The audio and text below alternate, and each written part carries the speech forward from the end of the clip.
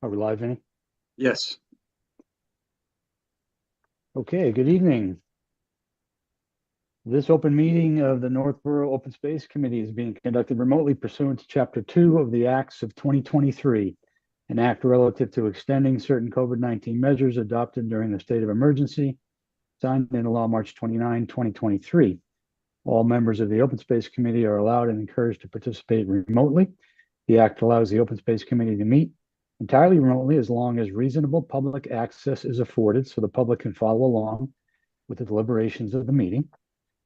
The public is encouraged to follow along using the posted agenda. Members of the public who wish to view the live stream may do so by going to Northborough Remote Meetings on YouTube. Ensuring public access does not ensure public participation unless such participation is required by law. This meeting will not feature public comment. I need to ask a roll call of members. I am John Campbell, and I'll ask the rest of you to reply in the affirmative. Dan Clark. Here. Anthony Zeiton. Here. Brian Belfer. Here. Leslie Harrison. Here. Paul Cacciatore. Here. Ashley Davies. Here. Thank you. Thanks all for coming. We got a quorum. Big news. I want to go off agenda for just a minute to offer my thanks and congratulations to Paul Cacciatore for your part in bringing the Boston Celtics 18th banner. Thank you very much. Must have been fun. Thank you. It's been quite a week. I'll bet. Hasn't been since the college days that I put my head down on a pillow and I heard the birds chirping. So, but thank you very much. And the parade was second to none, and it was more than I ever expected. So, plenty of fans out there. So thank you for acknowledging that. And we're on to banner 19. I already switched inside the office today with a blank one. That's always the next one. So that's where our owner is, and his mind is we start tomorrow. Congratulations. So thank you. Good time. Well deserved. All right, back to the boring stuff. First item is to consider and approve minutes from March 25, 2024. Any comments on the minutes, corrections? Hearing none, would anyone like to move to accept the minutes? I move to accept the minutes as posted. Thank you, Paul. As Brian? Second. Second from Leslie. Appreciate that. I'll go around and take a roll call vote for approval of the minutes. Dan? Yes. Anthony was not here. Paul Cacciatore? Yes. Brian? Yes. Leslie? Yes. Ashley? Yes. And John? 6-0. We are approved on the minutes. Thank you. Next thing I wanted to cover was just get an update on the town's purchase at town meeting of the 432 Whitney Street property. Congratulations to all of us on that. Town meeting was in April.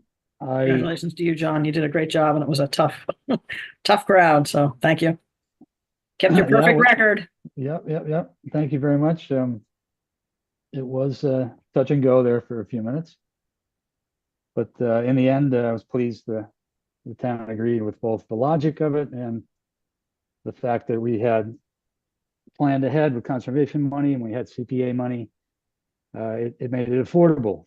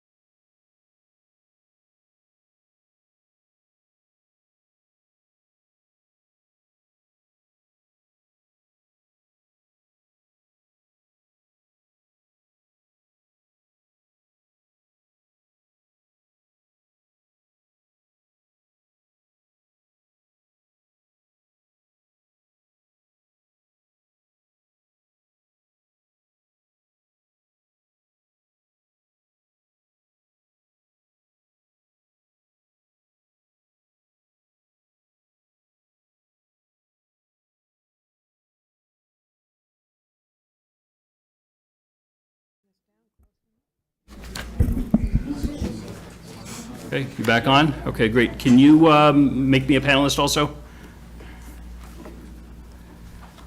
Then we'll get started. All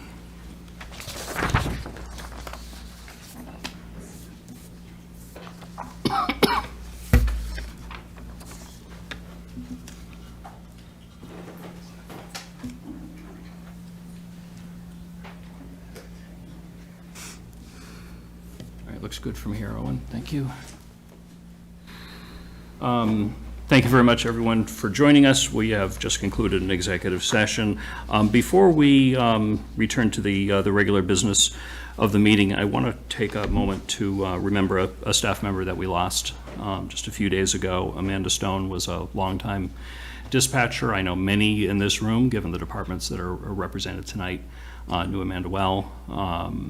She had a long battle with cancer that unfortunately we lost her very recently, and we know that dispatchers are really the heart and soul of police and fire, that they communicate constantly with everyone as is part of their job, and they, especially the dispatchers in Northborough, do an amazing job. So I'm going to ask for a moment of silence to remember Amanda, and then we'll get on with our business tonight. Thank you.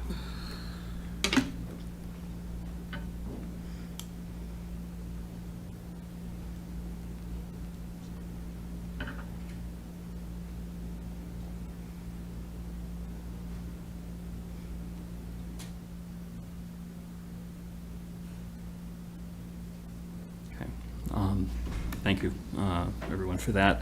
Our first order of business, as just about always, is public comment. If there is anyone either here or remotely that has anything that they wish to come forward and comment on, particularly anything that's not on our agenda, since we'll allow public comment on agenda items during the meeting, now is your time.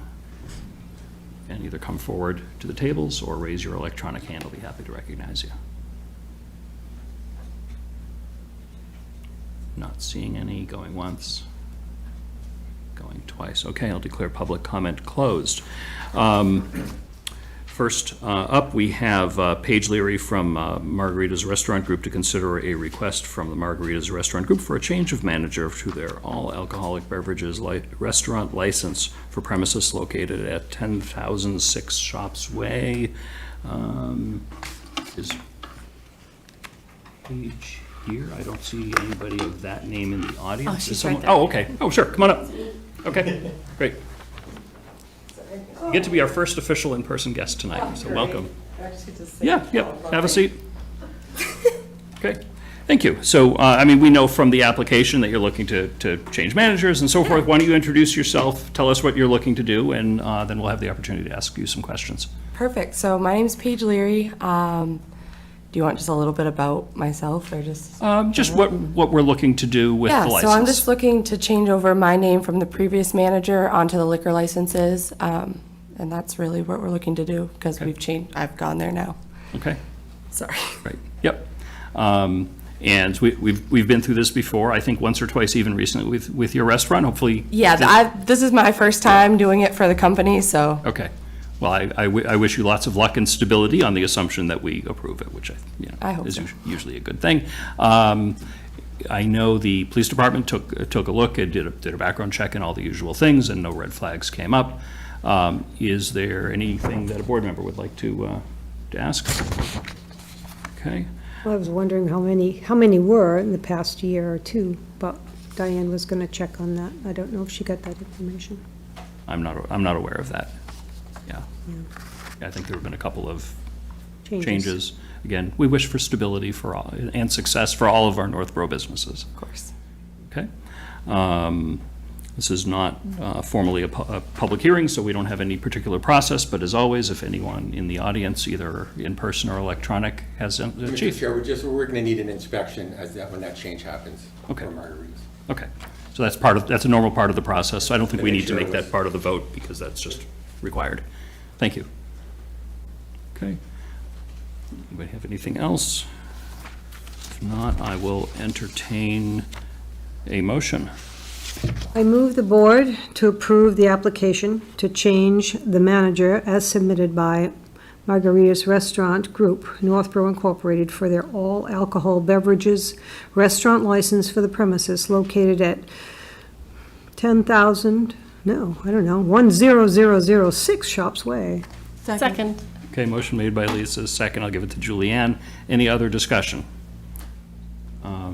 All those in favor? Aye. Aye. Aye. Aye, I see that as unanimous.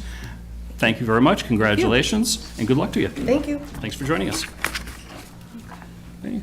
You guys decide. Next up on our agenda, we have Isabella Caruso and Colby O'Brien to give us an update on the shelter. Yeah, right in that box. Come forward. Oh, you've That license.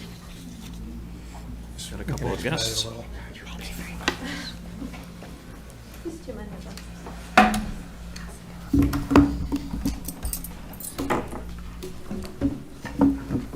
yeah.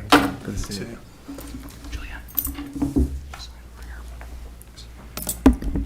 Hi, how are you? Hello, everyone. Very good. So we know that some new guests have arrived at the Econo Lodge. I'm hoping that you could give us an update both on our prior set of guests and our new set of guests. Yeah, so before I introduce these two men, I just wanted to give an update. So as everyone knows, almost a year ago, in July, we had 30 families come to Northborough to the Econo Lodge. And we had so many great community members, and our community really rallied around these folks. In January, 7 families moved to Auburn, actually a Making Opportunities Count site. As of July 2024, so this month, we had all of the 22 families that we had. They are successfully at their own apartments through Homebase. So I just wanted to share the success story of those 22 families that we helped, throughout those 11 months, and also take the opportunity to thank our community and every volunteer. And I could name so many people, but just wanted to kind of, share that story. Beside me, I'll have you guys introduce yourselves, but we have Making Opportunities Count.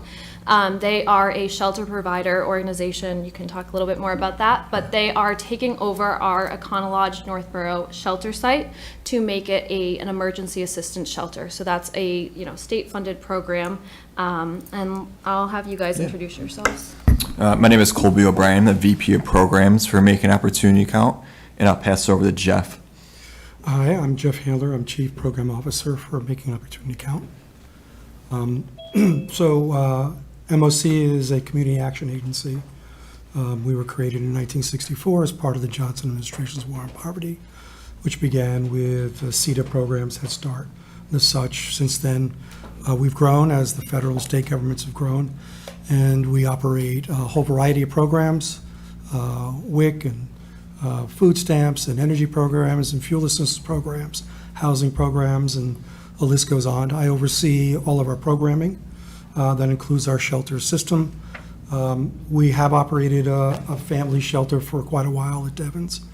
We were tapped by the state along with MEMA to open up a triage facility at Devon's over a year and a half ago, and then was asked when they wanted to close it to start up a shelter in Concord. And so we operate the Concord Hotel there.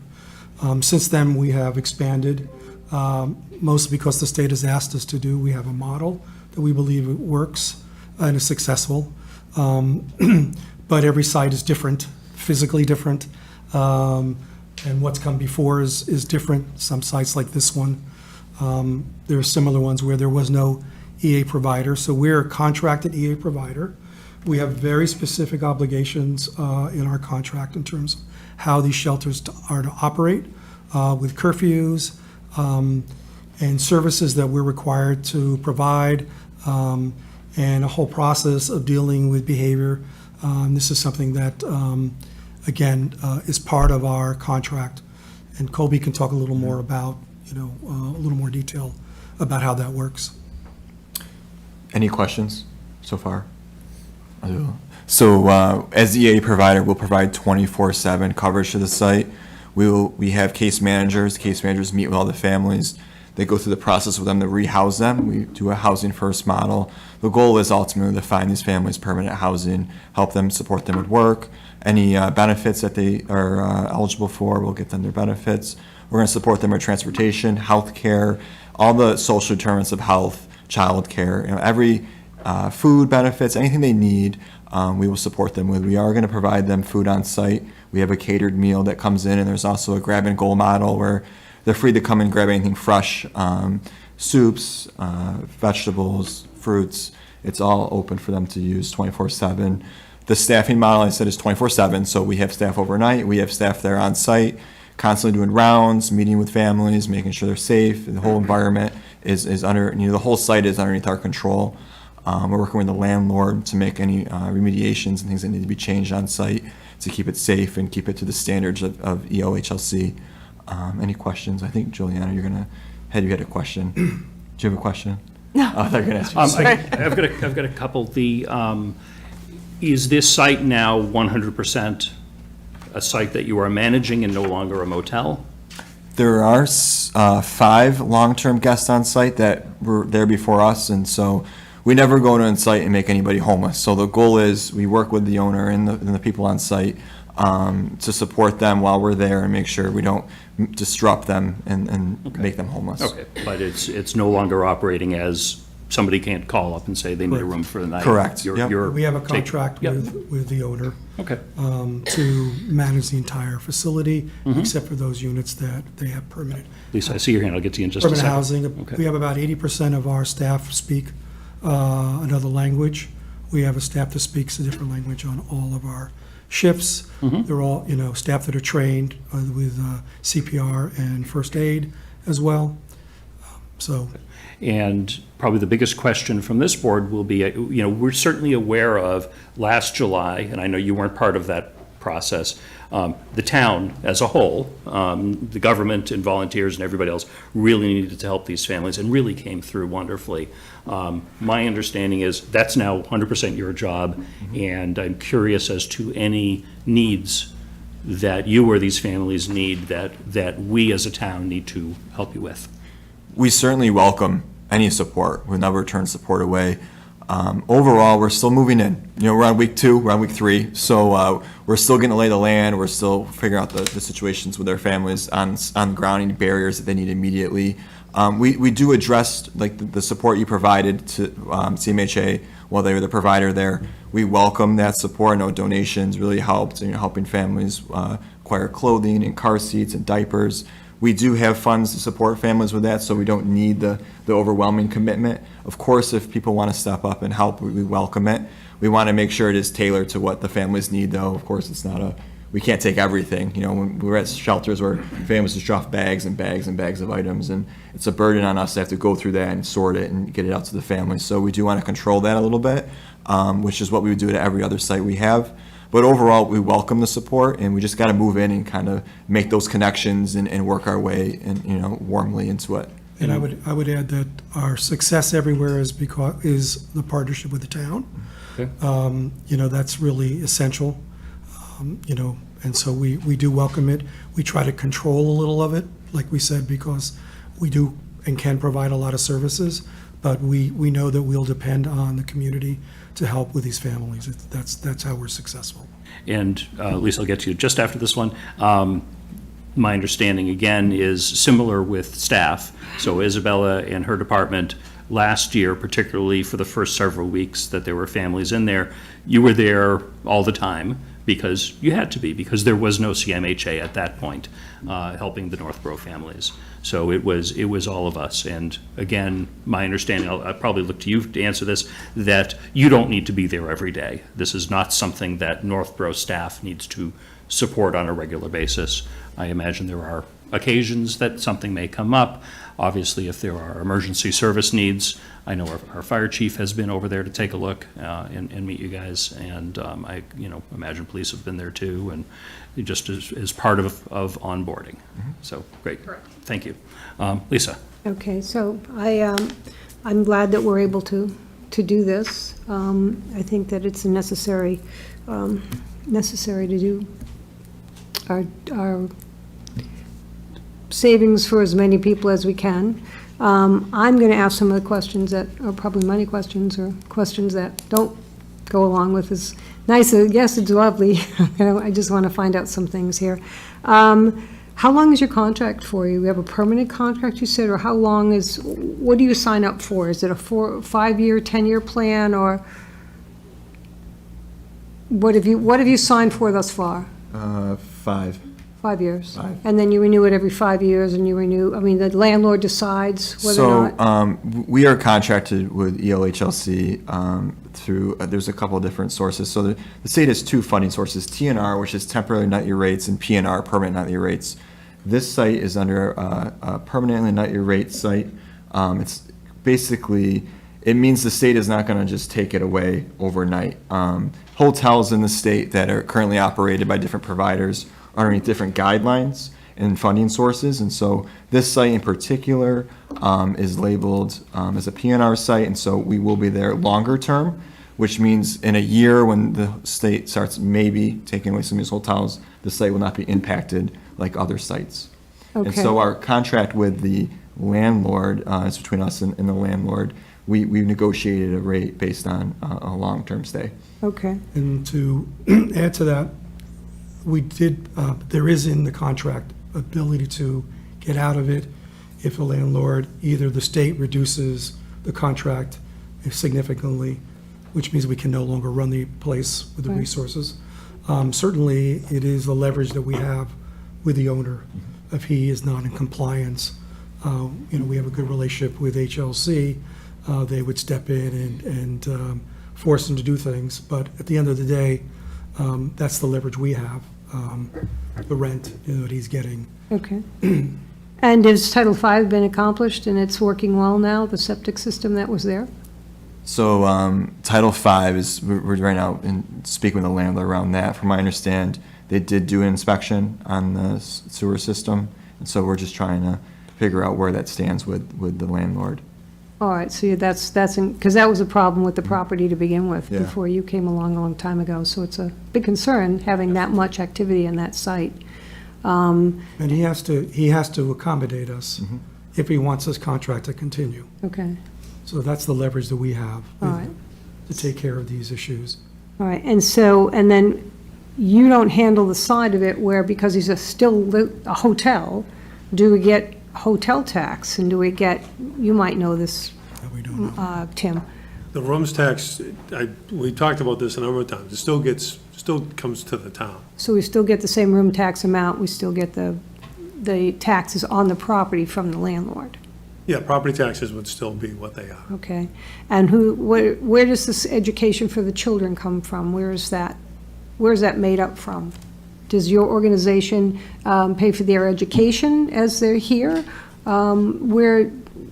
So, I believe the state provides, was $104 a day, something like that, per child per day to Northborough and/or Northborough, Southborough, Algonquin Regional for every student enrolled. okay, I think there's money for transportation to assist with that. DESI is also, and that's something they put in place last year to help communities that are transporting students to other school systems. okay. Internally, we made sure we included the school department in these conversations with these folks, so we have those concerns, they know those concerns, the state delegation knows the concern. Okay. So there will be costs, there will be impacts, and the school district is working hard to sort that out. And I know the superintendent's in the building, so they might be able to speak to the, knowing the family numbers that are there, the children, school-age children that are there, and what those costs might be, and what the impacts might be. All right. They can speak to that. When will we know? When will we know as a group, the board, In terms of, of how much impact that will be? Have you already decided what the numbers are? in terms of the families there and school-age children, we know those numbers. Yeah, I the don't know school, I what think, the comes on additional site cost next to week the to do district enrollment. is. Yeah, Okay. we're starting enrollment soon. Okay. And work permits, are you the ones who also help them get work permits, or that's the state and that's nothing that you do? Yeah, we coordinate all the immigration legal pieces with outside vendors. Usually attorneys are assigned to our site and they work with the families. And all the work permits, we support them with too. Okay. And how often, I mean, it took quite a while for us to get the first group through. Is it set up now so that it's not going to take that long for them to have their permits, or are they required to wait 6 months, or what's the work permit So these families were transferred from another hotel, which had not a provider there, but with supports for the families.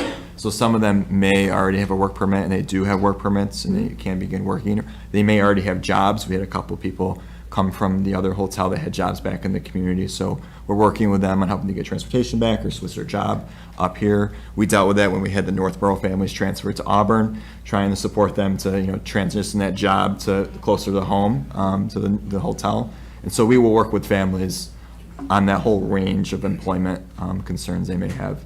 Okay, And part of the process for us is that when a family comes in within 24 hours, we have to do a full assessment of the families and put together a housing plan for them, employment plan for them, identify other services that they need. We have a nurse that's on staff that works at all of our shelters, and she will coordinate with local health providers, with the hospital. Many of our sites have a number of women that are pregnant, prenatal, post, who have never had any kind of services, so we assist with that as well. okay. And has you got the landlord doing something about giving you some green space and places for people to hang out a little bit instead of on a parking lot? Yeah, we have had some discussions, some internal discussions as well as what to do with some of the space. And we look forward to partnering and figuring that out, because that is a priority of ours as well. Right.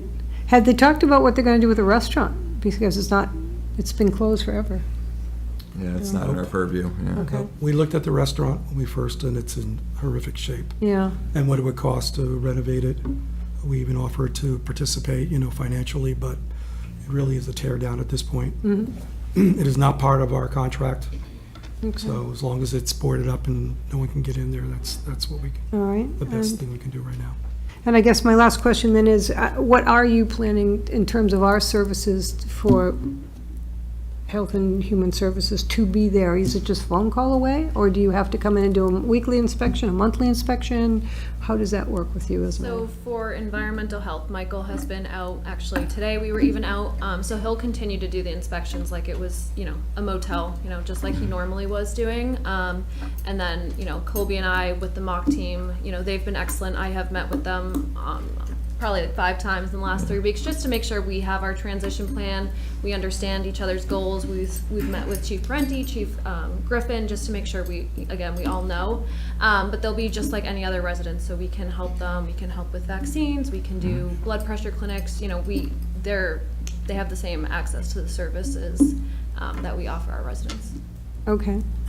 All right, so there's really no time, it's just like, just because now you're new residents, you get the benefits of just being residents, right? And we're working collaboratively, so again, based on need and availability. Yeah, we went into this with the town hand in hand, very early on. It's been, probably 2-3 months now since we first met. So Okay. we wanted to make sure everybody was on the same page. All right, And I think it's important to emphasize that, we're in the business to take care of people and to support people. And, we establish pretty high standards in terms of what we expect. Always in the beginning, though, going into a new facility, there's a lot of work to be done, and that's what we're focused on right now. But, these are families that have been, some of them traveling for years. There's a lot of trauma here, and we've had a lot of experience with these families. And, we're committed to making sure that their stay with us is as easy as possible, even though they are living in a room, and there are a lot of elements to it that are that most of us would not feel comfortable in. But that's our commitment to any of the populations that we serve across the state. So okay. That's our goal. Right, well, thank you very much. Mike? Yes, thank you. Question, the site right now, what's the current capacity for families or individuals? Yeah, so we have 70 rooms, and we have some rooms set aside for offices, play space, common area, and so roughly a little over 60 rooms for families. You could have larger families that they need to be in 2 rooms, 2 adults, you break the kids up in different rooms, and so the capacity really ranges anywhere from 40, high 40s to up to 60 rooms, but we're likely going to be under that based on the size of families. Okay, and then right now, with the current occupancy, what's the approximate head count of individuals? 120, 145. We had some, so yeah, it's about 43 families. Okay, so you'd say you're at 100% occupancy, right? You have- No, there's a few rooms that are not being Okay. taken right now, so. And with this kind of more permanent emergency setup, would you expect as families move into more permanent housing, that you would have additional families coming in? So as opposed to sort of getting groups of them at a time, it would be more of a steady stream? Correct. Okay. Yep. So when a family exits the program, we communicate that with the state, we let them know the room's available, we turn the room over, and we do the documentation on that, and then you send a family within a time frame. Depending on the size of the room, you know, whether it's a king-size bed or a double bed, that will determine who they send. Sometimes it'll take a day or two, depending on who they've got. They have a priority list. Okay. We provide bassinets, pack and plays, safe sleep is what we follow. All of our staff are mandated reporters, so we do maintain the integrity of our families and their children. Okay. And then how long of a stay does it usually last at one of the emergency shelters before permanent housing can be found? It's a great question. It could be anywhere from 2-3 weeks.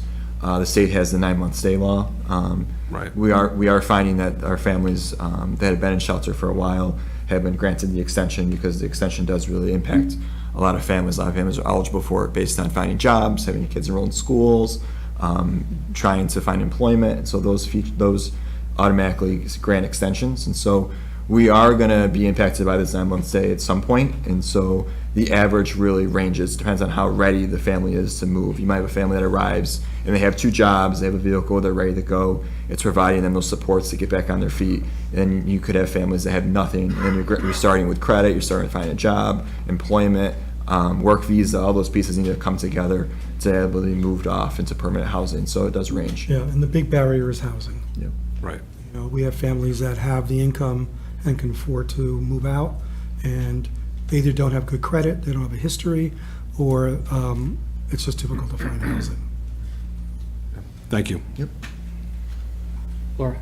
I think, so from a financial perspective, is there going to be anything needed from the town financially for this? No? No? And then from a staff perspective, is there any impact on staff?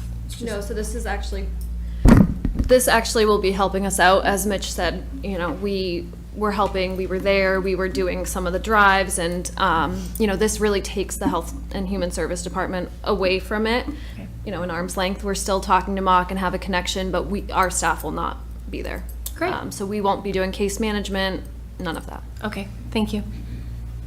I remember last summer, we set up a couple of things, electronic library cards for the residents. Is that being done with the new folks in town? Yes. That's okay, great. And because I know there are not just reading, but some language learning tools that folks can access with an electronic library card. We're in the process of acquiring a van, a 15-passenger van. We have a van at other sites that works quite well. We set up routes in the community. Great. We help if kids have to go to camp, or they need to be picked up, you know, for emergencies. Families need to go to doctors. All these different pieces. We do rely on a lot of third-party transportation right now to get families in and off site. Ideally, it's not the best site in terms of being landlocked, but so that's one of the reasons why we identified a van. You know, we're going to start this process once we acquire the vehicle. But we look forward to bringing them into the community, bringing them to the library, bringing them to school and any events and things that are going on that we can help, you know, mend that integration piece. And doing summer events for the kids on site. We have lift contracts with all our sites, especially for people that have to get to doctor's appointments and such. Right. Because the van is still limited if it's being used. We will be having a traveling play school bus start arriving. We're enrolling the kids this week, and so they'll have play groups. There's currently a play center at the site. Most of our sites have Horizons for Homeless Children working on site with the kids, and so we have play groups, and we have this bus coming in to do things in the parking lot with kids, and so we will start to focus on that. I mean, we're still moving in. We're trying to do a little both at the same time. It's, you know, it's going to be a little busy there, but we will get through it. Great, thank you. Other questions, Julianne? Just one. So first of all, thank you for all your good work. It goes without saying. But so in the event, and probably unlikely event, that the housing crisis is over in 3 years, what happens to your 5-year contract? Does do you still have to pay 2 more years, or? No, our contract is written in a way that if the state cuts back our contract in any way, then we have a right to terminate the contract with the owner of the facility, and Okay. that's the case everywhere. Okay, Okay, so that's in every contract. If it goes down below a certain percentage of our contract, we can pull out. We have to give notice, obviously, a couple of months' notice. So we have an exit clause if things change like that, okay, that dramatically, yeah. thank you. Great. Thank you. Lisa? Just one more. This is just for new immigration families. It's not for homeless people who may No. need a place No, to it's stay. EA is for all families All in families, Massachusetts. residents. Yep. Okay, so that anybody that is homeless, that, you know, when the fall comes and they're living on the street, they can apply. They apply to They apply, EA, yep. and if they're approved, they're put on a waiting list because there are just so many families right now on a waiting list, but anybody can be transferred to the site. Okay, because I know Westboro's putting together something down by Chauncey. So, for a homeless halfway house, so to speak, where they can come and stay for a while and get their feet on the ground. So you would do the same thing. I don't know what they're referencing familiar, but with that project, but EA, families come in, you know, they come in from across the state, they can come in, you know, from any point, and once they arrive, we support them with all the needs that they need to then find permanent housing. And so we've had Massachusetts residents, we have new arrivals, we have immigrants from all countries, and so we support whoever HLC, you know, handles. So that's our mission. All right, and where would somebody apply for that? Where would they go? They can go online. They can call the hotline. Call the hotline. They go online, they can walk in the DTA. They can call us too. We call- have those resources. Okay, so just if there's people listening, what would you tell? I Where would would you tell them to reach out to the Health and Human Service Department, and we will give them the right information. Okay. Thank you. You're welcome. Okay, any other questions from the board? Thank you very, very Thank you. much Thank you for having us. three of you for joining us tonight.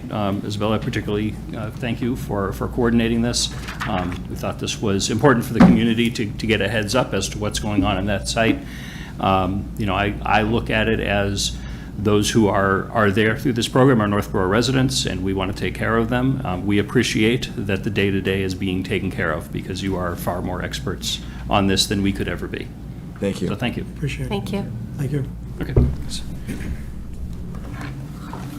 Next up, we have Bob Light from the Historic District Commission for approval of a legacy tree nomination to the Massachusetts Department of Conservation and Recreation for the historic beech tree located at the White Cliffs property. Bob, how are you? Good. How are you? Very good. Thank you for joining us tonight. Thank you for why putting don't this you- on the agenda. Sure. Why don't you give us a quick summary of what the program is and about this tree? Okay. Some interesting history from it. Well, the Department of Conservation and Recreation in Massachusetts has a legacy tree program. And they select trees throughout the Commonwealth that are typically of large size. But it could also be chosen for botanical interest or historical and cultural significance.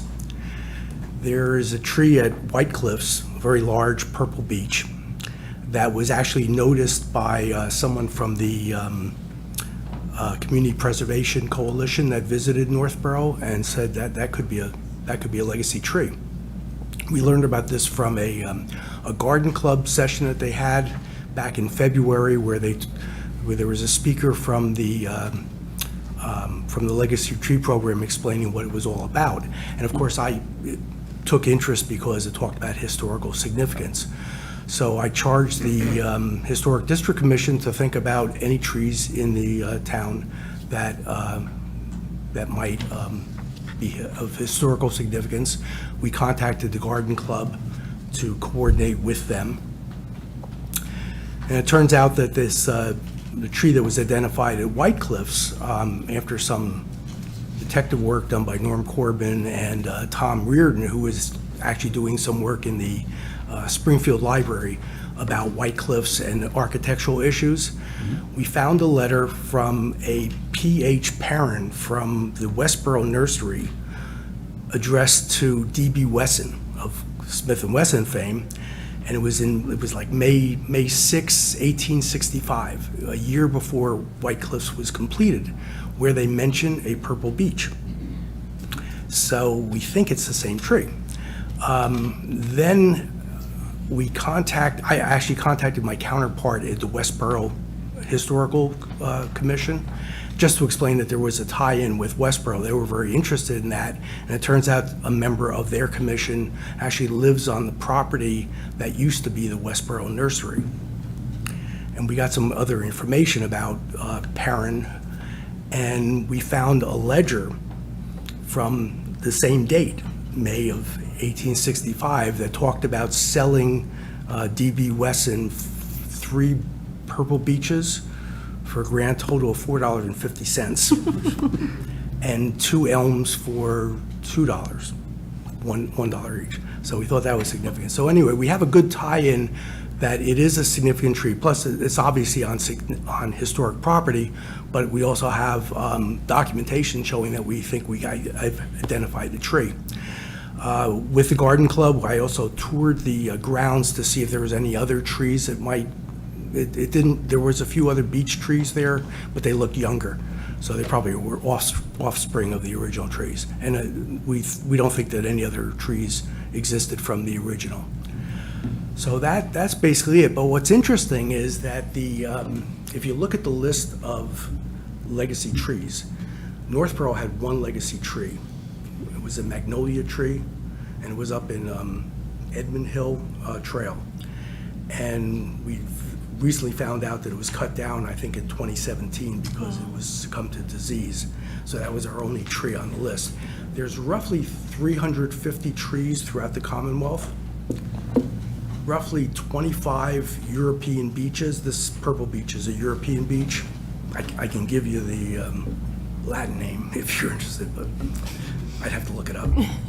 We've got a big agenda, maybe not that level of detail. Okay, it's a Fagus sylvatica, European beech. So it turns out that in Fall River, there's a European beech which is designated as the champion beech. This beech tree is bigger. So we think it's going to be a champion as well as just a legacy tree. It depends on the circumference. We still need to measure the circumference. When a couple of years ago when the board toured White Cliffs, happened to see that tree, and a few of us said, wow, that's a really big tree. So the picture is probably up on the screen. That's former board member Kristen Wickstead. I had her pose in front of that tree.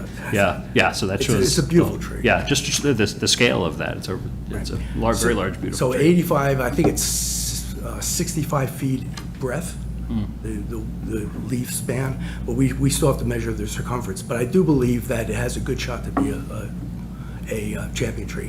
Now, you're probably interested that is there any obligation to the town? Now, obviously, we need permission from the owner of the tree, which would be the town of Northborough, in order to submit the nomination.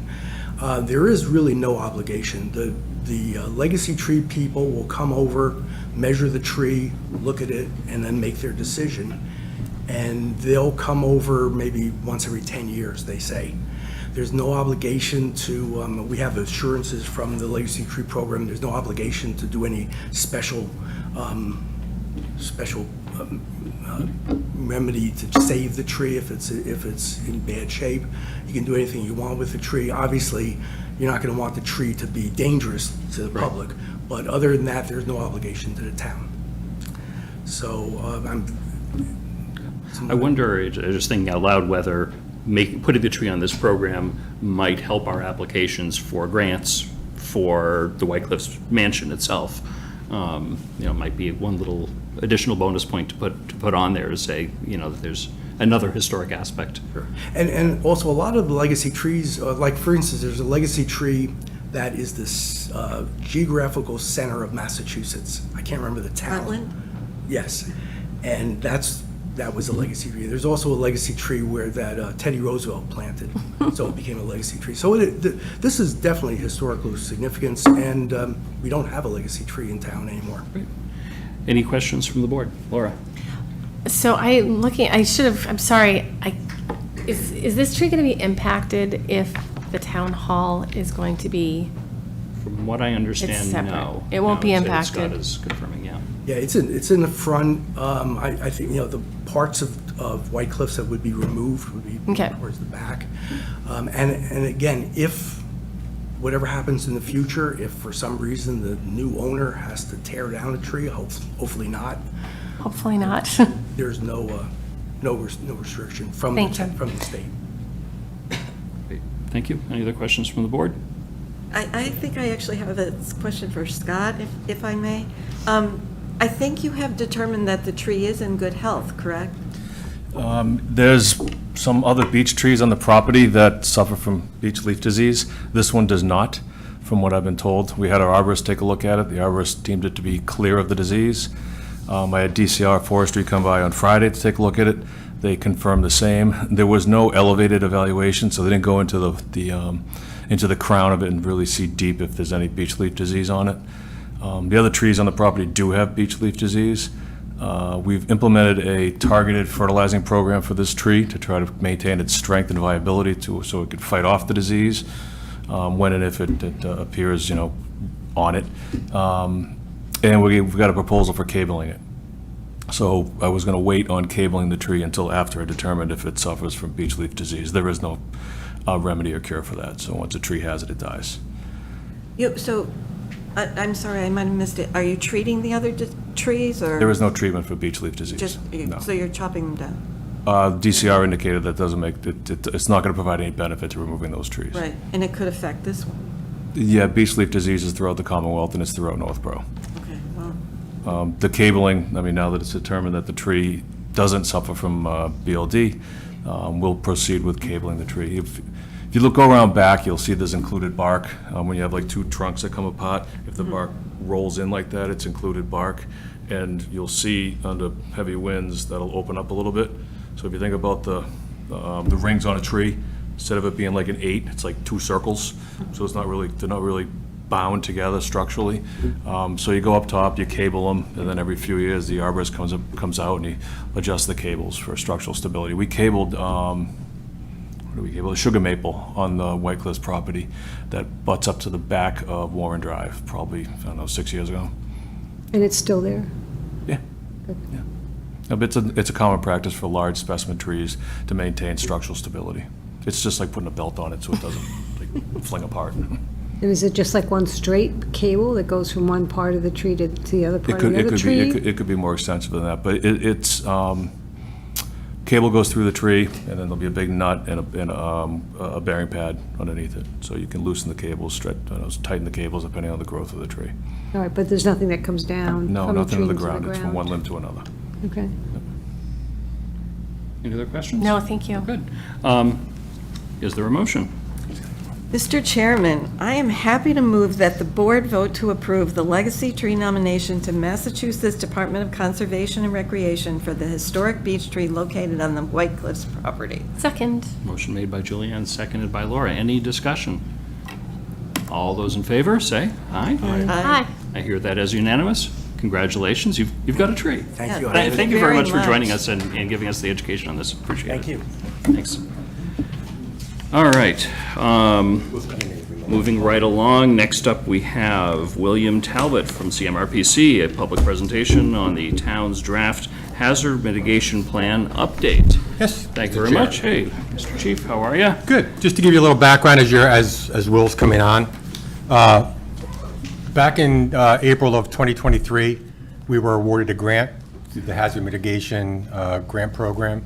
We knew our natural hazard mitigation plan was coming up due in October of 23, so we were awarded the grant. We hired Central Mass Regional Planning to work with our local team, which consisted of police, fire, DPW, health, planning, conservation. I know I'm going to miss one, building.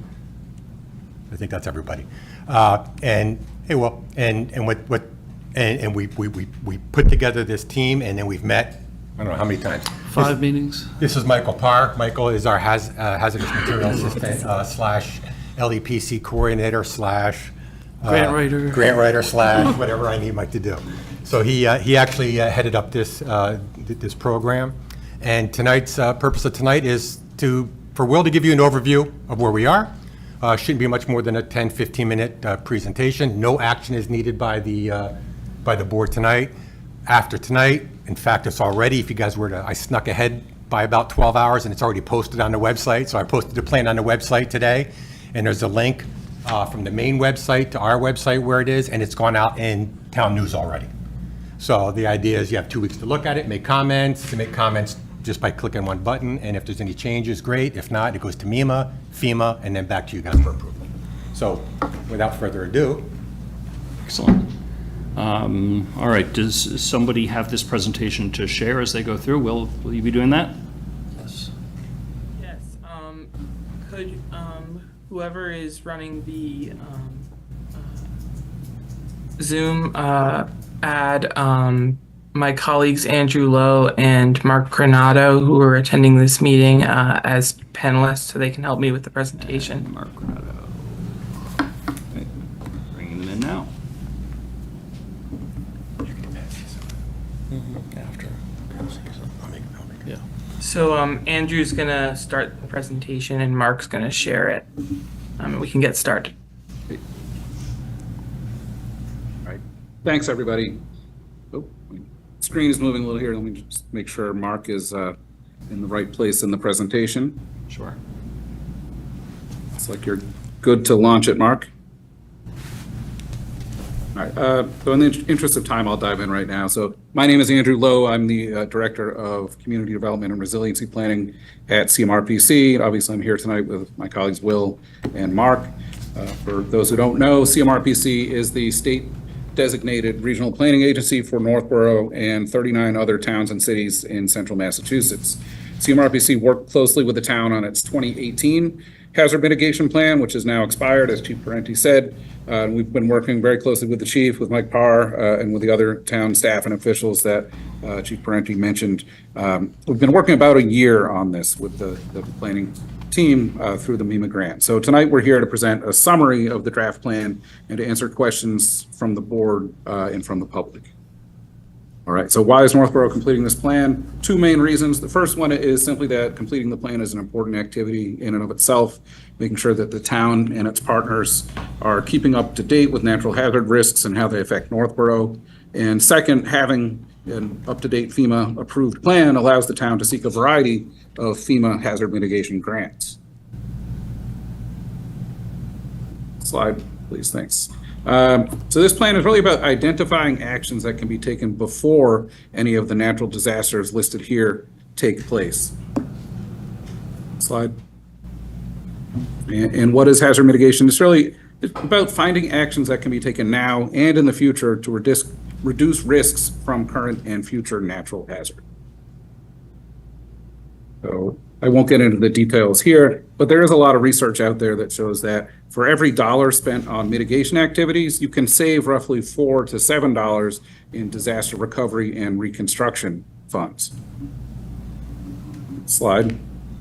And here we have a little graphic. So really, it's just about breaking the cycle of disaster, and then response, and then recovery, and then repeated disaster. So mitigation comes in and tries to keep us from repeating the disasters in the same way that they happened before, to try to reduce those risks.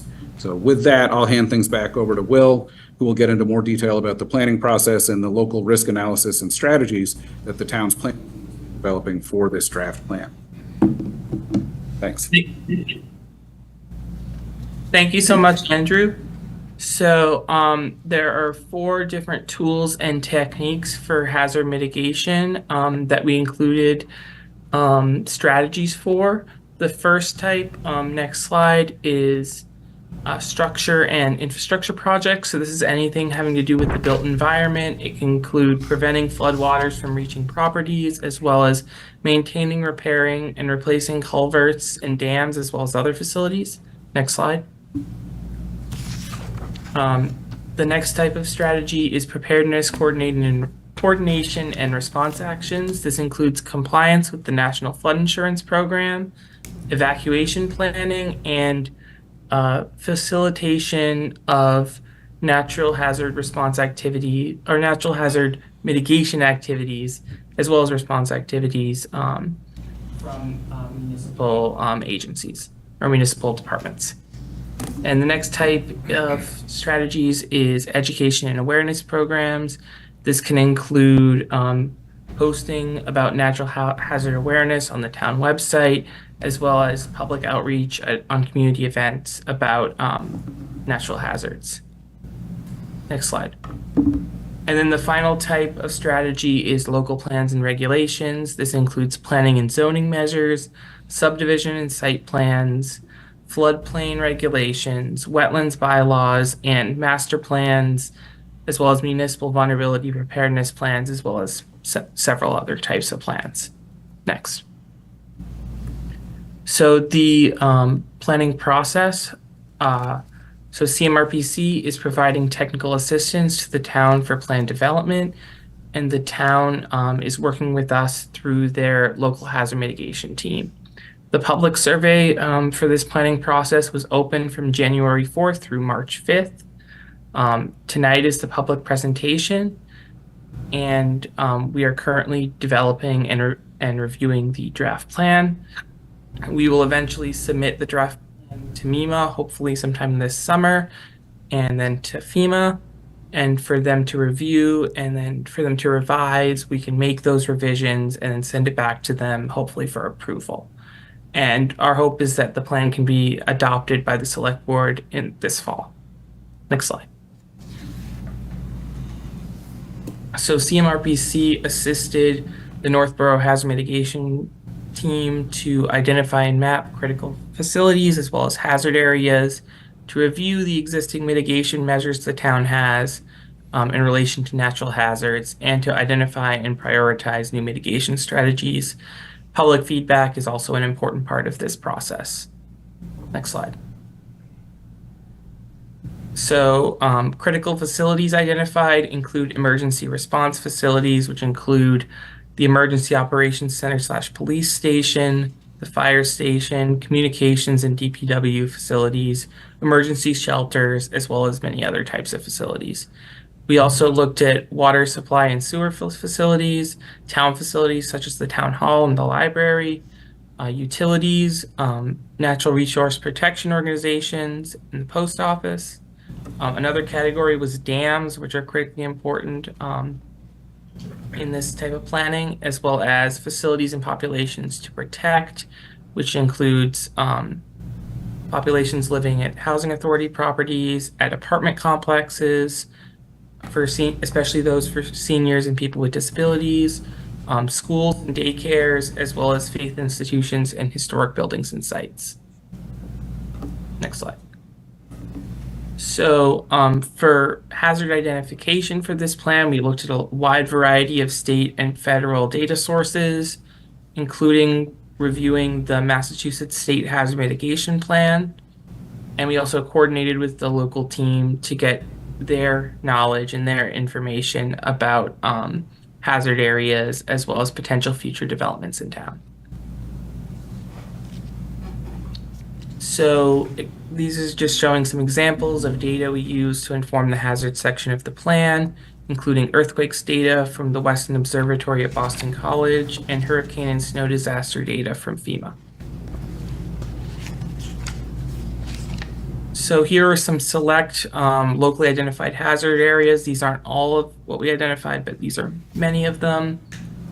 They relate to flooding, severe snow and ice, wildfire, and potential dam failure. Some that I just want to highlight are there are several streets along Church Street that we identified as being vulnerable to flooding. There was also Mount Pisgah is vulnerable to wildfire. It experienced a wildfire in 2023. And for potential dam failure, we want to highlight continued work on Northborough Reservoir Dam. Next slide. So the public survey for this planning process was open, as I said, from January through March. We got over 200 total responses. The hazards of greatest concern for people who took the survey included winter storms and ice, thunderstorms, microbursts, and extreme wind, as well as invasive plant hazards. And the survey results inspired several new mitigation strategies that were included in the draft plan. The survey was promoted through a variety of different channels, including the fire department Facebook page, town news subscription, community advocate newspaper, and several other channels. And then paper surveys and drop boxes were available at several sites around town. Next slide. So the existing mitigation measures in town, there are many different of these. I won't go through all of them, but they included multi-hazard mitigation measures as well as measures specifically related to different types of hazards like flooding and dam failure, wind hazards, winter hazards, and then wildfire hazards. Next slide. And then in developing the mitigation strategies for this plan, we looked at the gaps in what Northborough already does for natural hazard mitigation. And then we looked at what actions can further reduce vulnerability and where are the priorities. Next slide.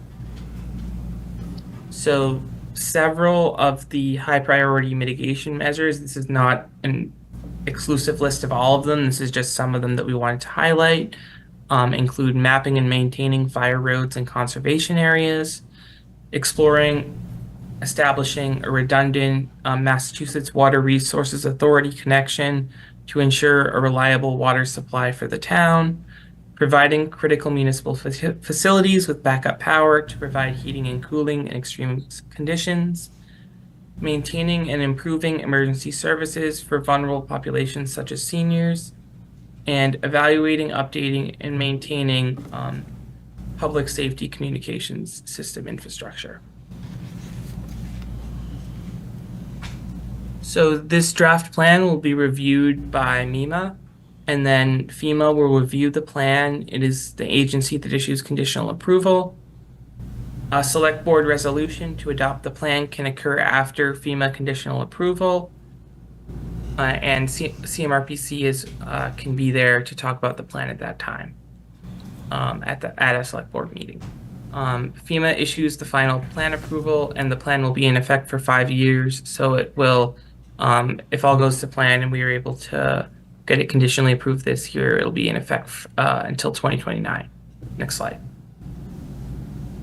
So these are just some recommendations. None of these things need to happen, but they're all best practices for implementing the plan. The town can establish a local implementation group who can prepare a timeline for implementation, and the town can integrate the plan's recommendations into other plans and policies. The town can now seek FEMA and other funding sources and can also consider other resolutions to plan mitigation strategies. And it is recommended for the town to meet at least yearly to review progress of plan implementation. And then, as I said, the town should update the plan every 5 years so it can remain eligible for certain FEMA grant funding. Next slide. So thank you so much for being here for this presentation. The full draft plan will be available on the Northborough Town website for the upcoming 2 weeks. We're opening a public comment period for this plan over those next 2 weeks. And please send any comments or questions about the plan to my email at wtalbot@cmrpc.org. Thank you all so much, and now we will have a question and answer period. Thank you. Thanks, Will. Before we open it up to the public, any questions from the board? Lisa? We talked about having the planning board and zoning talk about parts of what's going to be in the plan. When has that happened? Has it happened? The planning department is what, so Lori's part of the team. Okay. If she had questions, she would take them back. I don't know if she's had anything she had to take back to the planning or zoning. I don't know. Do you know if she took anything back? I don't know anything. Yeah, I don't think there's been any. I don't think anything came back. So is that part of what has to be in the plan if there's a question and answer for the planning and zoning groups? So there won't be a question. So the plan, I said the draft plan is up. Some of the mitigation strategies may be to make sure we fully implement something that is under planning or something that is under zoning. Okay, so that will be brought to their attention through Lori, that this is something that the team identified as a hazard mitigation studies, hazard mitigation thing, such as implementing a the flood plan like she talked about, or the many different zoning or subdivisions. Yeah, so the building commissioner talked about updating the bylaws and meeting the new codes that come up. So one of the mitigation strategies is directly about keeping current with those things. And again, as an update plan, a lot of these things are pre-existing. So the first thing we did is kind of go through, see what we had accomplished, see what needs ongoing work, and see what's new. So as we create a strategy, we assign it to each department. So for example, the wildfire stuff is assigned to the fire department, but it's also assigned to conservation and making sure that those trails and stuff are maintained. DPW has a huge piece in this when it comes to floods and If we identify a extreme culvert, weather. that's an issue, if we identify those types of things. So every strategy you'll see on the plan, there's initials that outline which department covers that strategy, including a timeline, whether this is an ongoing thing that will be there in 5-10 years, or if it's something that we hope to get done in 2 or 3 years. Okay, and then so in the case of making any new bylaws that would protect areas, we haven't done that yet because we haven't had the plan until now. We're talking about it. If it was already in existence, we would have already reached out, and I don't recall any new bylaws that were proposed for anything like that. Okay, No, so they would develop a strategy, so I know Lori, I can't think of one exactly right now verbatim, but she suggested numerous strategies that we add to this plan Okay. under the 4 different categories that we have. And so they've been added, and it'll just be a process of now, how do we work towards that? Do we need, having it in the plan allows us to get federal funding that can make that actually happen. If we don't have it in the plan, it makes it hard to fund some of these things, and so it just ends up getting recycled. But being able to have it in the plan, we can say that we have identified it as a mitigation need, there's funding that comes up, we can apply for that grant and use it now that we have it in the plan. okay. Because I do think, I think we as a group, each one of our boards, at some point once a year should have some sort of sit down over all of these type of things that are coming up, this being one of them, and being able to discuss and plan all around, not just one person, but what's going to be happening with development or lack of development, or the dams that they're opening up, because I know there's a couple of dams in town that they're thinking of taking down already. And so all that stuff is better to have more knowledge, and this is great. It's a great job that you're doing. I think knowing that it's up, that we can go back and look at it and get some better understanding of what it encompasses. Sure. Yeah, it's a very extensive plan, somewhere around 200. It's a lot of pages, but when you look at the strategies, you'll see there's some very specific strategies, but a lot of them are worded broadly, because we don't know what's going to come up. We don't know where the ice storm is going to hit and what's going to be affected necessarily, but we are still trying to mitigate all of those things. Right. So as you read the strategies, you'll see a different level of, some of them are much more broad about public outreach and educating the public on how to deal with invasive plants, for example. Right. And some of them are very specific about a particular dam that we have ownership over. Some of them we don't have ownership over, and then, it's limited on what we could do with it, so. And then in the plan, is there some things already put together to be able to say, go to the schools and say, okay, this is what you're going to do in case of that happening, or going to different neighborhoods? No, because that's more response. So this is mitigation. This is what can we do to stop things from happening, Okay, right? So what actions can we take to stop the disaster from happening? Not so much response to it or recovery, but how can we stop it? okay. All right, good to know. All right, well, thank you very much. You're welcome. Laura? I think you just answered my question, but ultimately, the board's responsibility is to approve the plan once it's finished. Is there anything in that plan that outlines other responsibilities that would fall to the select board? And that question, I guess, was more intended, assuming it was a response guideline and not Yeah, it's not a really. prevention. And again, it's a, what actions, what strategies can we put in place to stop disasters from happening or to mitigate them, to make them smaller? And there's all different things like Code Red that we have. That's part of the strategy, right? That's a notification strategy. So that's all those types of things are in here. Thank you. Any other questions from the board? Julianne? So I'm curious about the dams. We have a master plan implementation committee that is working with ORS on a couple of the dams on the Assabet River. And you identified 3 dams. What is the plan for those? Is it the current recommendation where you take down the dam? So I believe, and I'm not sure about the specific language of it, but a lot of this is reference so we can do something later. So we have the dams referenced in there, so that if we get an opportunity to go for funding to help mitigate one of those things, we can do it. I know several of the dams, and Scott would be able to speak to this better, aren't under the ownership of the town. So we just are, downstream, if you will. So it's not something that we can necessarily mitigate, but there were things identified. I believe Otis Street was one that was talked about a couple times, where if we have that in the plan, there's an opportunity for funding, we can then apply for it and then hopefully work on doing what we want to do with that. So this is a resource for the other groups to use and say, hey, we have this in our mitigation plan, now we can seek that funding because we referenced it in that plan. Yeah, a great example, and I think Scott's done it before, with culvert replacement.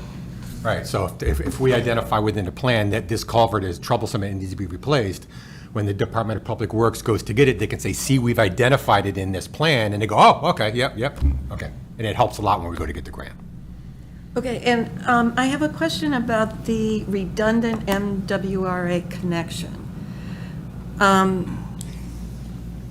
So you're talking about, a safety feature for getting public water. What about our wells? Is that in the plan? Oh, get up here.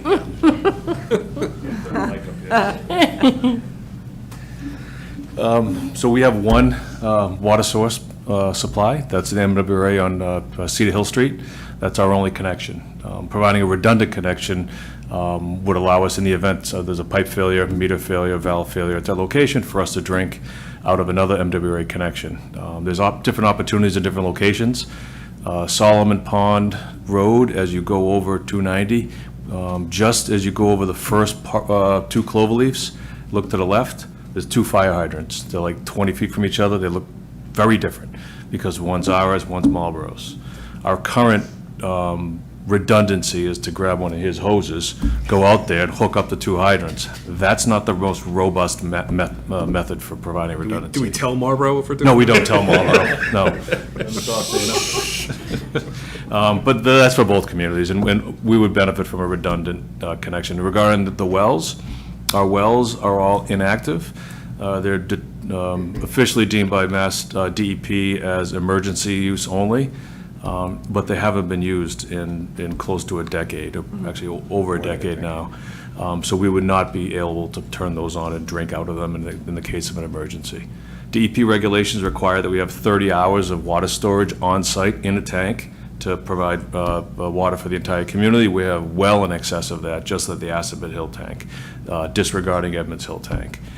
So we meet the requirements for backup water supply. 30-plus hours is not enough time for us to get our wells up and running because there are no pumps on them. So the MWRA redundancy is critical. It's identified in our MVP, our MVP plan, as well as the master plan, I believe. Okay. I seem to recall the last time we did this, that the people who did the plan were impressed that we had wells and thought it was a good feature, so, okay, well. Recent changes. Water and sewer are meeting tomorrow, right? So. Yes, yeah, recent changes and some of the UCMR4 and UCMR5 test results, EPA's water quality test results for drinking water have kind of drilled down into DEP. Everybody's heard of PFAS showing up in drinking water supplies. So when you have a drinking water supply that's been offline for a long time, there's been 4 regulation changes as far as constituents allowed in water. Since those wells were active, it's a lot more work than just, throwing a pump on the well and getting water going. Mm-hmm. The regulations in 2006 were a lot different than they are in 2024. Okay. Does CMRPC give or apply for a grant to do, say you wanted to work on one of those wells for whatever reason? Would that be something that you could then go to them for, or you would have to apply for a grant and go through the whole process? I don't believe CMRPC would be the correct entity to help us with a grant application to evaluate reactivating a well. No, not CMRPC. Any other questions from the board? This isn't a public hearing, and of course, people can contact Will Talbot with input, but is anyone in the audience, either in person or electronic, want to ask a pertinent question before we move on to other business? There is a link off of our fire department webpage that when you click on it, it goes not only to Will, email, but it also goes to me and it goes to Mike, so we have some redundancy built in there. Mike's also going to be coming around. And Will, I told you I'd do this. Here's your sign-in sheet so you can see it. We need we need the select board to sign off that they were presented to, and then anyone in the audience. So Mike's going to go ahead and have you guys sign on that. Just says We were here. You were here. Okay, very good. Any other questions or comments before we move along? Okay. Thank you very much for joining us, Mike, and Thanks, thank you guys. for Will and friends. Okay. Hey, Chief, while you happen to be here, you want to talk about before we go on to that, which I know can take a little while, does any member want to take a little break before we do? Okay. Yep, why don't we take a 5-minute break, and then we'll get started with the update on the fire station building process. So we'll go into a recess until then. Thank you. Sounds good.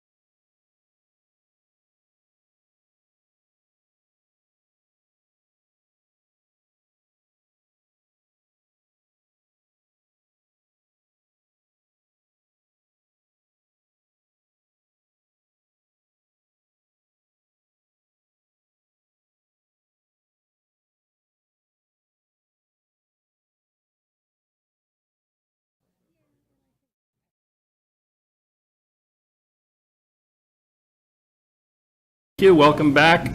Everyone appreciates breaks during long meetings, and this, I anticipate, will be a long meeting. And next up on our agenda, we have a Fire Station Building Committee project update. And with us tonight, we have our Fire Chief and Deputy Fire Chief. Thank you, Mr. Chair. With us And tonight. If you could bring in, I assume Amy and Janet and Mark are all there?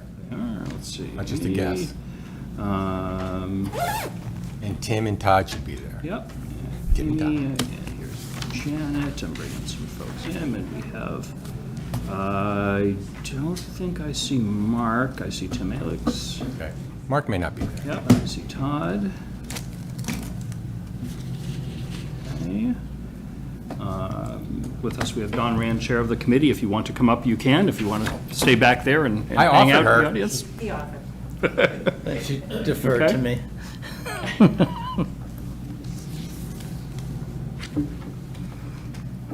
have attempted to bring all of them in. I don't.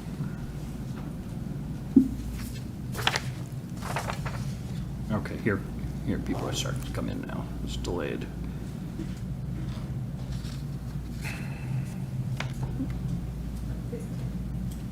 So joining us, we have a couple of people from HKT, our architects, and a couple of people from Colliers, our project managers. And we'll have this chance to introduce them as we go along.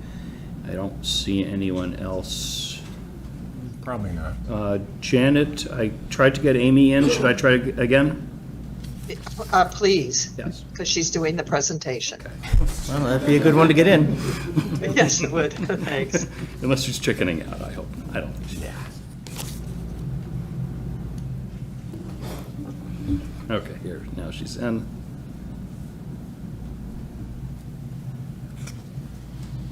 Okay, excellent. All right, Chief, do you want to kick us off? So, thank you, Mayor, very much, Mr. Chair, members of the board, for having us here tonight.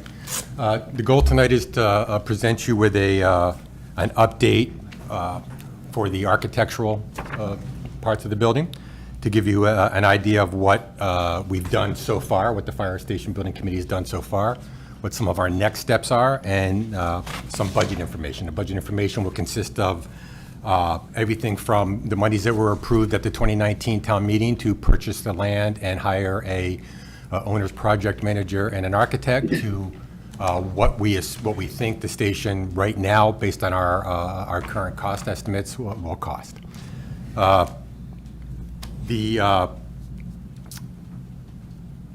In 2019, we had the feasibility committee presented to everybody. They approved, the town approved at that time to do a fire station at 6165 West Main Street. And again, they approved. It ended up being $3.4999999 million. Somehow we missed the 3.5 million. And once we brought our new architect on and we brought our OPM on, we really took a deep dive into exactly what we had for programmatic needs. And we started looking out 40 and 50 years instead of looking out 4 or 5 years. So that made some changes to the building design. We also had a full survey that was completed at that time, which we didn't have during the feasibility study. We only had the numbers off of our GIS system. So the intent tonight is to give you guys a presentation and to keep it fairly short, because a couple things. Number one, I know you have a big agenda because I'm going to be here for most of it. Number two, to allow you to get to your procedural vote, to say, okay, yep, we're going to move it. We're going to notify the Secretary of State that we need something on the ballot, and we're going to set a date for town meeting. So we need to notify, because it's a national election coming up, the Secretary of State. And is Andy still here? Yes. I like a voice in the back of my head. Andy had advised us that we need to notify the Secretary of State office no later than August 7th in order for them to be able to develop the ballot so they can print the ballot on time and have it to us. Because obviously with a national election, it's a fairly extensive ballot. So that's why we have to get that information to them by that time. At this point in time, I am ready to hand over our presentation to Amy. You're doing the presentation? Here we go. And Tim, you're going to jump in with some budget stuff, I assume? Yes. Excellent. Okay, Amy, all yours. Okay, let me just share my screen here.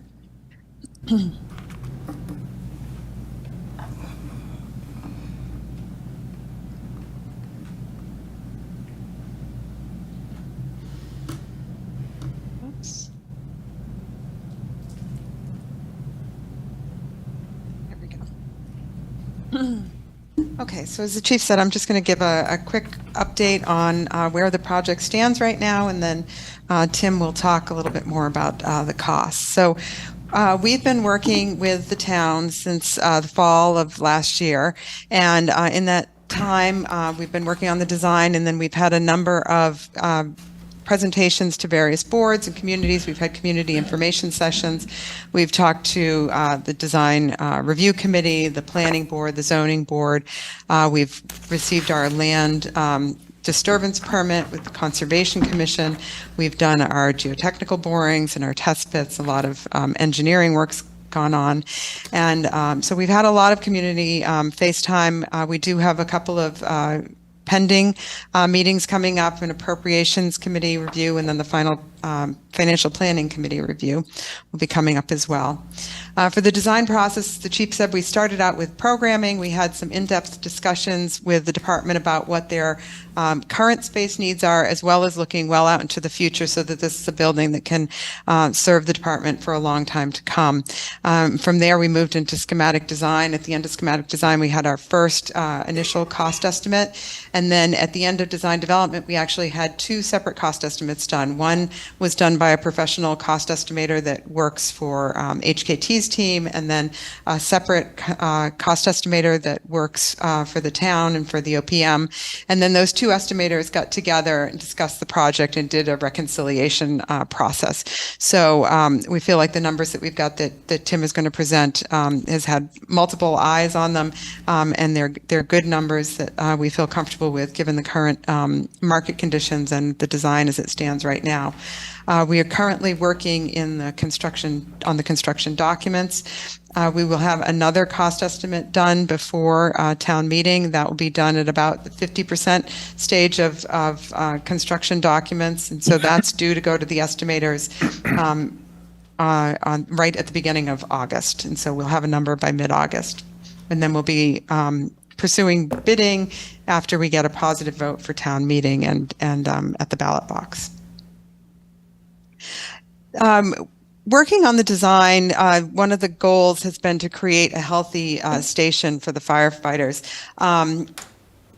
Statistics have shown that firefighters have a much higher likelihood of being diagnosed with cancer and then dying from cancer than the general population, and that's because of cancer-causing carcinogens that they are exposed to while fighting fires. And so there's been a lot of emphasis in recent years in the design community and in the firefighting community on trying to find ways to make the job safer. And part of that starts with the design of the building, as well as operations of the building. And I'll talk about that a little bit, about what it means to separate what we call hot and cold zones in the plan as we're looking at the station design. What we're trying to do is find ways for when the firefighters come back from a fire that they can clean their bodies, that they can clean their gear, and keep those contaminants in one area of the station and not track it through into spaces where they're working and where they're living throughout the rest of their shift. And at the same time, it's a very stressful job. We need to make sure that our design and the environment supports their mental health as well as their physical health. And so those are things that we've talked about with the committee and with the fire department throughout the design process, and that we've tried to make the building respond to. Developing the floor plan, we're really looking at these hot and cold zones. And so the hot zones are where the contaminants, we want to keep those contaminants isolated in those hot zones. And then we have this transition zone, which is the areas that the firefighters and their gear go through in order to be cleaned and decontaminated before they move into the cold zones of the station. So when you look at the plan here, let me just grab my laser pointer. These are the apparatus bays where the fire apparatus is stored. So the firefighters come into this space after a fire. They get out of their trucks and they move through the decontamination and the laundry and the shower areas to get their gear and their bodies clean before they move into administrative spaces and living spaces in other parts of the station. This is the current site plan for the station. we've talked about it publicly many times before. I won't go into a lot of detail on it, but just to give you an overview, this is the station. This is Main Street. The fire apparatus leaves the station, enters the station through the apron here. There are doors in the back of the station as well that the fire apparatus can exit and enter from those. We have the public parking area separated from the fire department staff parking area. The site plan has evolved quite a bit over time in response to comments that we've received through our various permitting processes. The driveway has shifted a little bit so that it could align with the Dunkin' Donuts driveway here. We've extended an accessible sidewalk past the fire station site in front of the Hillside Grill property. We've increased the height of the fencing that surrounds on top of the retaining wall in the back of the site based on feedback that we received from permitting authorities. And then we've increased the amount of landscaping and trees that we have on the site as well, at the request of the planning board. This is the first floor plan. It's about 21,000 square feet. Again, we've been focusing on the clean station concept. The public enters the building here through the lobby space, and there's a training and community and EOC room off of that.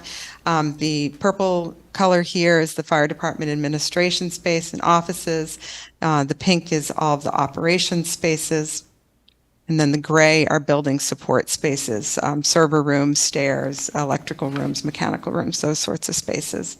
The second floor is almost entirely living quarters for the fire department. We have dorm rooms, toilets and shower rooms, the day room and kitchen, and then a fitness room. We also have a training and hose tower located in the front of the building here. It's a place where we can dry hose, and then the fire department can do various training exercises, practicing pulling the hose through and practice various life-saving operations. The exterior of the building, we heard from the community and from the board that they were really interested in a traditional New England approach to the aesthetics of the exterior architecture. We picked materials that would be durable and low maintenance to minimize any concerns with maintenance for the town. We picked brick colors that were sympathetic to other masonry structures that we saw in the town. We incorporated some arches into the architecture at the request of the committee and the town. We have arches over the main entrance and then over the apparatus bay doors here as well. And then we have that tower element right in the middle of the building, which includes a clock feature. And this is a rendering of the building with some landscape in it, so you can get a sense of what it will look like from Main Street. Tim? Thanks, Amy. So as we talk about just what makes up the cost of the project, we break it down into hard costs and soft costs. I'm sorry, I'm just going to ask you to introduce yourself, because I don't know how many of us have seen you, Tim, working for Colliers, our project manager, and what your responsibility is here, working directly for the town and not for the architects. Sure. Well, again, my name is Tim Alex. I'm with Colliers Project Leaders. We're the owner's project managers. So basically, we are hired by the town to represent the town and guide and be your advocate through the process. We kind of act as the middleman to coordinate between the design team and other various consultants and the community. This is what we do. It's pretty much all I've done for the past 30 years. Is work with districts or communities on their projects and helping them go from their original vision of what their project is and what they want it to be, all the way through construction, moving in, training the staff for how to use the new facility, and to close out the project. So that's what we're going to be doing for you here. We've been involved for the past I don't know, a year and a half or so, and were instrumental in helping to bring on HKT, and have been working with both HKT and the building committee to get to this point. So when we talk about the owner's cost estimator. That's something that we reach out and work with various different cost estimators in the Commonwealth. And so we've gone through the procurement process and have a cost estimator that is working for the district on our behalf or with the community on our behalf. And the design team also has their own estimator. And these are independent estimators that are, this is all they do. So they look at costs of commodities every day and really have a handle on the trends and what the costs are across the Commonwealth, as opposed to somebody, if we were to do it in-house, where it's kind of something we do part-time. So we feel that it's better to have somebody that does this all the time to develop this. So again, we break the cost down into hard costs, hard construction costs, and that's the site and the building, what the contractor is going to be bidding on. And then we have the soft costs, which are costs for the furnishings and equipment that might go into the building, the program-related equipment, specialty items that you may have to purchase for the new facility. The fees and expenses, that's the cost of the site, the consultant fees, legal fees, utility fees, connection fees, those types of things. Then we also have contingencies. So we're going to have, when we talk about contingency, we're talking about construction contingency. So as you go through a construction project, things that come up that you didn't anticipate or that you decide to make a change so that you have a fund available to make those things. So as we go through this, we bring in these two separate estimators so that you have two sets of eyes looking at these documents. They could provide take a snapshot, as Amy said, in February we did the schematic design, and then in May the design development, and we're going to be doing that again with the construction documents in early August. But you want to get a snapshot of what the project is, make sure that the two estimators are looking at it the same way. So we go through a reconciliation after we get those estimates in. We really go through and just take a look at not necessarily the cost that they have for each item, what do they have for the cost for brick, or what do they have the cost for concrete, but how much brick and how much concrete. So we want them to be looking at the same way a bidder will look at it when it goes out to bid. So the more that they're on the same page when they come in with their estimates, the more confidence that we have that that the bidder is going to be looking at it that same way, and that will reduce those kind of inconsistencies, so we'll get the best price that we can.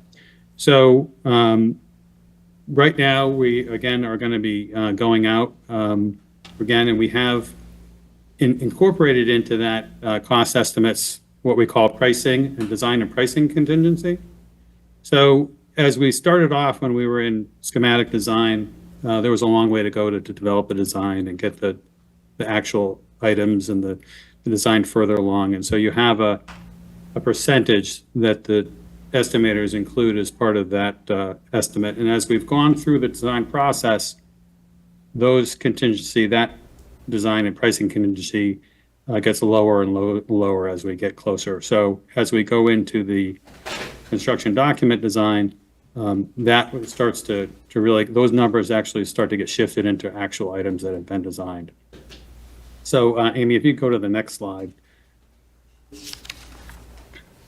So this is after the design development estimate. And so looking at the hard costs, the construction costs, we have a range of 33.4 to 34.1. Furnishings and equipment, again, a range that we've looked at is about $750,000 to 1.3. Fees and expenses of 4.9 to 6.1 million. We have in there the cost of the site acquisition. And here's the contingency that we're carrying, a construction and owner's project contingency of 3.7 to 3.9 million. And so that's a total range for the cost of the construction of the project, and that's all in at 44.3 to 46.9 million. Now, as the chief said, there's already been previously approved funding of 3.4999. So the cost for the remaining cost of the project would be 40.8 to $43.4 million. Next slide, Amy. So as we talked about going forward, our next steps, we are going to be going out to those two estimators. Again, they're going to take a snapshot, print out the documents, send them off to the estimators, and they're going to go through that process. They're going to take a couple weeks, really review everything. And then so we'll have numbers coming back again. But then the plan is to complete the construction documents for bidding. We're going to go through and have to go through the pre-qualification process. And that's where we put out a request for qualifications to contractors. They would submit those qualifications. And it's a state mandated process that we have to go through to make sure that anybody who wants to bid on this project, or at least the general contractors and certain filed subbidders, are qualified to do so. So we go through and we vet that. We set up a committee. So that when we go out to bid, we'll have a limited bidding pool for the general contractors and for those filed subbidders. Then we go out to bid after voter approval. And then hopefully early 2025, we're ready for groundbreaking and construction to begin.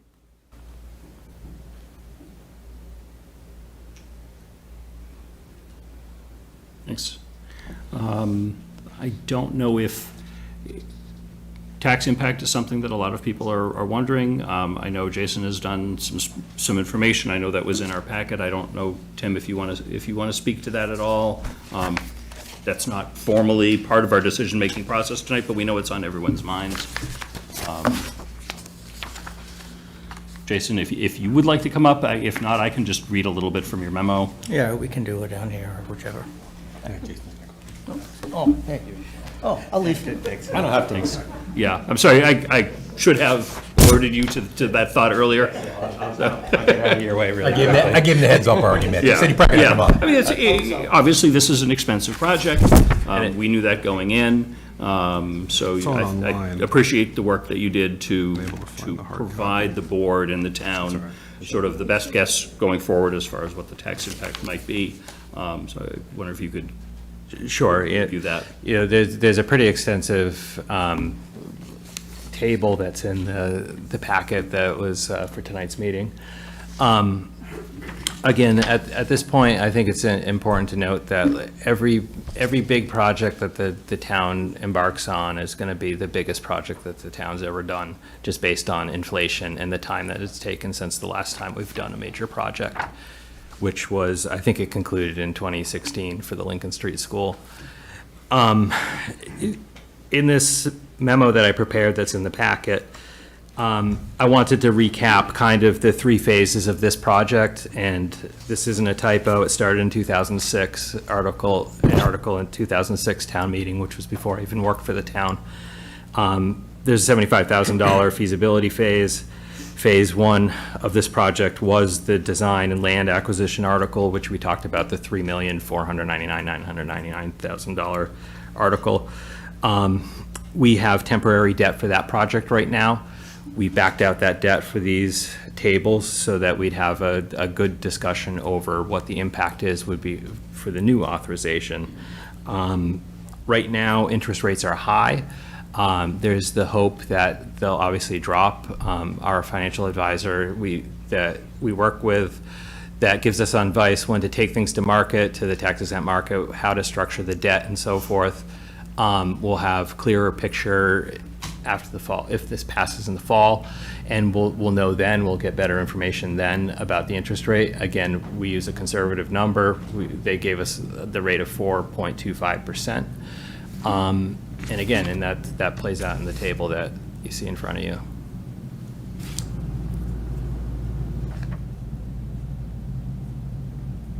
So you're suggesting at this point, given the information that you have, an estimated $344 per year over the lifetime of the bond for the average.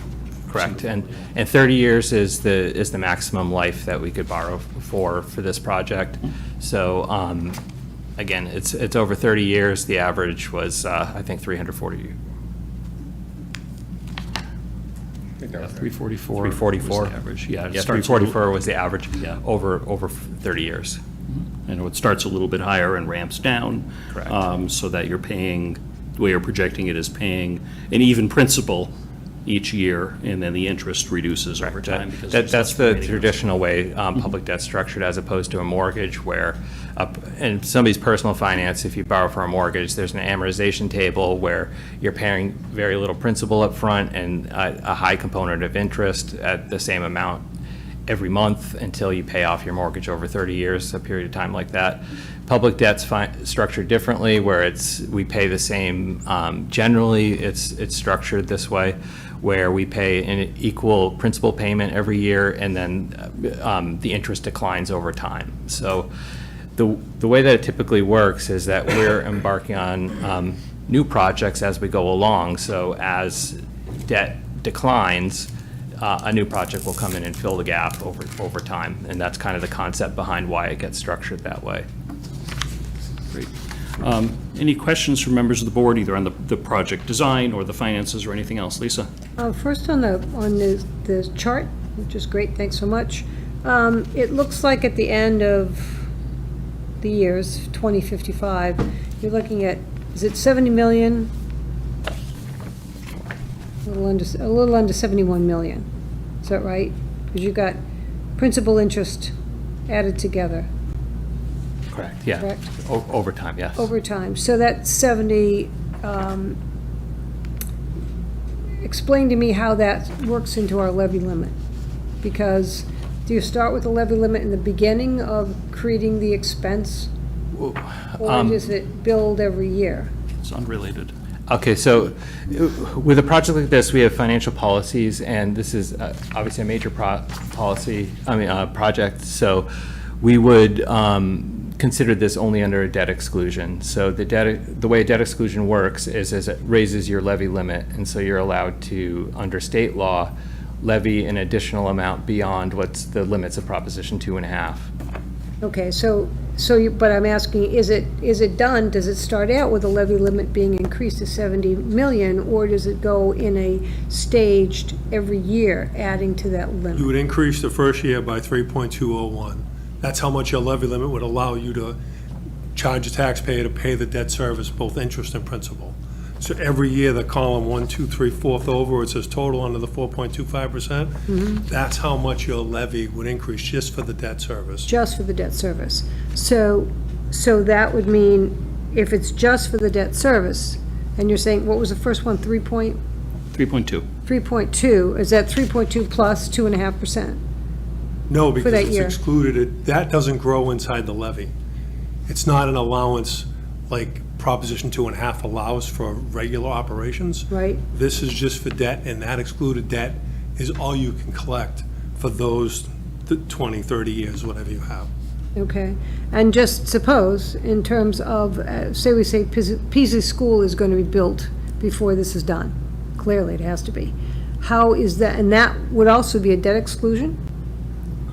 I would think it would have to Yes. be. Yeah. Okay, so if we had three or four projects that's on a debt exclusion, and all of that's going to be added to the numbers, it's something we have to consider, because, we're putting that Yeah, in we there. have, 4 schools plus Algonquin, which is a little bit different. We have, or 5 schools plus Algonquin. We have police station, a fire station, DPW garage, and some smaller town hall, and some smaller facilities. So, none of those buildings last forever. Right. So roughly speaking, about every 8 or 10 years, we're going to have a major construction project in Northborough, and, if the debt service is 30 years, they're going to overlap, and that's Right, but that's what happens. Are we thinking Peasley's 10 years down the road? No, I think it's less. It's much less. Yeah. And are we probably going to add to that, because if we are now having a permanent situation that we're bringing on so many more families with children going to those schools, we did this with Lincoln. Didn't we add a certain amount of population at Lincoln School?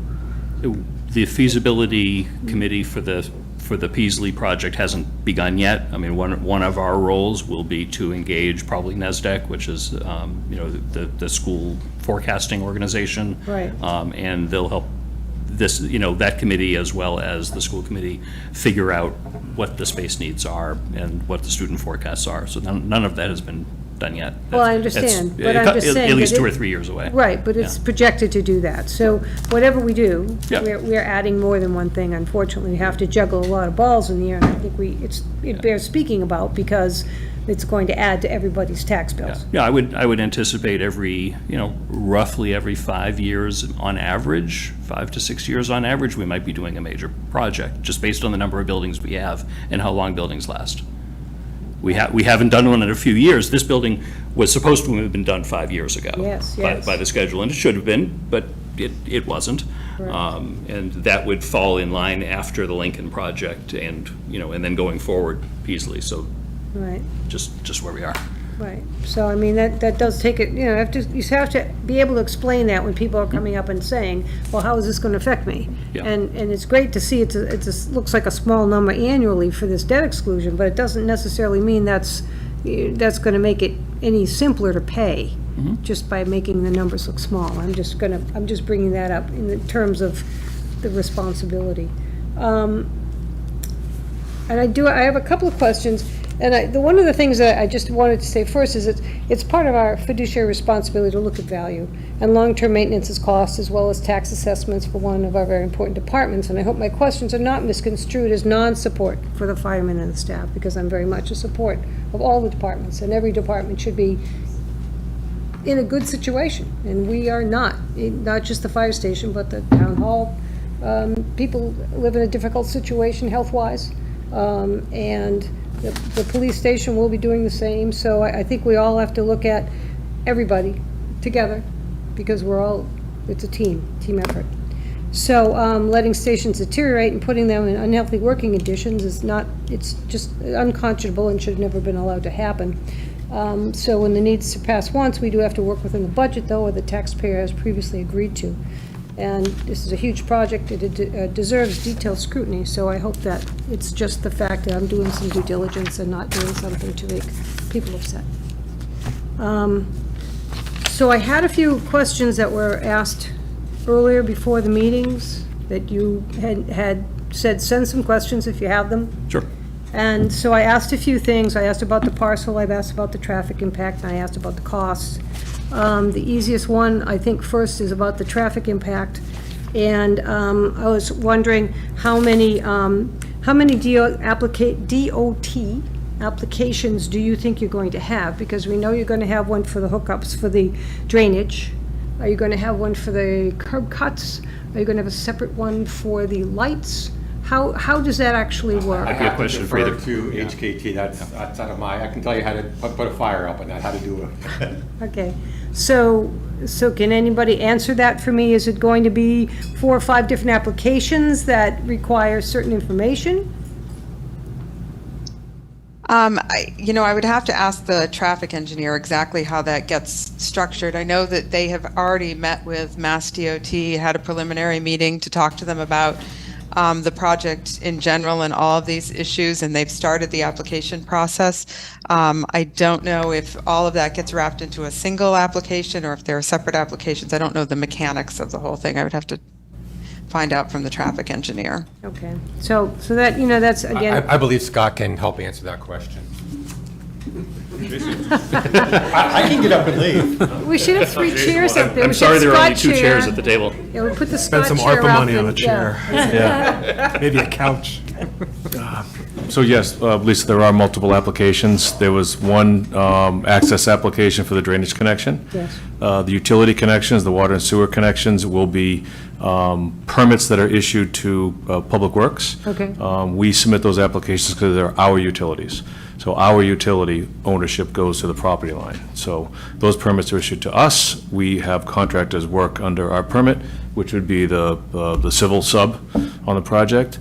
The curb cuts will require highway access permits, just as any driveway does. It's not a complicated process. They generally look at site distance, and that's about it, and curb opening width. And yes, there'll be a permit, a highway access permit for the mast arm, for the light. For the light, for Yes. lights coming on and Yes, you off. get drainage, water sewer, which will be to the town. Yeah. Curb cut, and then the mast, the signal foundation, the mast arm. Okay, and just to address the traffic impact, and we've talked a little bit about having the traffic impact report There's questions that it's not necessary, but I thought that was one of the questions on the application, that you had to fill that out and give it to them. The district permit engineer will determine if a traffic study is warranted. Generally speaking, if you have a low-volume property, and I've done them as a consultant, they do not ask for a traffic study. If you're putting in a Walmart, they'll ask for a traffic study to see if traffic controls, dedicated turn lanes, queue durations are too long. I don't see a fire station warranting that.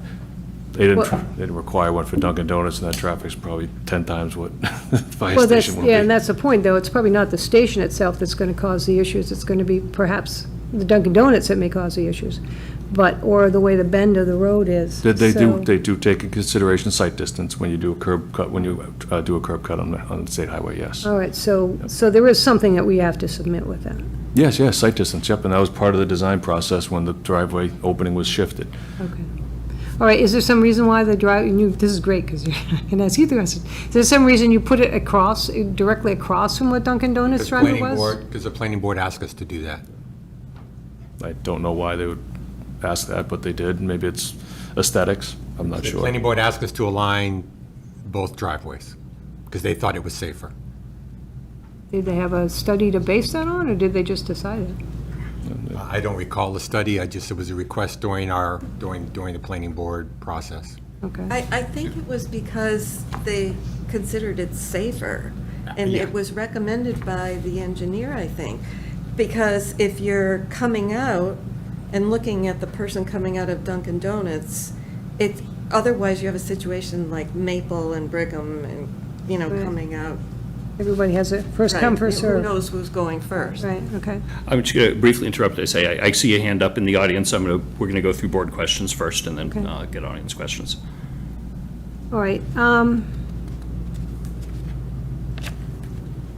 I'd asked too about the parcel. I'm more concerned about the parcel basically than the building. I think, let somebody else look at the building questions they may have, but the parcel seems to be a big one for me. Oh, look at this. Anytime I look Are at you somebody different- are you the parcel man? Well, we The just par- figure we're using the correct people for the correct questions. Well, that's good then. I will, on the parcel question, I mean, Yes. for me, town meeting is the determining factor. Town meeting authorized the purchase of this parcel for this purpose. So it's, town meeting has approved it, and that's what we should build. That's fine, but I Yeah. still think these are questions that should be asked. And not felt, this is big. This is not like, oh, somebody else looked at this, so I'm going to go do my little due diligence. And so we know that the construction's going to be on a Pierce gas station. I mean, there's no question about having hazardous waste there. And there's been discussion of another section of hazardous material that they're not sure, or they were going to identify. This was after, one before the last 8 holes you sent to me about the board. So they just did a bunch of test pits for where the, what's the term, Amy, for where the underground water. Stormwater infiltration. Thank you, stormwater infiltration, thank you. Right. And all of those pits came back negative for Right. anything or groundwater. When they were doing the borings, I think they found 2 areas, and I don't have the boring results, that they had a small area where they thought where they expected to find it anyway from the previous remediation, so they weren't surprised to find it there. But it's under the slab of where the proposed apparatus bay is, I believe. Is that correct, Amy? Yeah, it's in that area, yes. Okay, and then, listening to one of the Concom meetings, they were talking about that slab and about having it go over that material, saying that there might be some issue if there was some vapors or whatever. Oh, they coming didn't up. say there'd be an issue, they talked about having to put a vent system in. Yeah, a vent system would be common, and I think we've discussed putting a vapor barrier there just as an extra layer. It's not necessary, but for an extra layer. Oh, yes, I think anything you do, you're going to have to, you don't want to have a new problem that you Right, weren't expecting. Exactly, trying to think ahead. Yeah. Right, so that, I wasn't able to get any information on that to be able to read about it, so that's why I'm asking. And I would like to just read more about it, so I have a better understanding, so we'll get together, and maybe I'll have the reports and stuff for that. So there are some other test pits that were done prior to this drainage that you've got, that I'd just like to look at those. Those are the borings. That was to see what the material was in the site. That was to see what was going under that slab? To see No, what the to see what was- material is. Before you build a building, you have to find out what material you're building on. You can't just go by the surface material. So you have to dig down certain depths where you think the building is.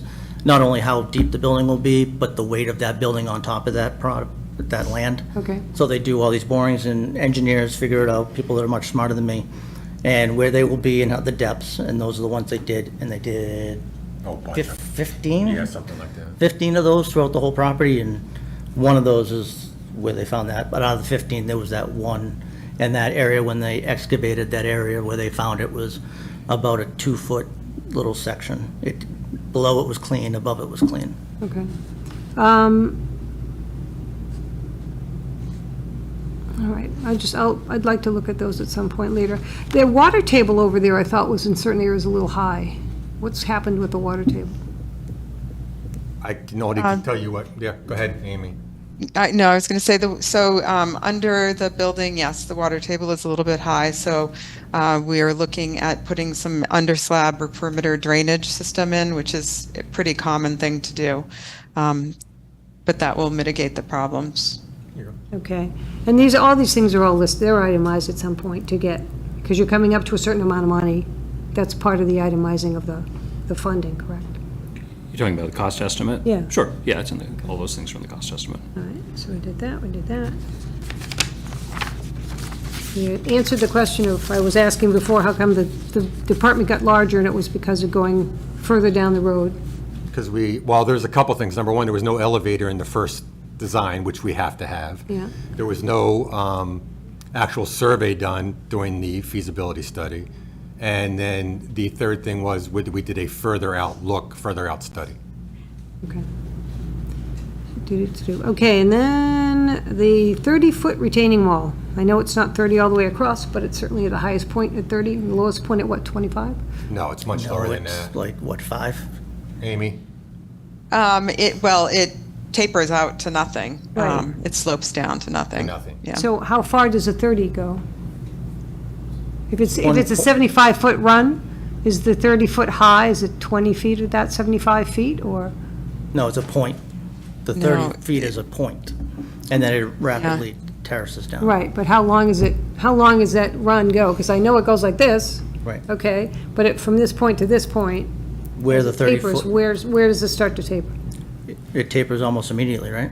Oh, really? Yeah, Pretty close to I it. don't have that measured. I'd have to grab a plan, which I don't have in front of me.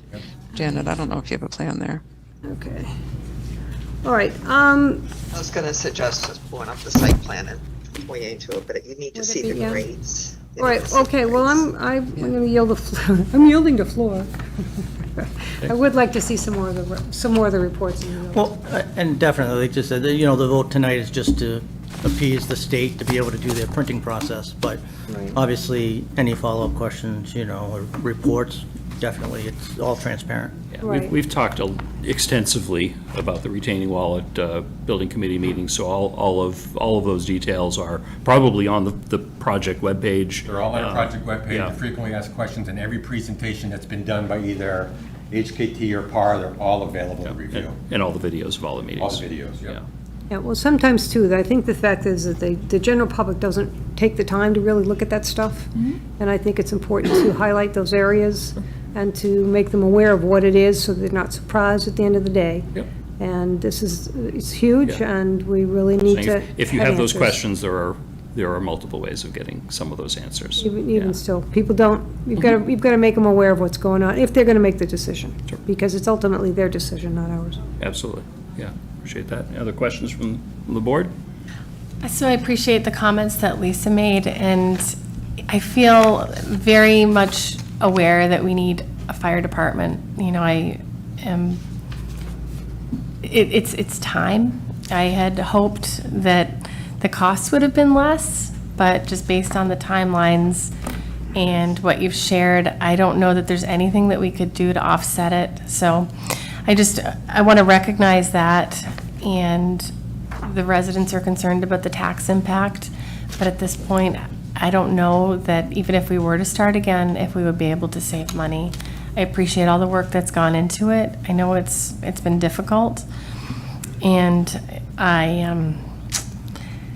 So I appreciate that. I appreciate we'd helped, there's videos that are being put together to help raise awareness around the project so that people can make that decision.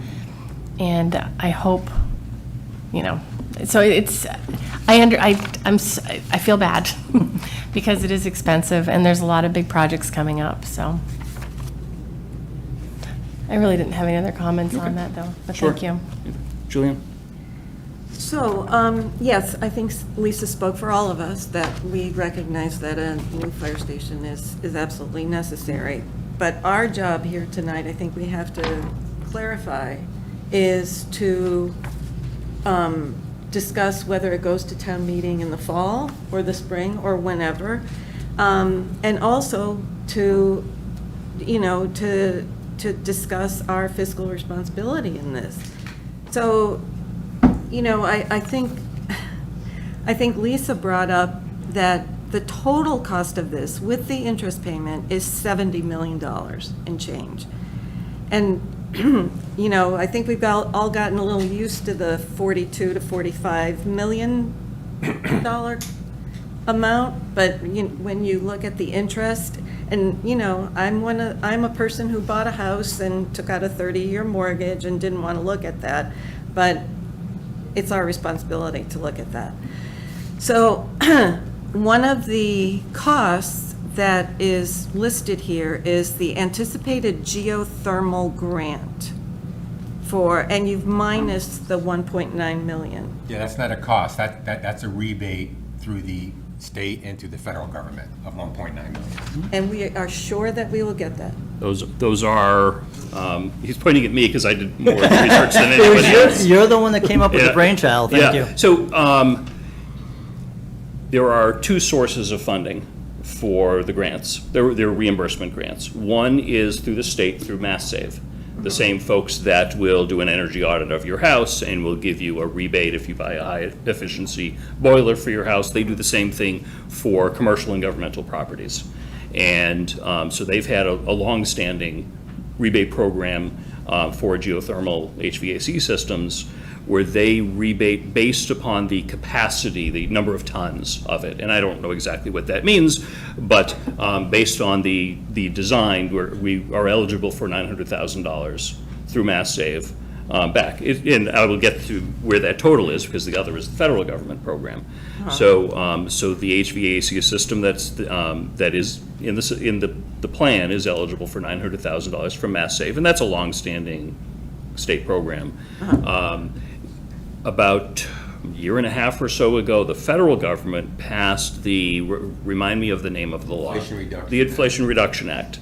And that had a lot of green energy components to it. And one of those is a similar program for geothermal systems for commercial and governmental organizations.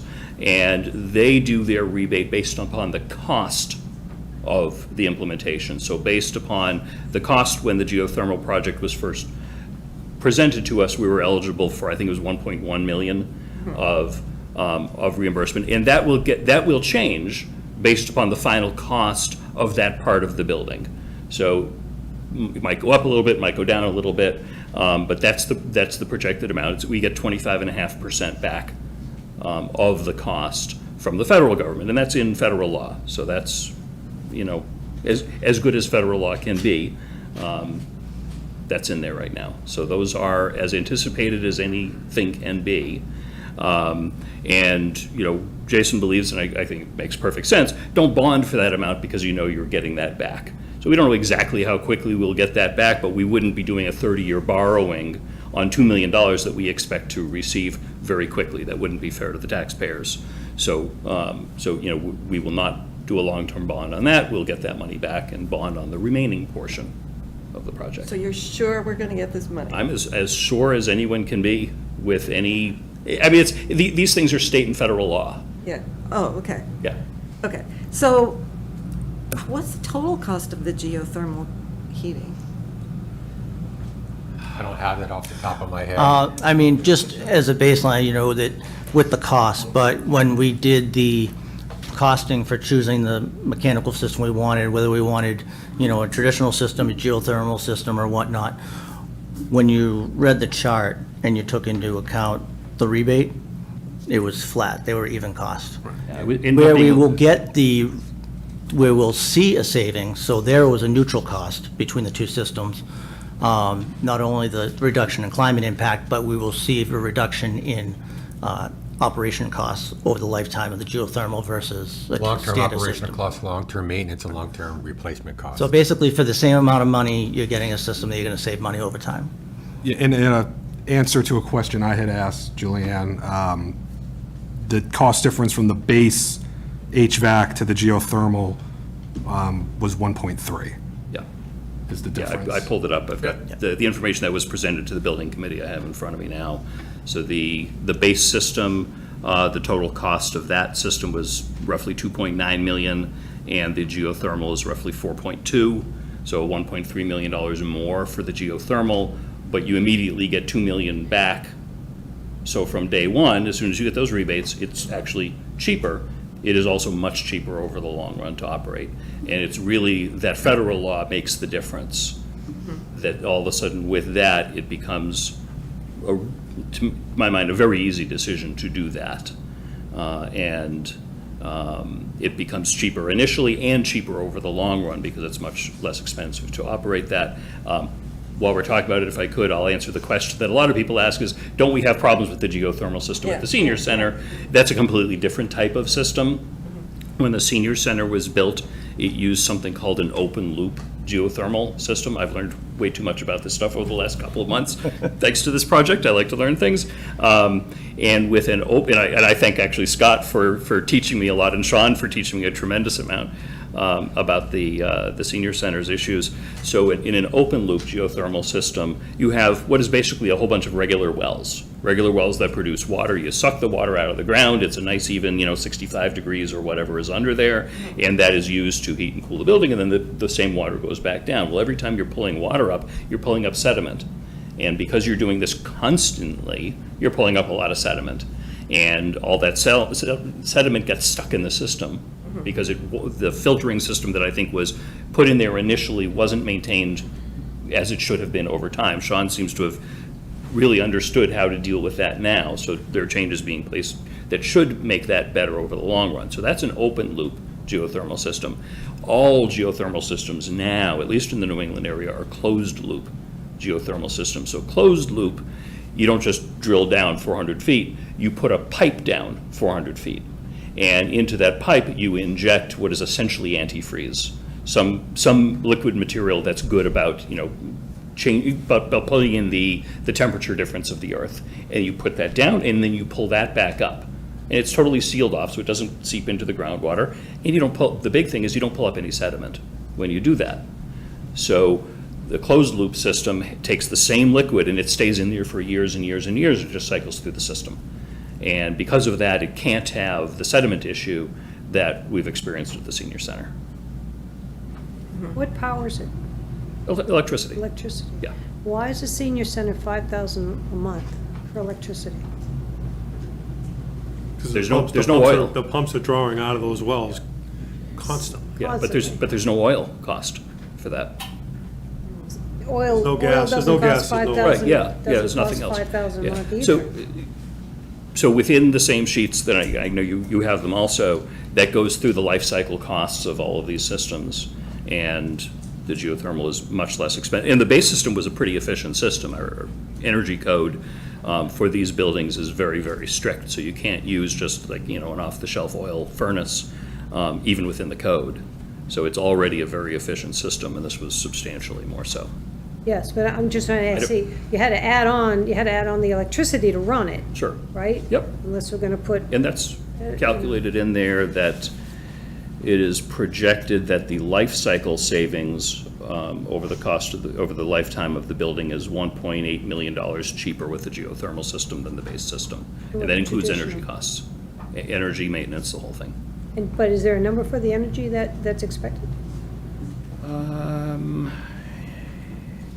Combined utility costs, they project the annual electricity cost of the geothermal system to be $73,000, where the base system, the annual electric cost was $86,000.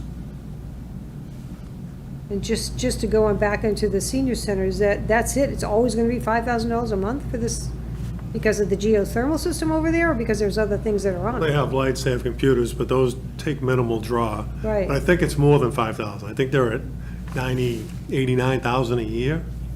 So it's a little bit more than five. You know, It's not 60. Not too different than this. Now, those are things that, again, it bears questioning, like, Sure. Who- But again, who there's, knew, there's no, right? there's no oil cost, there will not even be oil or natural gas connection to the building. There will be. It's not allowed. It's not allowed. right? Yeah. So it's all gonna be all It's electric? going, no matter what, it's going to be all electric. And that's the federal government and the state drive, you know, we Right. don't really have a choice on that. Right, and the bad thing is you also don't have any control of what they cost, Yes. you know? Because as time goes by, it's just gonna go up, it's not gonna go down. Yeah. Yeah, But yeah, it's gonna- prices will definitely always go up. They will definitely go up. Well, we competitively bid electricity, not to muddy this, but we do competitively bid for the municipal units we have, and obviously through aggregation, there could be. Right. And then we'll be able to offset, I'm sorry, Mitch, go Stabilization. ahead. Sorry. Just, we'll be able to, you know, as time goes on, as technology improves in the solar absorption and the photovoltaic systems that, you know, under the new state energy code, you're required to install infrastructure to be plug and play for solar or photovoltaic cells. You don't have to put the cells on, but you have to have the whole infrastructure installed. So that'll be set, again, something that's out of our control, state mandated. But once you put those panels on there, that starts to offset your electrical cost, where we wouldn't be able to offset gas or oil costs, where the electricity. And as technology goes on, like daily, that those panels are getting better and better and better and better, absorbing more electricity, so we'll be able to offset things over time with that. Well, yeah, one would hope, because I think, you know, when you're going down making budgets, people have no idea about things of that nature and how much more they're gonna cost, and the bigger the space, the more cost it's gonna As, make. as Neil said, we'll be able to put solar panels on the roof. We have not committed to that either way yet at the building committee, because there are a few options available to municipalities.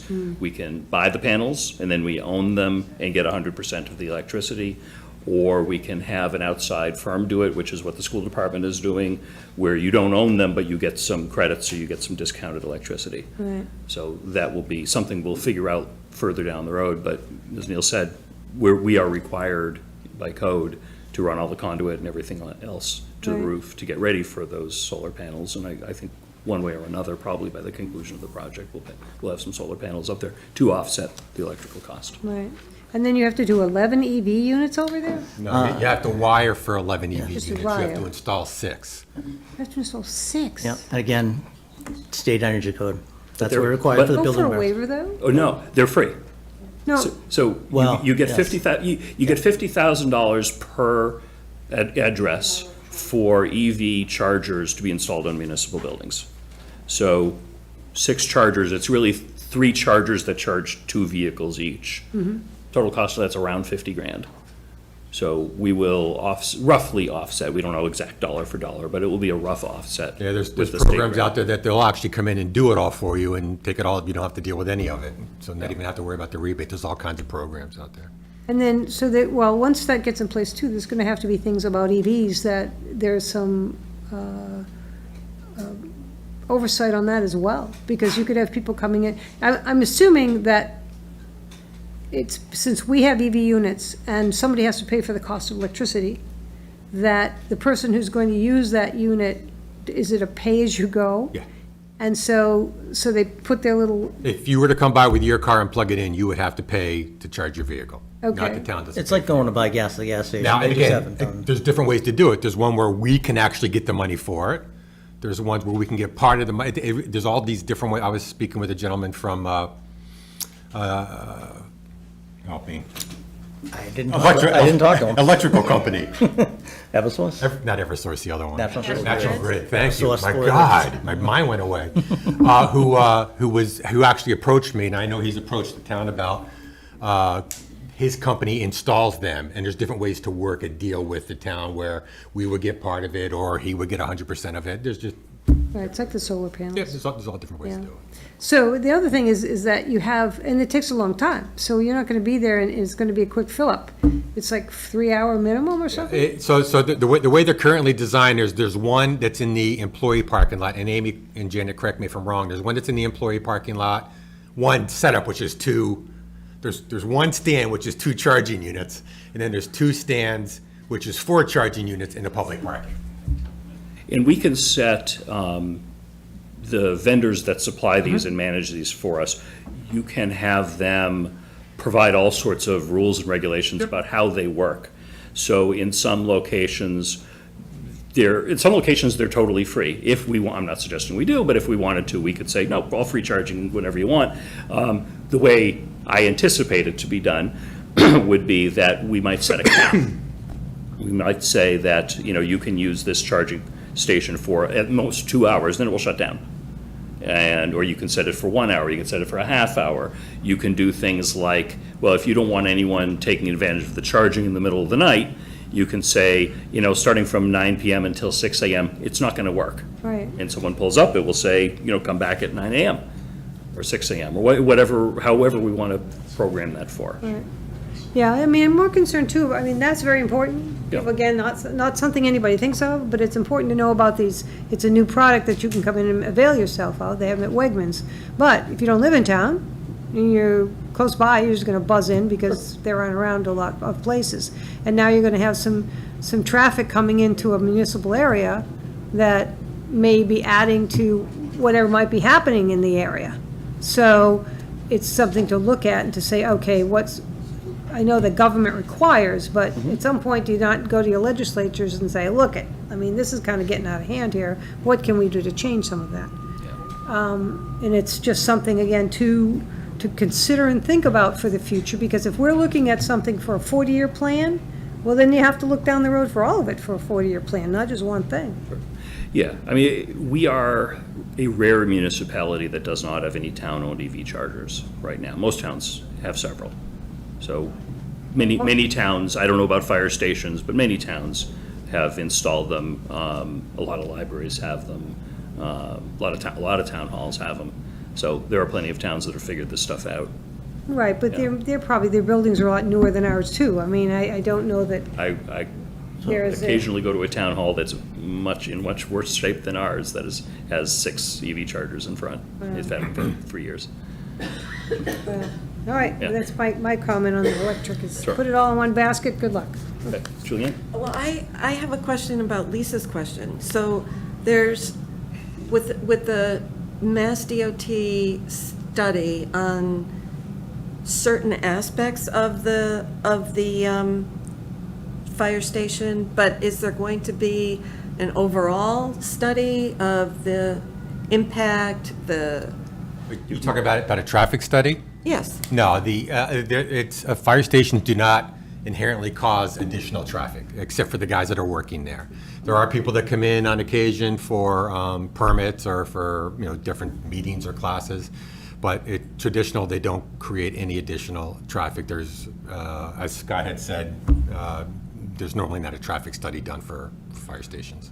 well, If Dunkin' Donuts it's not doesn't require traffic one. amount, Yeah. it's interruption when the. That's part of the traffic study. When they do it, it's not just volume. It's, when they do traffic studies, they estimate the amount of vehicles that would be entering, exiting, turning left, turning right, stopping, and they take that into account. It's not just the volume of traffic. So that's all taken into account in a traffic study.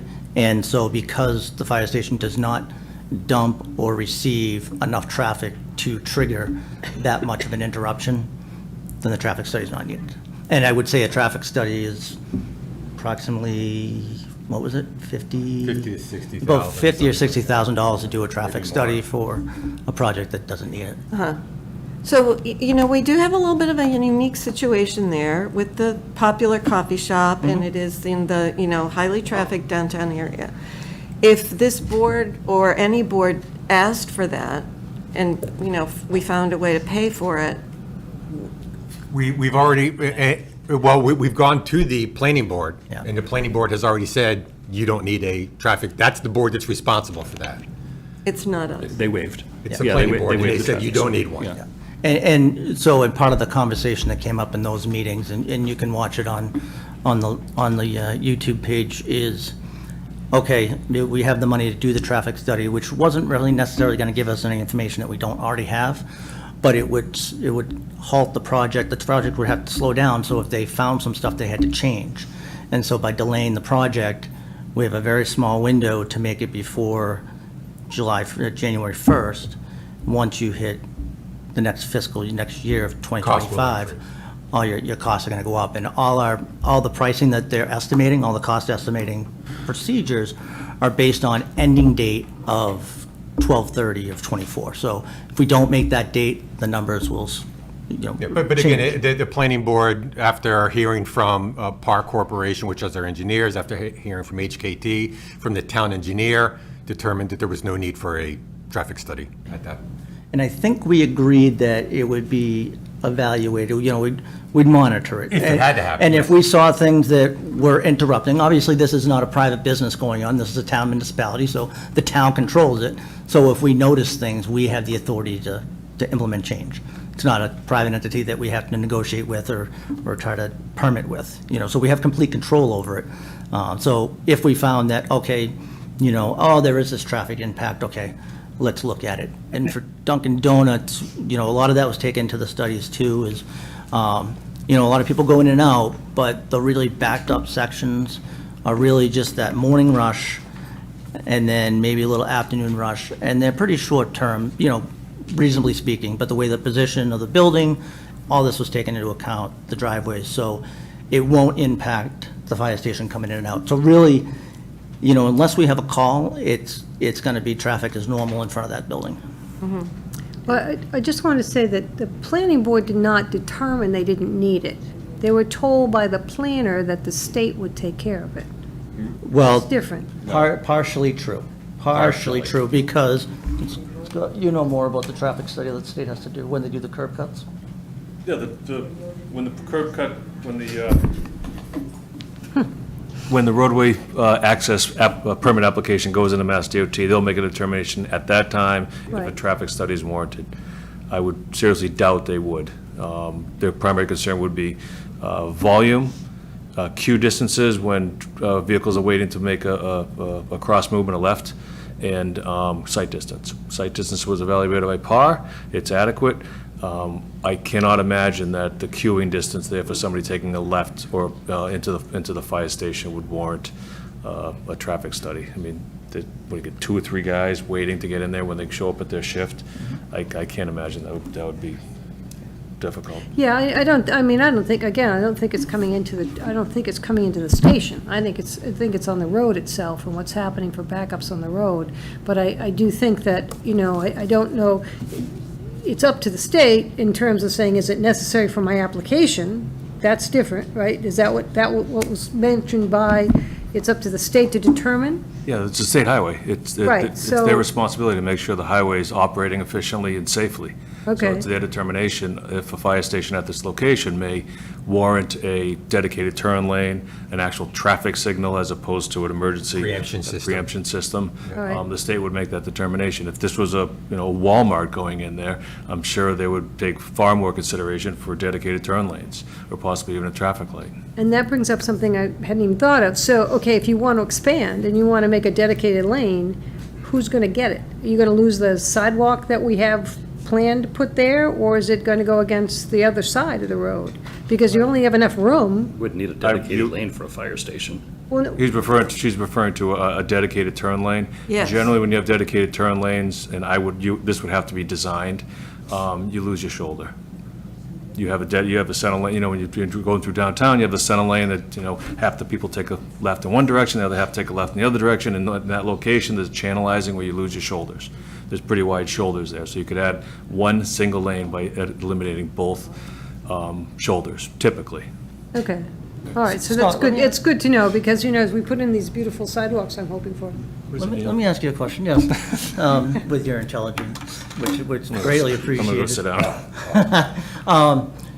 When they would do a traffic study for the fire station, they can't do a traffic study for Dunkin' Donuts, right? It's only the impact of the fire station. No, Dunkin' Donuts would be as part of it. All trip generators in the area would be part of the traffic study. They couldn't require anything But of they Dunkin' couldn't- Donuts. No, they would not. In the event Dunkin' Donuts, for example, was on the same side as the fire station, and Dunkin' Donuts was queuing up in the morning rush hour with 8 vehicles taking a left, and that coincided with your shift change at 8, and you had 6 vehicles added to it, that would be something they would consider, but that's not the circumstances here. So it's strictly the fire station? Yeah. Yep. Thank you.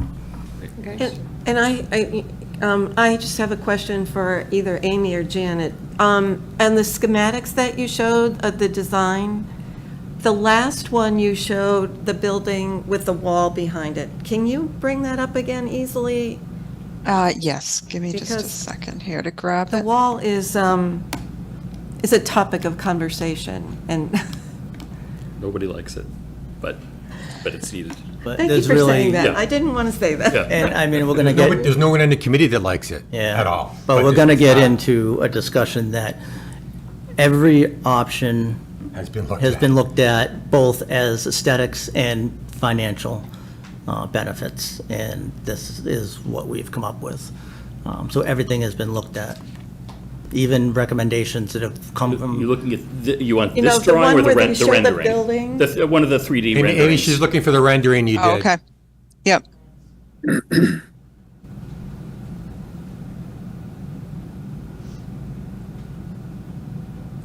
Here you go. And so that's to scale? Yes. So it's, So I guess when you're like looking out the window from the back of the building, that's what you're going to be looking at?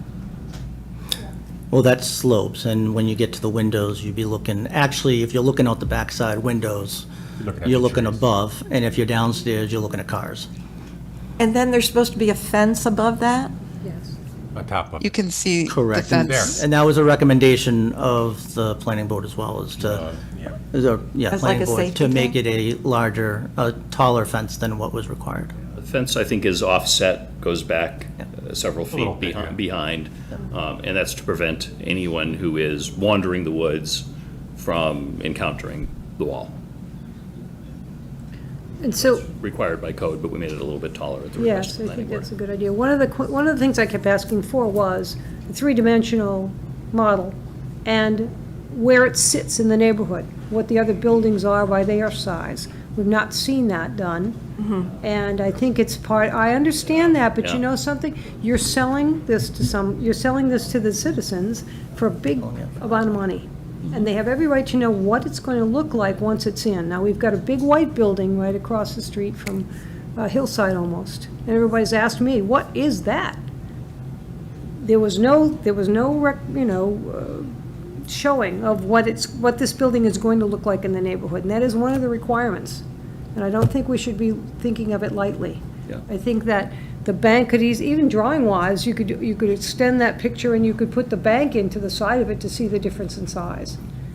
Yeah, I mean, we can certainly ask our architects for a price on what it would do to, say, do a 3D model of, this building plus 2 in either direction and across the street. But we'd have to find a way to fund that. We don't have budget for that in the fire station design budget. Well, it's $70 million when it's all said and done, Yeah. so. Yeah, I mean, we should make sure. I'm just saying that we don't have the money for it, so someone would need to put forward either ARPA funding or from something else. It literally isn't there. We have a current budget from the $3.5 million that was appropriated. We're just about out of because we're Right. really at the end of design.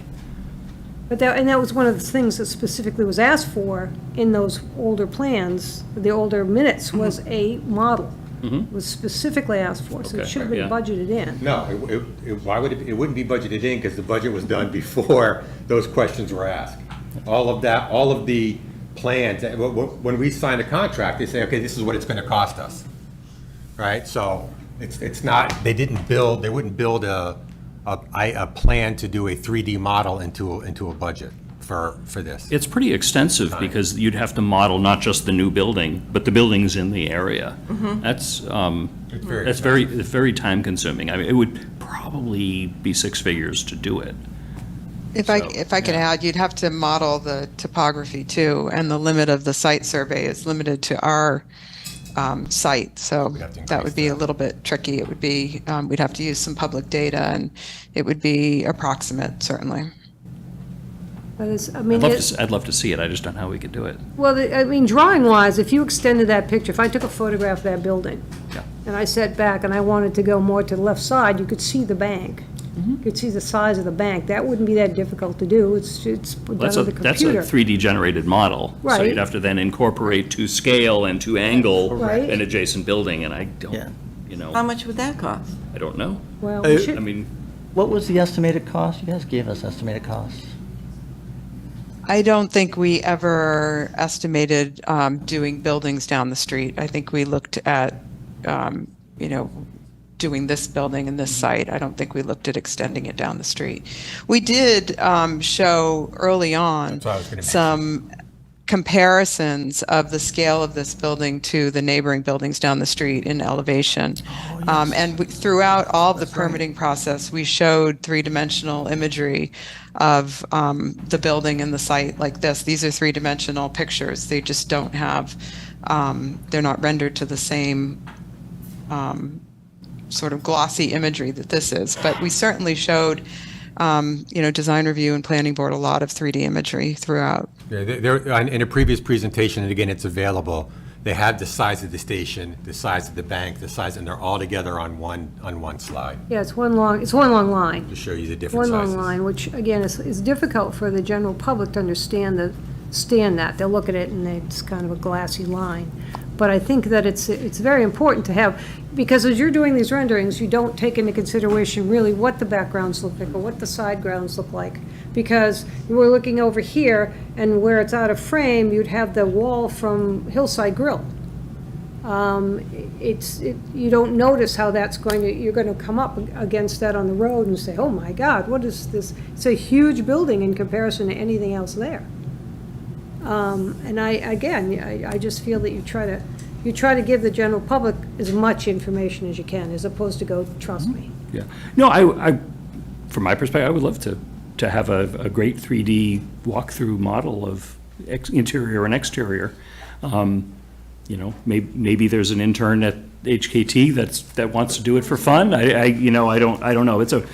Once you involve other buildings that they have not yet detailed the models of, I've built some 3D models in a computer for smaller things. That's a lot of work. Well, I mean, there's new 3D printers. Why is that so difficult? You put the Have information in. you used one, though? You have to do all the computer modeling, which is Yeah. hours and hours Yeah, and you hours. need to tell the computer Yeah. all the details about each building and the trees and everything else to get that data in. Once you have that in, generating the 3D image isn't that hard. It's getting the data in, very, very time consuming. Sounds like an intern job. Yeah, and you know, I think we can all accept that it's not the easiest job, but again, this is a very expensive project, and the taxpayers should be able to see what this area is going to look like. So I would just add, because you keep on bringing up it's a very expensive project, which it is, and I live in a town who built a library, a fire station, and a school all within a very short period of time. So I've lived the tax increase. But the prices are always, they're just going to go up. But the fact that the way that it's broken down over time, I think the taxpayers just have to understand that. All right, I could sell you a $50,000 building and tell you it's going to cost you $1,000. Oh, let me change that. I could give you a $20,000 building, tell you it's going to cost you out of your pocket $1,000.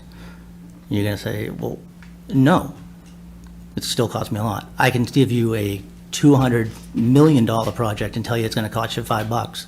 It's still $200 million, but to you it's $5. And so when you're balancing the taxpayer and you're talking apples to apples out of their pocket, and I think that's what the taxpayer wants to know, is what is it going to cost me out of my pocket? And that's the question I would have as a taxpayer, and I did. You know, and what Jason has done is very good at breaking down the costs. Things are expensive, your house is expensive. You know, everybody bought their house. I bought my house for $500,000. It's going to be $800,000 before I pay it off, because everybody has to pay interest. We don't have money out of our pockets. But the fact that year one, it's $490 a year for the average household, $40.80 a month, $1.34 a day out of your pocket for this project. And that number only goes down to year 30 at 62 cents out of the taxpayer's pocket. I mean, that's the proverbial less than a cup of coffee a day, It sounds much good. less. Sounds good. Well, and it's, but. That's how you sell something, and make it sound so, it's not But gonna hurt you. that's what the numbers are. So, and yes, we're doing everything we can to educate the public. Laura referenced the videos that we're doing because we had the frequent asked questions. We've maintained that. That became a very large animal. So now we're doing videos to attract the other audiences where people can just listen. We'll have more stuff out as the project moves forward. Because again, tonight is just to say, hey, print the ballot. Now, we do, and correct me if I'm wrong, Chair, that we get a town meeting and it votes down, it's still going to be printed on that ballot, but it's going to be a non-action. So really tonight, it's a procedural vote tonight. And then other meetings will be a more. At town meeting. More depth. Yeah, so we will have, was referenced, I think, in the HKT presentation, we're expecting one more cost estimate mid to late August, and that'll be the same process where then they review that and it's presented to the building committee at a public meeting. Things went down nicely between our first cost estimate and the second. I will cross my fingers that the same will hold true this next time. I don't know whether that'll be the case or not. Typically, that's the process, as it does get a little bit cheaper as you go along because there are less unknowns as the design is furthered.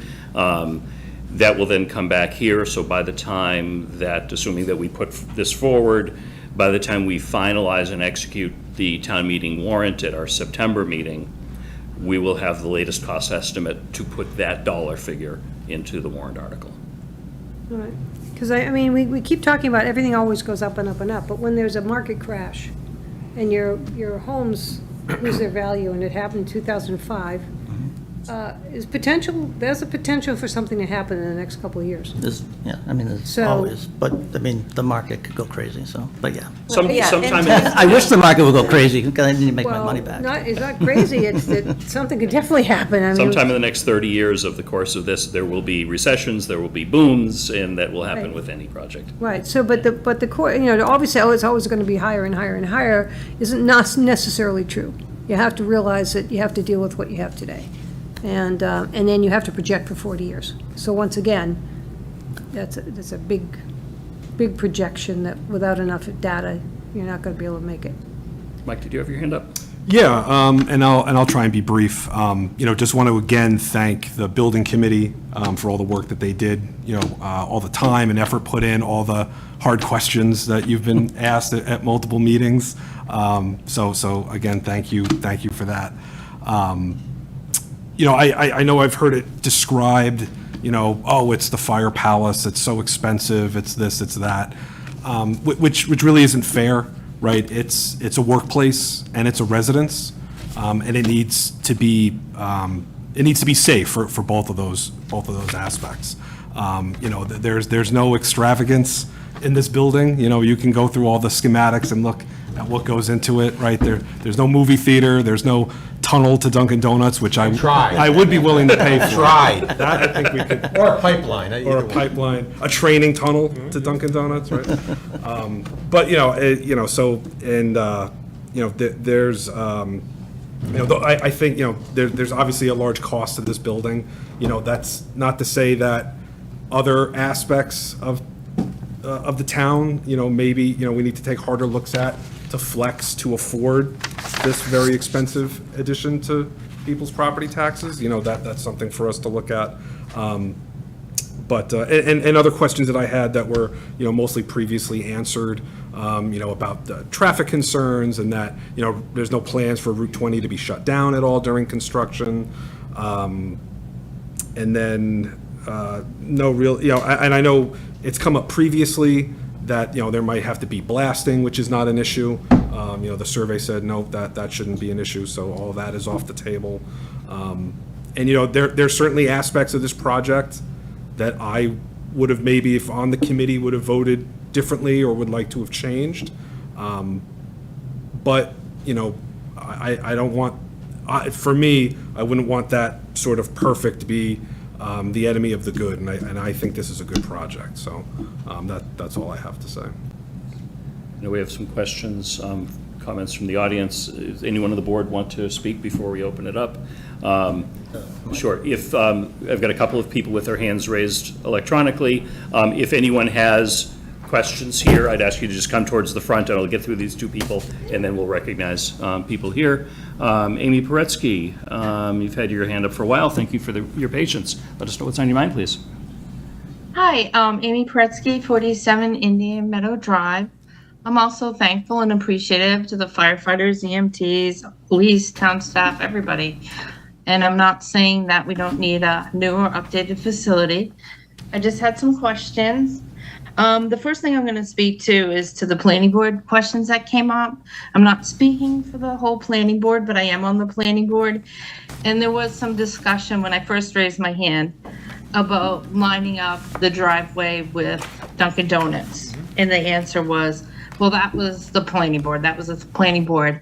But just to explain, before the planning board meets, we get letters from the town engineer, whether it's a town engineer or a consultant, and we go by those letters. So Fred Litchfield is a consultant for the town right now, and he sent a letter and he recommended lining up the driveway with Dunkin' Donuts. So I just wanted to clear that up. That's why the planning board recommended that, because we didn't go against him, because he is the engineer. Another thing that was talked about was the traffic impact studies. And for me, unless I misinterpreted, we met twice. The first time the planning board did not want to waive the traffic impact study. We wanted to do one, but we were told that Mass DOT does it. And you know that Route 20 is under the purview of Mass DOT, so let Mass DOT do it. And now I'm kind of hearing tonight that they don't. They check the numbers that are given to them. They check the sight line. I actually asked what the sight line distance was the night of the planning board, and they didn't know the numbers. So I don't know. I'm just kind of disappointed, because we were talking about the traffic impact study, and I looked into other towns that are on Route 20, and they have had peer reviewers that go through and they look at different things like Dunkin' Donuts and fire station and how it's laid out, and they have a peer reviewer look at it and make recommendations. But we were told that Mass DOT does that. And someone even asked the question, well, who do we go to? Say there is a traffic problem once it's built. Oh, Mass DOT will handle that. So now I'm not sure about that. But I just wanted to that's what was talked about at the planning board. What is the cost per square foot right now? I know last time I was listening to the fire station committee, it was $1,000 per square foot. Is it still at that number? Tim, do you happen to have that? No, we gave a range on that slide, and I haven't done the math, but I would say that it's probably close to that same value that we were listed before, because our pricing really hasn't changed. Our range has gotten tighter, but it's still in the same. I think we were started off between 42 and 50 million, and so now we're kind of in that 43 to 46 in that range. So it's probably right around that same amount. Thanks, Tim. Okay, and I know that when the number came in really high, that the fire station committee was saying, well, now we look through things and we take things away, we bring the prices down.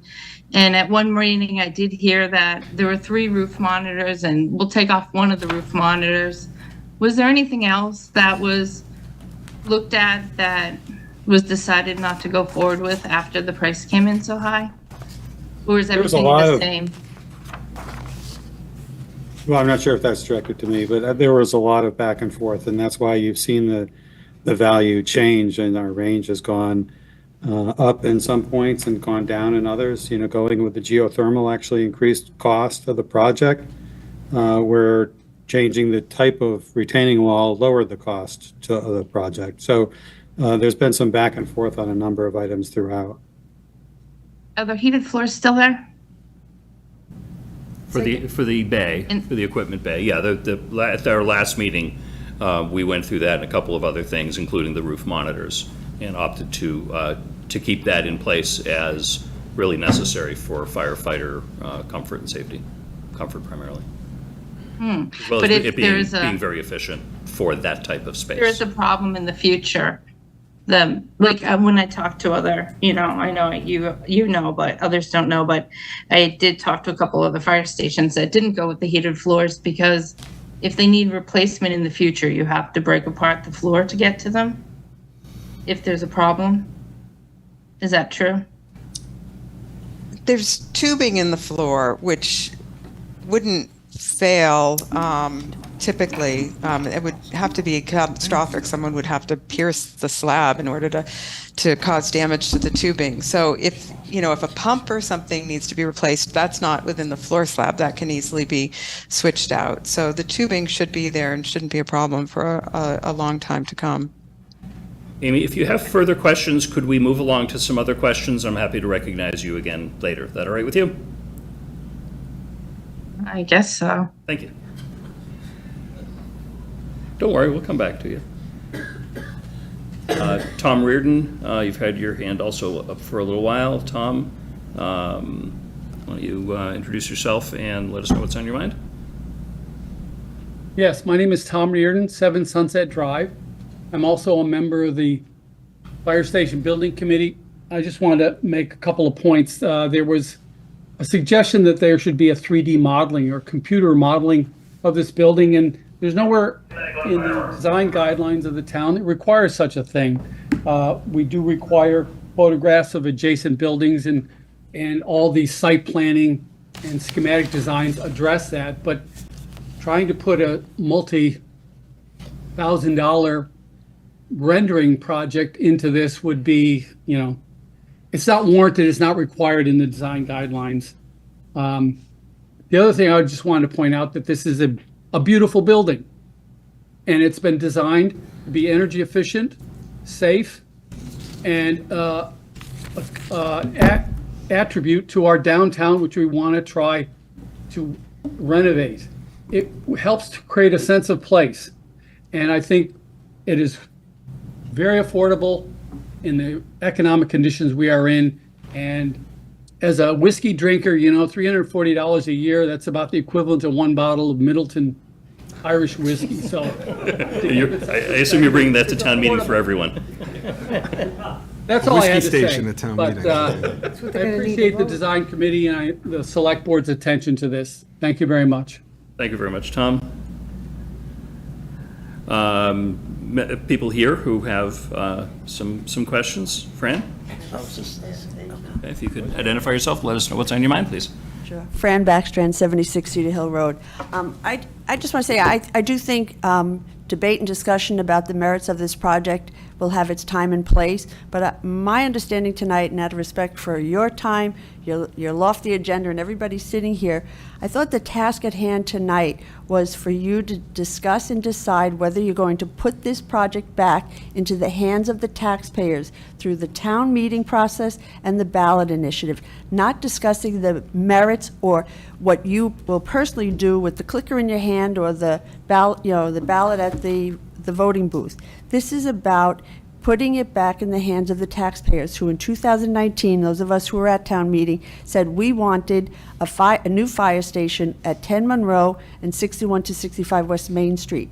And I would really ask that you just get past the minutia right now, because it's premature, because if a supermajority of you don't vote to take it to the next step, this is a waste of everyone's time. So get to the point that matters. Are you going to put this in the hands of the taxpayers at town meeting and the ballot? And then, if yes, then have as many videos, movies, discussions, due diligence, whatever it is you feel you should do as the elected body to advocate one way or the other. But just move it to, I feel like I'm having a deja vu moment at a previous select board meeting. Or just move it forward. Just act. Just do it. That's why we're here. The people that are here. Are you going to put it back in our hands? That's our next, it's our next agenda item, is to No, decide but that. this is premature discussion if that doesn't happen, right?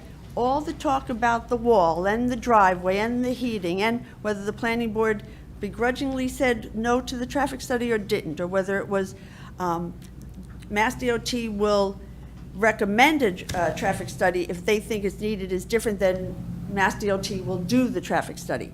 I mean, we shouldn't be talking about that yet. We don't even know whether we're going to vote on the project. Thank you. You're welcome. I'm going to walk home on a dangerous street. Sure. Yeah, hi, Jeff Amberson, 260 Green Street. And I don't think there's anybody that's going to be convinced this project isn't extremely expensive. It's going to be. You're not going to get any kind of a quality facility that all these guys behind and out in the hall deserve without spending money. And, I think one of the things that hasn't been said tonight is that, currently construction costs nationally are going up about, let me look at my data, because 5.25% annually, okay? The Boston area, they're increasing at a slightly higher rate. If you look at the construction costs, just the construction piece that was presented tonight, that was roughly $34 million, okay? If we delay this a year, that's another close to $2 million in cost. If you delay it 6 months, it's 900 and change in cost. Every time we kick this can down the road, it's costing us money. And, I think that, it's time that we, fish or cut bait. Let's let the people decide on this. I mean, a negative vote as far as moving this forward on the ballot, we know it's going to cost you at least $1 million. Maybe $2 million. That's a given, okay? A positive vote tonight, gives the town the ability to move forward and put the decision before the people who are going to be paying the bill, the taxpayers. It doesn't guarantee that it's going to get approved or it's going to get disapproved. All it does is gives people the ability to express their opinion through the ballot and, give their opinion on the project. And, what it does is it provides the opportunity of residents to make their wishes known. And I, would urge the board to, move forward on this, get it on the ballot. Again, let's stop kicking this can down the road. This has been discussed for God knows how long, I mean, the committee, I think, has been up there for 6 years or more, looking at this. I know it's been discussed longer than that. I know it's been in the long-range plan. Really, it's time that we act on this and stop, delaying it because, well, what about the curb cut? What about the heating? What about this? What about, that all can be hashed out. And we know all of that once it is approved, if it is approved. Yeah, a lot of that stuff's going to change. That's the nature of a project of this nature. But nothing's going to happen until we give the people in town, the people who are going to bear the brunt of the, financial responsibility for this, the opportunity to vote on it. So I would urge you to move forward. Thank you. Thanks, Jeff. I see Amy with her hand up again. Promised I would recognize you, and I'm happy to comply. Amy, thank you for allowing us to hear from a few other people. Please continue. Yeah, no problem. I just want to thank all the committees too. And I want to thank the select board because the last person just talked about kicking the can and don't kick the can.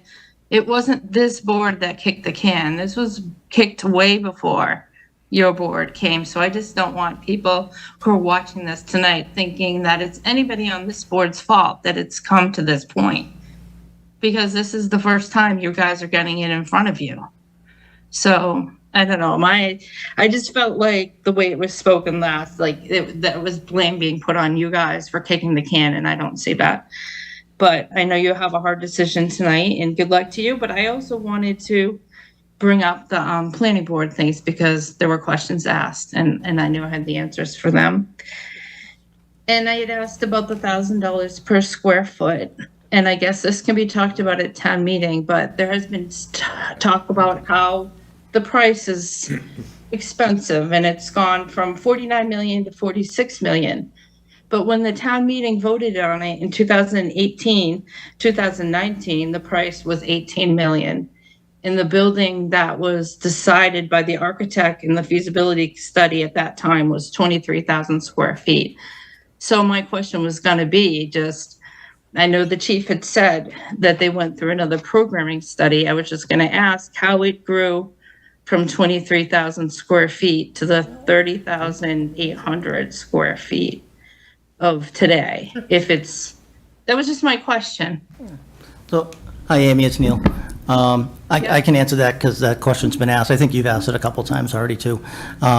It's on our frequently asked questions, and it's been in a PowerPoint that HKT did during the last community session that showed what the numbers actually comparatively were. And again, that was in 2019 with very little data used. It was for feasibility only. So as the station price grew, because requirements of the state had to be put in, and it didn't take into account the elevator, and it didn't have the proper size for all the apparatus that we have. So those things increased, but then if you took that, and I'm not going to use exact numbers, everybody can look it up, we have them posted, that if you took that exact design and you price it out in 2024 numbers, it's very close to the same price. As for the size, again, they didn't take into account all these other things. The change in the size, and I think you misspoke, that the actual size was about 26,000 in change in the feasibility.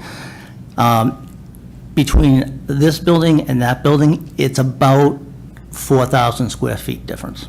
So it's a very minimal, again, had to add the elevator, had to add extra wall sizes and equipment for the energy code, had to increase the size of the bay because the vehicles can't park nose to tail, needs to have an egress to get out in an emergency. So all those things with the 2019 design would have had to be incorporated, so that design would have grown in size. Okay, I went back and read the minutes, and it started at 23,000, and then it went up to 26 because of there are additions. different, Amy, I'm sorry to interrupt. There are different ways of measuring square foot. There's gross area square foot and net area square foot. The 30,000 square foot is the comparable number to the 26,000 square foot from the 2019 feasibility study. So those are the right numbers to use. We could find different numbers to use comparing to the 23. So you're saying that 26,000 is the same as 30,800? No, I'm saying 26,000 was the square footage of the 2019 feasibility study. In the way you measure, measuring the same way again now to the current design. Because I It grew laid from them on top of each other. roughly from 26 to 30, not from 23 to 30.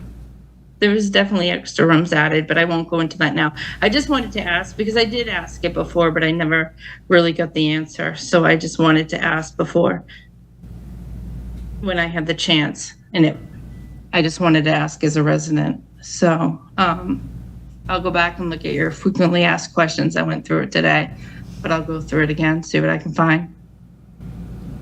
Thank you. Thank you very much, Amy. Feel free to reach And out. good luck. Laura? I just have to say I appreciate all of the updates that you've shared with us. I am one of the new members of the board, and it's helped me wrap my head around the cost, about what's driven it. I appreciate that we've been able to ask these questions, and it wasn't my intention to kick anything down the road, but just understand it. And so thank you for all the transparency and all of your efforts to help keep us informed. Lisa? I'd also like to add to that. Town meeting is going to happen. The voters are going to vote for it. We have a duty to them to get as much information out there in advance, because we hear more often now than ever before, I'm making a major decision on 2 paragraphs, run on a glossy, pleasant presentation. I don't really know what I'm doing. Why aren't you doing more than you've been doing? Case in point, in this last town meeting, a lot of things have happened. If you've noticed, there were people who were making motions to change some of the things that happened.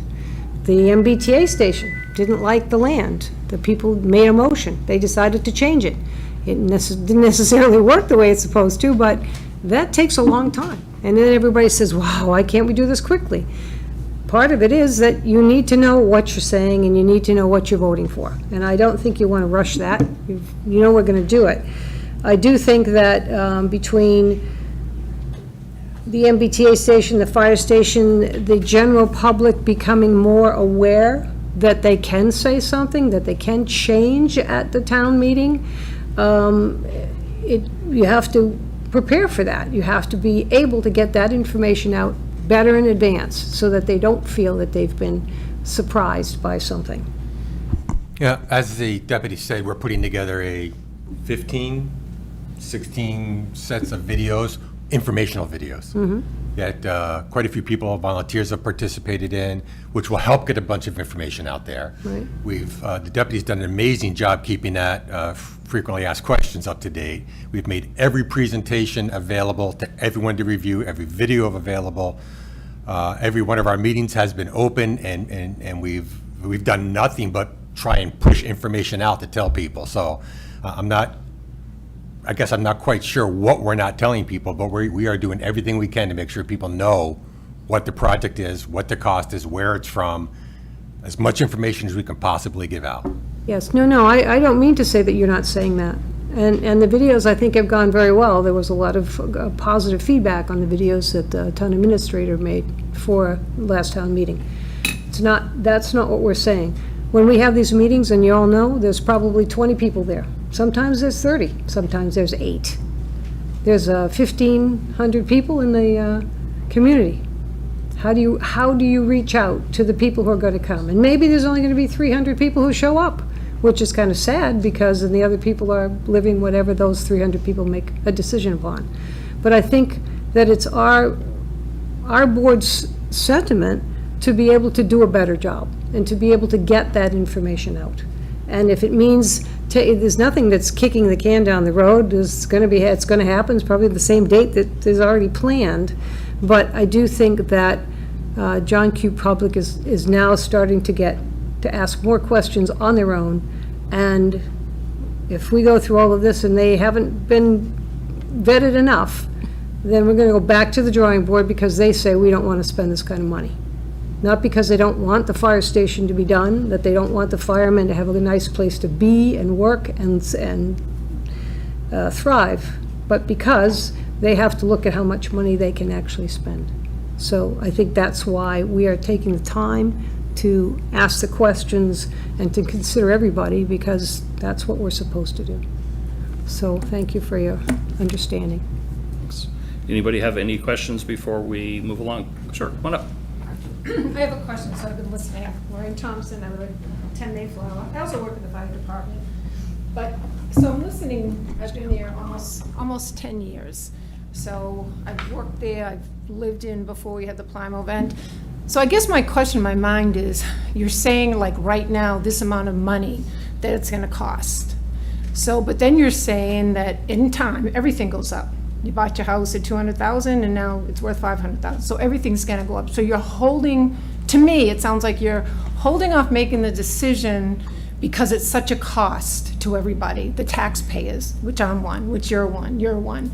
But if we wait until, let's say, 5 years, and I'd like to know your plan if Peasley has to be done and Town Hall has to be done.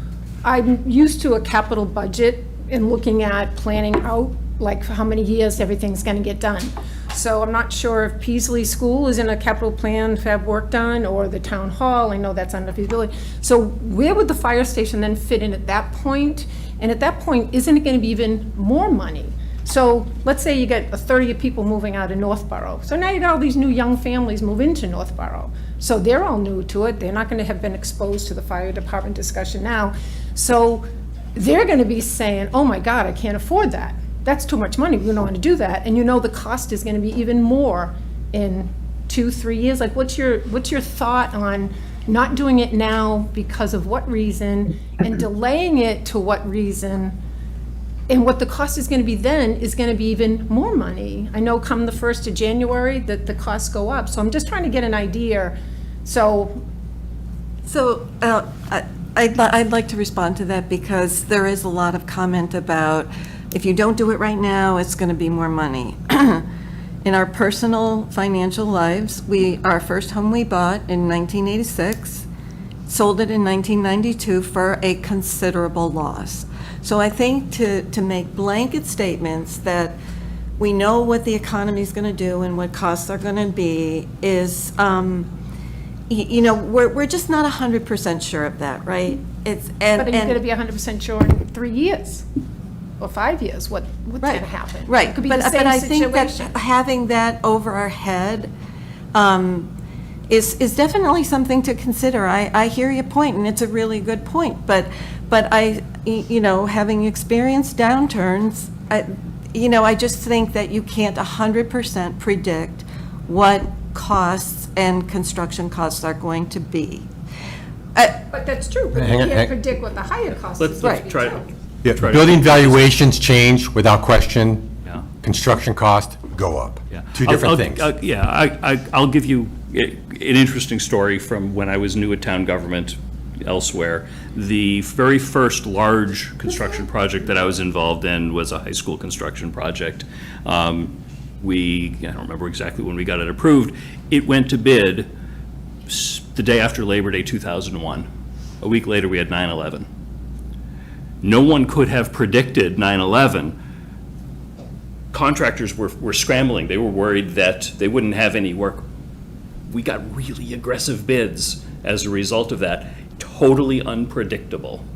Those sorts of things the only thing you can predict is over the long run, things are going to get more expensive. You can't predict, in 6 months it's going to be exactly this or this. You use the past averages is the best thing you can do. If we could predict, hey, in 6 months this is going to be $5 million cheaper, yeah, I think all of us would say, let's wait the 6 months. There's no one that can do that. It would, for something that substantial to happen, there would have to be a monumental, awful thing going on in the world. For that to occur, sometimes, and resale of houses is different than construction. I'll bet even in that time, construction was still going up because materials were probably still going up. But I don't know. I just think it's an unknown whether it goes up or it goes down, but I think right now, I think you've all been to that station. I've been there. You have 3 big men sleeping in one teeny little room on a twin bed that a college kid wouldn't even fit in. They need the space, they need to have a healthy environment, there's no doubt. Like before that Plymouth event, we were wiping diesel fuel off my desk every day. Every day I'd go in and be all black soot on my desk. And that was till that went in, and they do need it. So if why not approve it now instead of waiting, because after January, doesn't the cost go up on the construction materials? Well, first off, I don't think, we're not putting Yeah, anything off. Yeah. We're not, this is not a 3-4 year down the road question. We are not doing that. So- What we are doing right now is vetting out information as we speak and ask, that we've asked before, and then we haven't gotten the documentation yet. Because when you go to town meeting, you're gonna go to town meeting, it's not gonna be down the road. This isn't a wait project. We need to find out if there's any alterations that can be made to let the voters decide. It's not gonna be a yay or nay. It's gonna be for the voters to make the decision of how much they can afford to spend. Not just what you need, but how much they can afford to spend. So if they come at town meeting and say, all right, we want you to remove this, this, this, and this, go back to the drawing board because we want the money down, we don't have any control over that. You don't have any control over that. They do. And what I was trying to make mention of is at the last town meeting, people are starting to do things to that nature. And if the group wants to do that, that's what's going to happen. So better to be a little bit prepared for something like that. Because the town has never said no. I've never seen a project where they've just out and out said no. But I just have to say, when I answer the phones and people come into the desk and we have all the information and people will say to me, oh, I've been reading about the fire department project, or what's going on? And so people, I think, are becoming much more aware, and I think if it gets voted to go on the ballot, we've got, 4 months?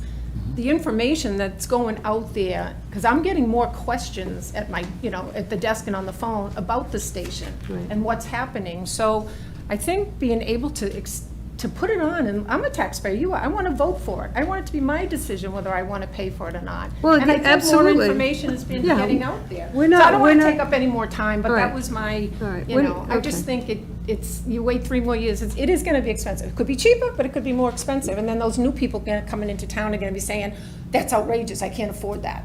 Okay. So we're going to be in the same boat we are right now. Thanks, Lorraine. Sorry. Okay. Did anyone else have anything before we move on? Sure, come on up. I'll make it as quick as I can. Pat McManus, 25 Fernbrook Road. Full disclosure, I'm a captain on the fire department. I serve as the union president. I represent the 20 career members of the department. I spoke at one of the public input sessions, and I'd just like to reiterate what I said there. I'd like to thank HKT, the feasibility committee originally, the current building committee, and all the committees that have had input into this project. I can tell you that since day one, the chief came to us, the members of the department came to us back when this started to take off, and he wanted to know our opinion. And I made the joke last time that takes a lot of guts, because if you're gonna ask a firefighter his opinion, you better be ready for the answer. All we've asked for is a safe and healthy work environment. That is it. We have not asked for extra bells and whistles. We have not asked for extra rooms. We have not asked for more space than we really need. This building, what you've seen on the screen multiple times, and including tonight, works for us. I have probably 12 years left on the job. It's going to work for the next 12 years, and I can safely say for the next 30 beyond that. What we're in right now doesn't work. I am not an engineer. I can't talk curb cuts. I can't talk geothermal. I'm a firefighter. What I can tell you when it comes to traffic studies is that Church, Pierce, and Route 20 is the absolute most dangerous, worst intersection we deal with on a daily basis. And there's gonna be no correcting that. That intersection is horrific for us to come down. When we come out into that intersection, we have cars coming down Church Street, taking a left onto Pierce. It happened today. We were going out for a car fire. We almost got hit head on. When we come into that intersection, we have to force cars out into the intersection. They never know what to do when they see a fire truck coming. They don't know if they should stop, pull right, pull left, keep going, try to outrun us. The proposed site is absolutely the safest spot for us when it comes to traffic. We come out, we go left, we go right. Motorists will hopefully have a red light that knows that will tell them they have to stop. We can navigate Dunkin' Donuts. That's easy. Again, we talked about, there's been a lot of talk tonight about data, about stats. I can only tell you about the data and stats that I know.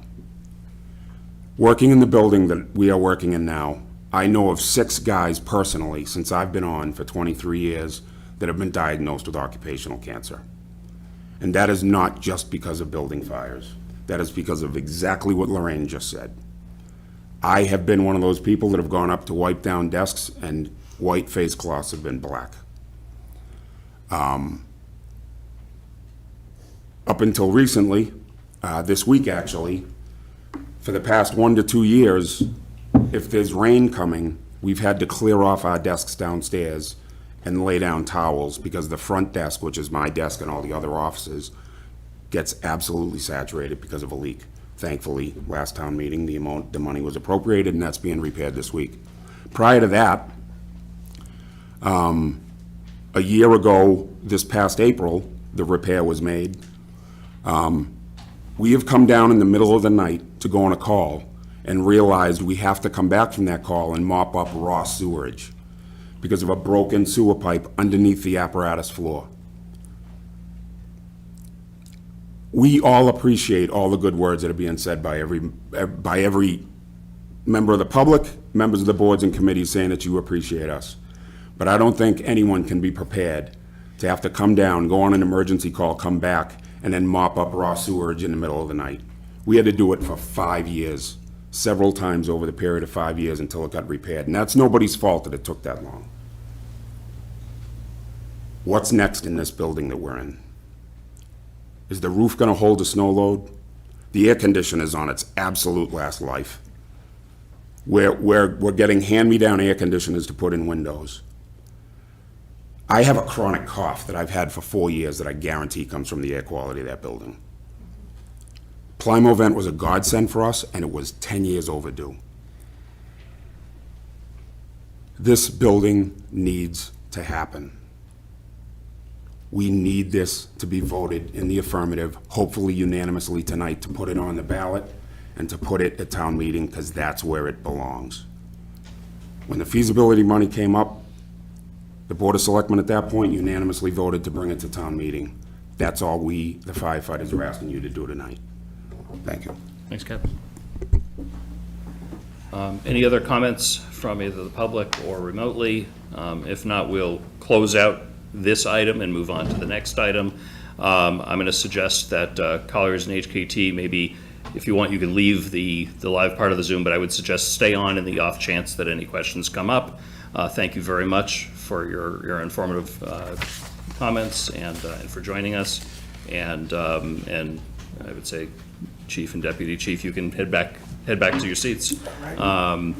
We'll move on to the next agenda item, which is vote to place ballot question on the November 5, 2024 state election ballot. In our packet is a memo from Town Clerk Andy Dowd, who has thankfully joined us tonight. If anyone has any questions about that process, I'll try to summarize a little bit about it, is that the timing of this works out that we can put it on the presidential ballot, which is really a state election.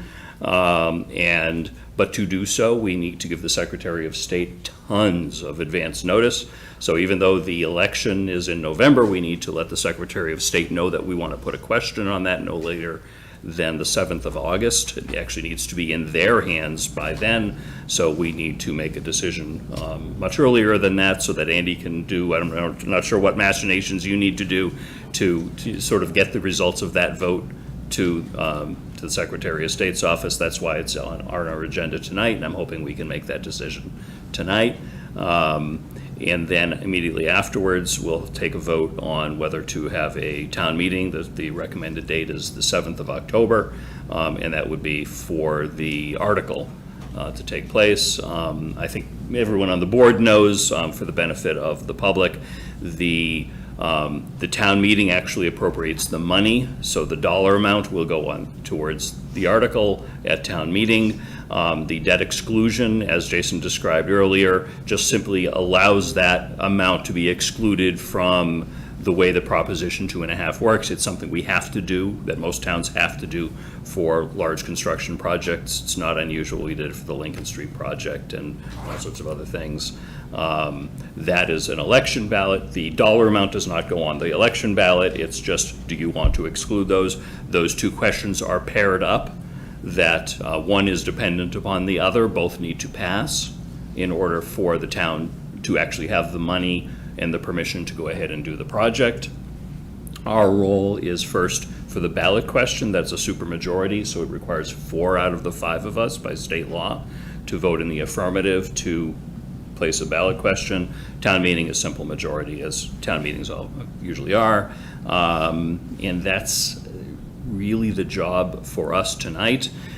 In the past, town meeting has approved this project at 2 prior levels, once for feasibility, back in, was it 2006, I think you said, and then more recently for $3.5 million as the results of the feasibility to go ahead and purchase the land that this is being designed on. It was, this specific land that it was being designed for, and the town meeting was aware.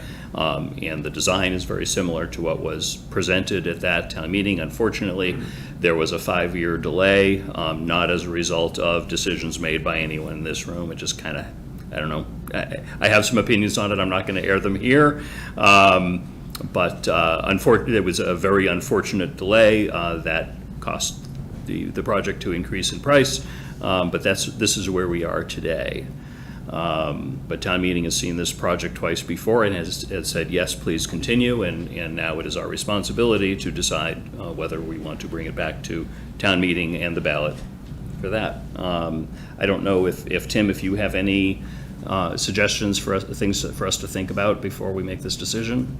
Andy's memo on the 26th lays it out clearly what needs to be done, and you're right, it's completely the board's responsibility to bring both things forward to the ballot and to town meeting, so, no, I have nothing to add. Okay. Anybody have any comments or questions? I do. Julianne? So when we vote to bring it to either town meeting or on the state election ballot, Yeah. we're not including a price? Tonight, no. Tonight, no. Tonight, no. So what happens is, the ballot is a one-time thing. Uh-huh. That, you'll see that in the motions, and it was also in Andy's memo. The state says exactly what you have to say, and there's never a dollar amount with that. Uh-huh. Our town meeting vote tonight is simply to, yes, we will have a town meeting, and my presumption is that opens the warrant. So that says, that advertises to the world, we're going to have a town meeting on, and the recommended date is the 7th of October.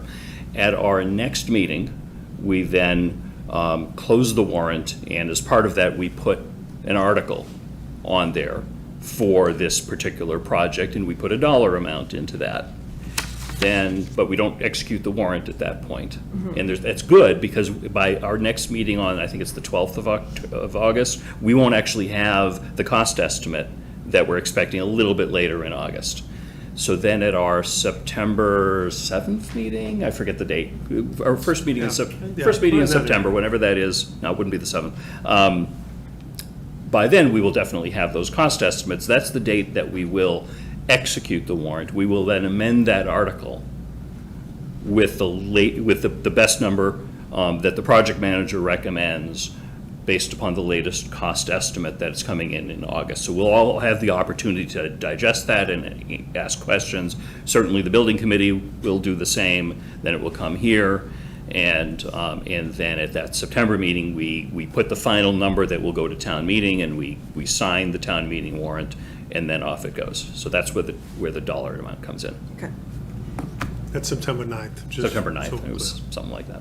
Okay. Close enough. Yes. Any other questions? Okay. Would someone like to make a motion? Yeah, Mr. Chair, I would like to make a motion, but just a point of clarification. Sure. I wouldn't want to make a motion, frankly, that will fail. Is there any discussion that we can have before making a motion and voting? Or? Sure. I mean, does anyone have concerns about bringing this forward to the ballot of November 5th? Would anyone oppose that to prevent the voters from voting on this? Okay. I'm not seeing any hands up, so Okay, well, then in that case. Yes. With gusto, I'd like to make a motion. Sure, you're gonna pass I move the board vote to place the following question on the November 5th, 2024 state election ballot. Shall the town of Northborough be allowed to exempt from the provisions of Proposition 2 and 1/2, so-called, the amounts required to pay for the bonds to be issued in order to construct a new fire station building to be located at 61-65 West Main Street, Northborough, Mass., including the payment of costs related to equipping and furnishing the building, making site improvements, and all other costs incidental and related thereto. Second. Okay, motion's been made by Mike, seconded by Julianne. Any discussion? Okay, all those in favor? Aye. Okay, I see that as unanimous. We have a ballot. Thank you very much. Andy, thank you very much for doing the work in advance of this. Okay. Next up on our agenda is very similarly to vote to hold a special town meeting on October 7th, 2024 at 7:00 p.m. Quick clarification question for Tim and/or Andy. This also opens the warrant. We don't have to have a separate vote for that? Okay, perfect. That's all I needed to know. Any questions from the board before we go forward? Actually, do I see a question from the audience on this? Let me make sure that the board has no questions. Why would it be 7 p.m. instead of 6 p.m.? I think there was a little discussion on it that this is a single, it looks like that we'll probably need one cleanup article related to something else. That 7 o'clock allows for the right time for more people to attend. Yeah, the agenda had 7. Had 7? The motion had 6. Oh, okay. Just because I missed that. we Okay. had a typo, but then we we need to reconcile what the board wants. You can Okay. select the time. Yeah, I thought there had been some discussion that 7 PM. I'll ask Andy, do you have any suggestion as to a good time for this to be, to have the best turnout? My only thought is for consistency, our regular meeting does start at 6 PM. It would probably make sense to make this meeting start at 6, but again, as Tim said, I it's agree on with that. Yeah, People coming in from work. yeah, yeah. I'm leaning towards 7. Personally, that's my opinion. I mean, it's going to take us a little while to go through this. It's not going to take us 4 hours. I sure as heck hope it doesn't take us 4 hours to go through this one. And the other one It is. doesn't take 3 days. The other one's hopefully a simple prior year, yeah. A simple prior year bill that I would hope wouldn't take more than 10 minutes. Thoughts, Laura? I like the 6 PM time, but I will, whatever the rest I of. mean, do we want to split the difference and do 6:30? or- No. No, that really messes things up. I really don't. I think Trying to find consistency is consensus. important. Yeah. I'm on the fence because, you know, we spent, Doug, I think, spent a lot of time didn't you get the time changed, Doug? Well, I changed it to 7, but because of the pandemic, it never happened. It was Saturday, and then one of the other selectmen decided to do it at 6 PM. And because of overwhelming support for that, and it's always been 6 PM. My original article was 7 PM for regular meetings and special town meetings. And I was just wondering a little bit of whether they chose the 7 PM because the last article didn't come to special town meeting, so I just kind of wondered about that. I think ultimately, we can choose the time that we think works best for the town. Yeah. So, all right, so I'm a 7, you're a 7. Can I ask a quick question? Of course. I don't know if you know off the top of your head, but do more people attend at 6 PM versus 7 PM, or is it the same? It's really hard to say. I mean, we saw, a good attendance early on at this year's annual town meeting at 6. But it's the question that drives attendance, and obviously this article will certainly drive attendance in general, I think, regardless of the time. Probably safe to say voting on the actual article wouldn't occur till after 7, so. That's my guess. Well, I mean, I don't want to risk it Yeah. I mean, it was difficult for you to get here at 6 tonight. It's, working people, I think. It's my fault, Julie? Sorry. Come on, No, buck it's up, all right. Mike. Lisa, any? I would say that in the case of the questions and everything else being a shorter evening, that perhaps 7 is the better idea for this meeting, because it is a special town meeting. And then in the future years, when we have meetings both in the spring and the fall, that they would be at the same time at 6. And people would have that in advance, their notice. So being it's a special town meeting, we'll give them a special time. Well, and the benefit is if somebody gets there early, at least they won't be late. Right. They won't be standing outside the door trying to come in. That's right. I'm okay with that. All right, I'm seeing 3 good with 7 o'clock. I'll do it. 7, Mike, you good with 7? I mean, if we've got a majority at 7, Yeah, let's go. all right, okay. Doug, thanks for the question, and thanks for, I had not noticed that what the agenda Yeah. said. I didn't realize that the motion said something different. Okay, so it Mr. sounds like. Chair? Oh, 7 sorry. o'clock. Yeah, go ahead.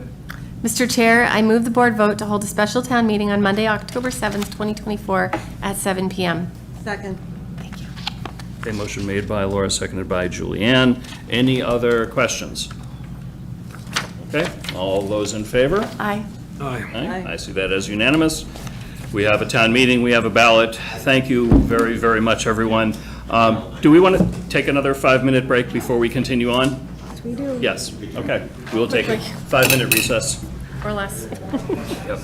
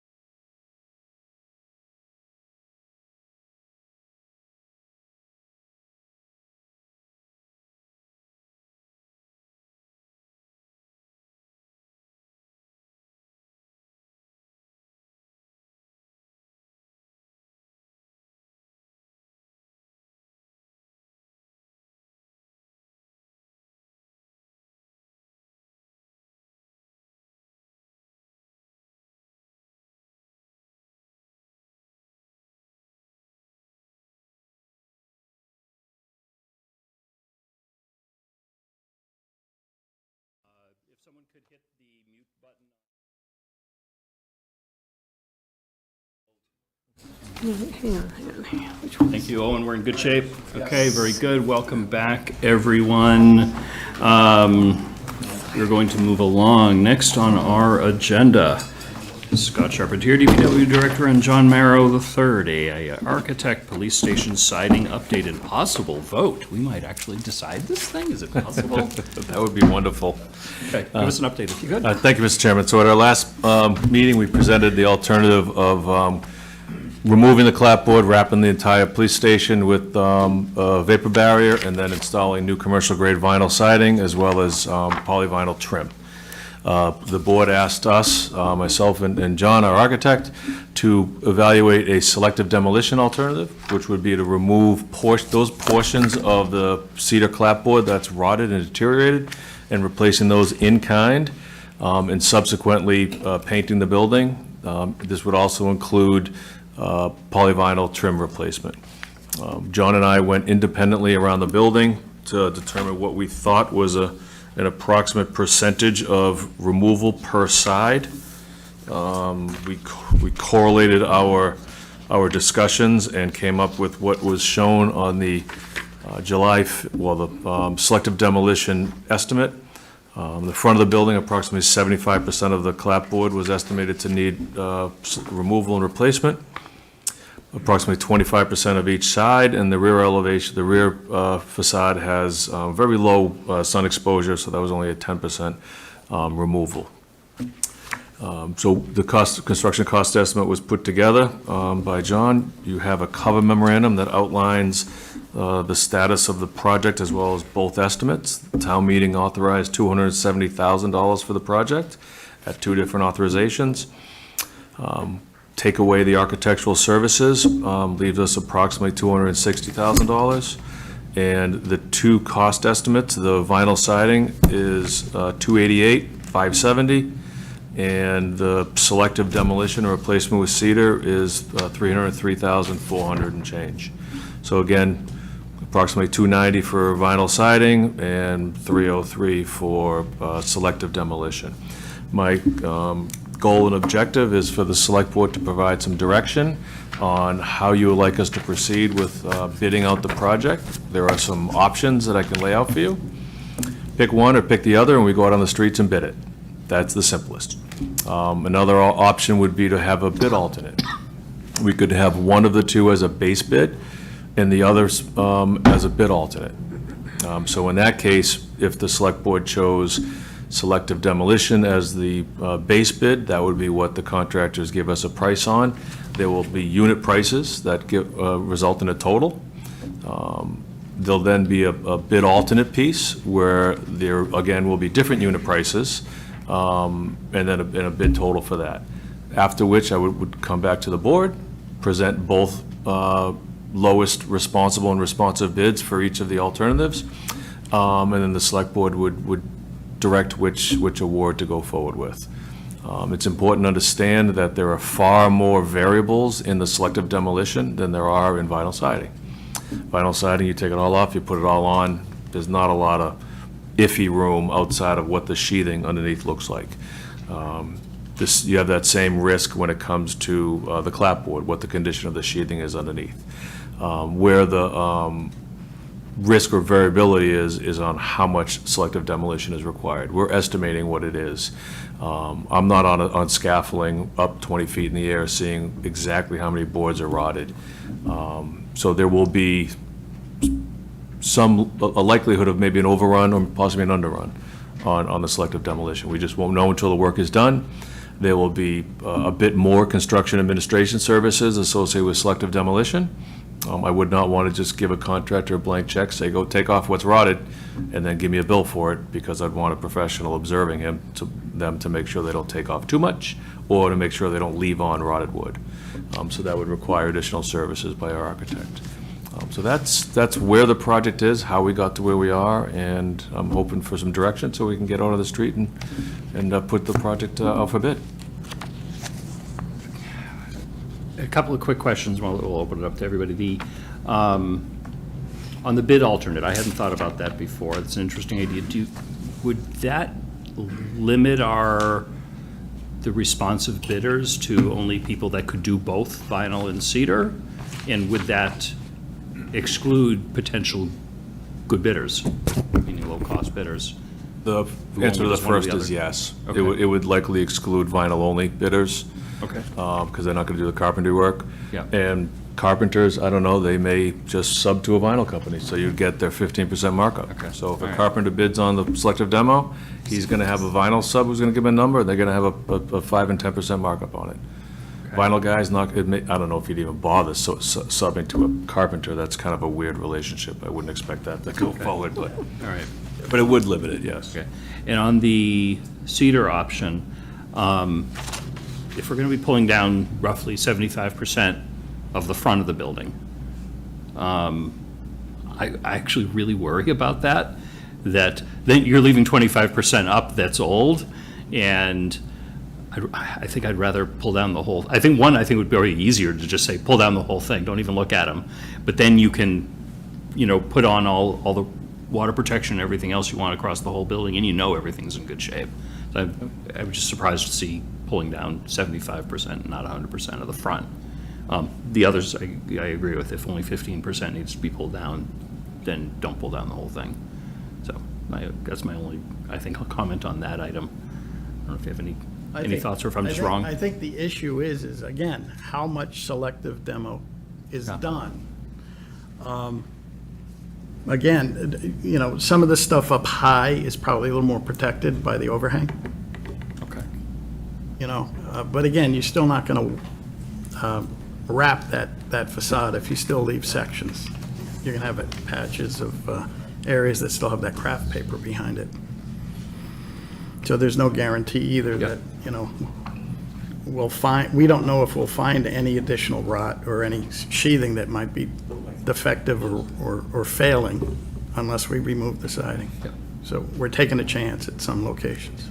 The way the bid would be put together would be an area quantity for removal of clapboard and replacement. So whatever the area is of 75, 25, 25, 10, add it all up, that's the area of removal. If it's determined that 50% of the front of the, only 50% has to be removed, then only 50% gets removed. If the sides are 35%, then that's what gets done. We just got to come up with a number for the bid. If we up the quantity, we up the estimate, we throw 100% removal in the front, then the 303 goes up to whatever it does, 325, whatever the number is. The estimates, I don't want to say they're arbitrary, but they don't mean that's how much we're spending. But we have a high contingency on the selective demo too. Right.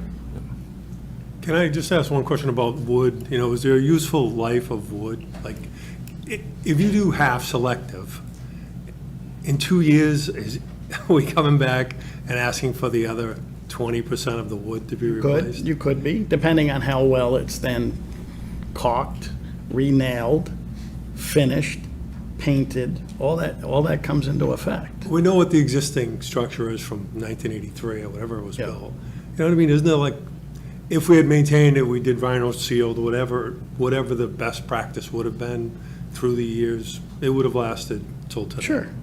We know that the cedar will last. That's why it was put on buildings for years. But again, I think I mentioned at last meeting, I know you weren't here, that it's not the same cedar they made 100 years ago. Yeah. It's fast growth. And the cost is still, I brought just a simple, I did another quote just on clear cedar, $5.20 a linear foot, which works out to about $1,050 per 100 square feet. If we're looking at 25 square, I think that's what my estimate was on the selective. You can do the math. That's a lot of material. It's a lot of cost for a little bit of material. Let's put it that way.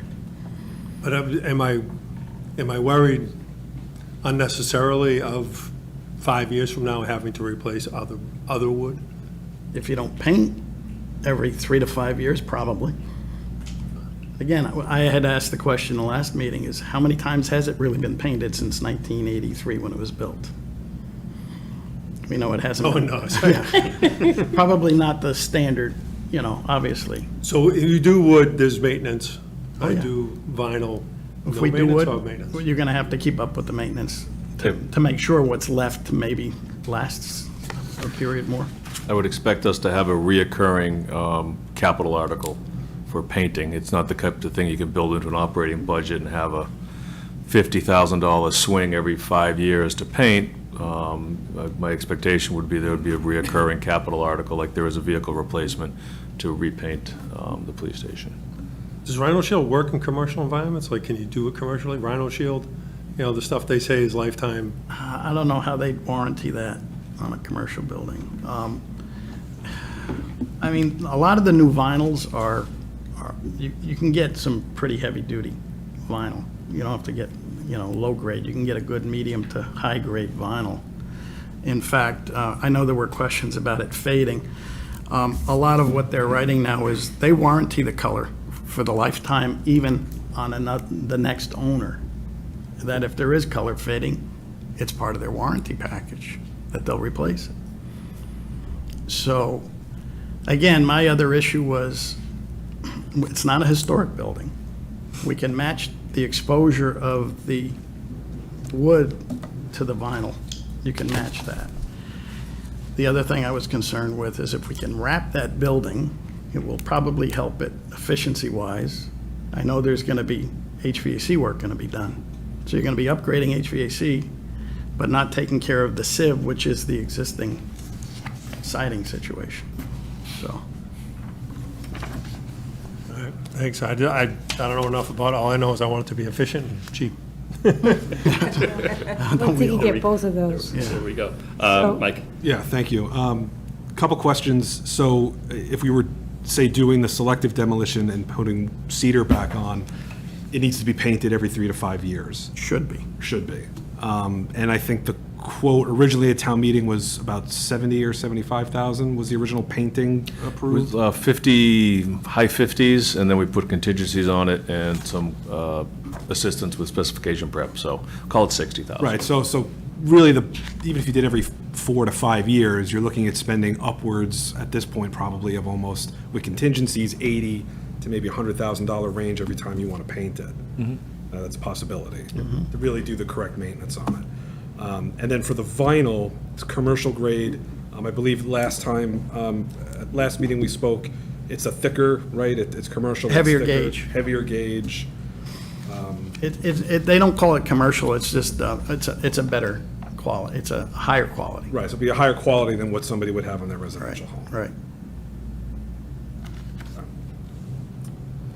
Lisa? All right. I have a lot of questions. First off, we talk of vinyl.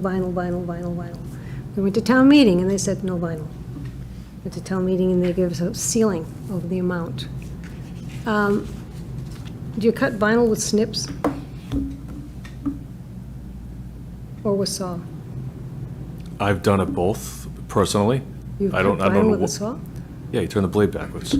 I've done it both ways in my house. I don't know what the general contractor's gonna do, Okay. but I'm telling you from my own experience, I've done detail snips so I can get around penetrations, and when it's just long runs, I turn my blade around on my chop saw and I chop it that way. Okay, so vinyl is a fabric that's easier to cut than with regular wood. And when you pierce that with a nail, or with a screw, or with any application that you might have to put on a bracket, a pipe, a camera, you pierce the vinyl, and you pierce the Tyvek. So everything that you're talking about then gets thrown out the window because it's not a solid piece anymore. It has holes in it. I would spec blocking, flashing for anything that's mounted within the field of the vinyl. I wouldn't put a pipe directly on a hanger through the vinyl. Well, there's They a have lot, blocks and trim pieces and things now that you can do to make sure you don't crush it, penetrate it. Yeah, when you look at a hose bib, for example, on a recently constructed house, they frame out where that hose bib comes through in the vinyl. Regarding the penetration of the Tyvek, yeah, the Tyvex the vapor barrier will be penetrated with aluminum nails that go through the vinyl that are through the slots, just as it would be with the selective demolition replacement with cedar. Those are fastened, the fasteners are nails. The nails go through the vapor barrier into the sheathing, so. Right, but it's the wood one and the can be same. caulked, correct?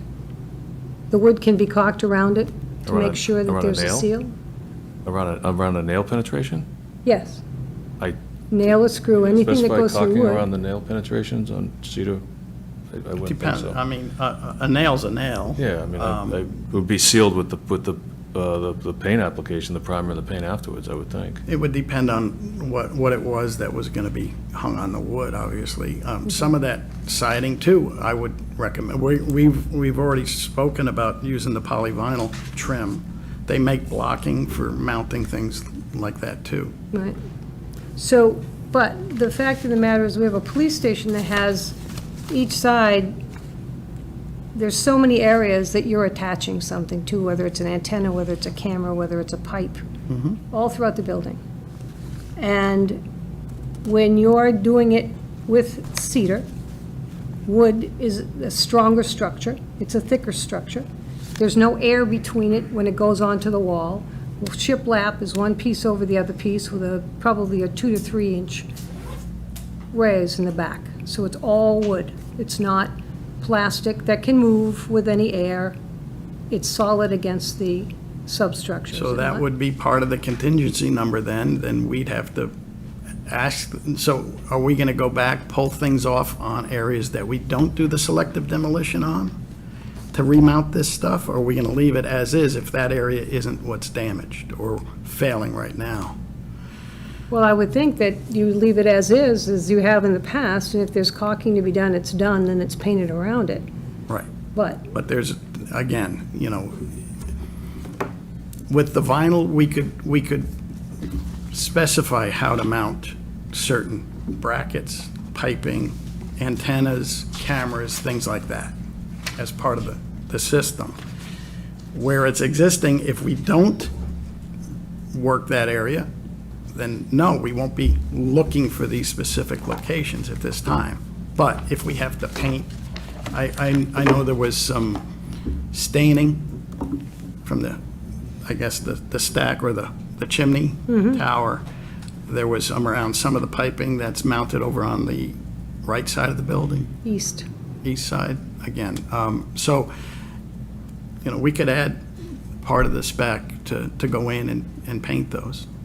But again, that's part of the selective demolition spec. We could fine tune that down to whatever we need to do.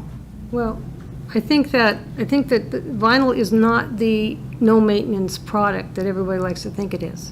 Vinyl stains, it collects mold and mildew. It needs to be power washed every year, or it's going to look horrible. We've got spots that, right now, with the staining of the building that's already got mold and mildew in the back, 2 or 3 different areas of it from photographs. When you have vinyl and something hits it, a rock comes in or something goes against it, to try to fix it, you can't plug it. You can't fill it. You can't sand it You and replace repaint it. you replace the piece of vinyl. You replace a piece of vinyl. And you can't place a 2-inch piece of vinyl when that happens. You have to replace, like, say, the end caps, you'd have to replace the whole run. So when you're going from a unit that we've known that's wood or cedar to vinyl that we don't spend as much time with, and why it's not, I don't know that it's ever been specified for that many municipal buildings, just because of what its principles are, properties are. So just to be clear, I mean, we're not here trying to sell one product or another. I'm not, me sitting here is not saying this is what's best. I mean, there's a lot of options with this building. If you're not in favor of vinyl, then selective demolition is the alternative. If you're not in favor of that, then vinyl is. If neither of those are good, then we'll do something, wrap it in hardy board and ask for another $500,000. I mean, whatever you guys want, you know what I mean? Whatever the board, whatever pleases the board. I think the board has to understand the difference, too. You might understand it, I don't know if all 4 members understand it, but there's a lot that goes into the differences between the mediums. And vinyl is not the be-all, end-all, and there's just too much specification that you would have to do. You'd have to spend more money putting on this vinyl than it's worth. The building is not going to be here 50 years from now. This building already has 40 years life of it, and that what was expected to see was 50 years. So why are we trying to put something on a building that is going to have a feasibility study shortly to find out if the entire, not just the outside, but the entire building on the inside, the machinery, the amount of information that the people need to do their job, just like the fire station, is going to happen? This is going to be a stopgap measure. It's not going to be here for 20 years with vinyl on it. Because it's, if you walk inside and you know what the inside looks like, that's going to have to be addressed. No building inside and out is just going to last for 40, 50 years without any maintenance. So then the question is, well, what's going to be done? How is it going to be done? And how effectively can it be done for the cost? I talked to Majestic Painting, the same people who gave us that quote that you went to town meeting with before for the 70. It's 2024, he's now come up with a total of $57,247, and the option to replace the rotted wood and secure the loose clapboards is an additional $8,500. Great, I hope he bids, hope they bid, and I hope they win it. If we can get this project done for $70,000 and $200,000 goes back into the free cash, that's a win. I mean, that's not something to be frowned upon. I would hope that they bid, and they bid aggressively, and they get the project. Well, That'd be wonderful. I would hope so too, but that's what selective, if that's what selective is being talked about and staying with the medium that it is, if you don't replace the whole, you asked the question, I'm not going to replace the whole board, so what's going to happen? I'm going to have to go back and replace the other ones later. If you look at the building now, you'll see that the PVC trim was done that way, was done partially, it wasn't done the whole run. So now they have to finish the run. They're not going to take the new stuff off. They're going to just take the 2 feet that wasn't done or the 4 feet that wasn't done and replace it. And it's going to match because it's the same material. So we're looking at a building that we talked about before. Clapboard lasts as long as you want to make it last. It can last up to 100 years, 140 years. It's going to last because of its natural components. Vinyl is not. There's too many things that happen with vinyl that say don't use it. So I'm sorry, Lisa, do you want to, is it all trim shall be polyvinyl? Well, I would think that's because then you're not going to replace everything. Well, I'm It's just already asking, there. because I wasn't in Majestic's quote, and I'm trying to iron out what the scope of work will be in the construction bid package we put on the street, hopefully soon. So I'm just trying to get some direction, that's all. I would think that I'm looking at what he's got. I think one thing to keep in mind, right, yeah, the clapboard may last 100, 140 years, but we were just discussing how this building won't last 20. And with the estimates that we have in front of us, if we're talking about saving the Northborough taxpayers' money, the cheaper option and what maybe bid is, the bid that come in the cheapest is probably the vinyl. You don't know that. So we don't know that, but the estimates seem to bear that trend. So if we don't think the building is going to last another 20 or 25 years, and we need to do something, wouldn't the cheapest option then be the best? And then if the vinyl lasts longer, then then great. Yeah, just trying to follow the argument. Well, that's the problem, because if you're looking at vinyl, to do that, take everything off and put vinyl on, just for labor, is $111,000. Just for labor.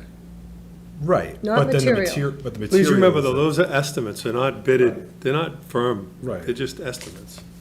From all this, until But we we have get to to use the those to street. make a decision. Right, until we get to the street, but bid them both. Just put Well, them both on the Can you- street. Can you bid both separately, simultaneously?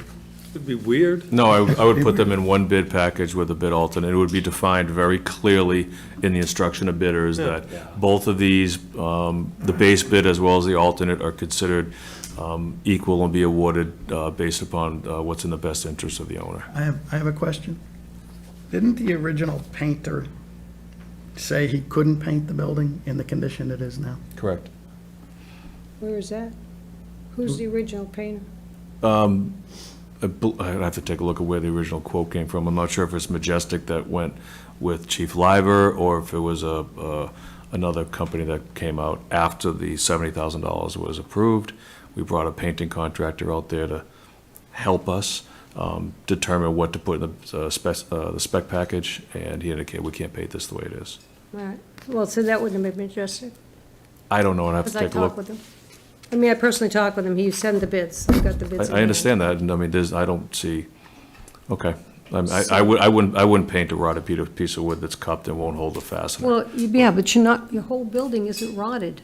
I didn't say that. All I'm saying is if there's a piece of wood on my shed Right. and it's rotted, I'm gonna take it off and replace it, then I'm gonna paint it. That's all. Yeah, so And that's what the 2-foot painter, piece. that's what the painter told us when they came out, that I wouldn't paint that because it's deteriorated wood. It's not gonna hold paint, so. Laura? So, Oh, sorry. they have some questions. I mean, I put a bunch of stuff together with a show and tell of it. I can share it with you if you want to. I'll pass it down, you can look at it.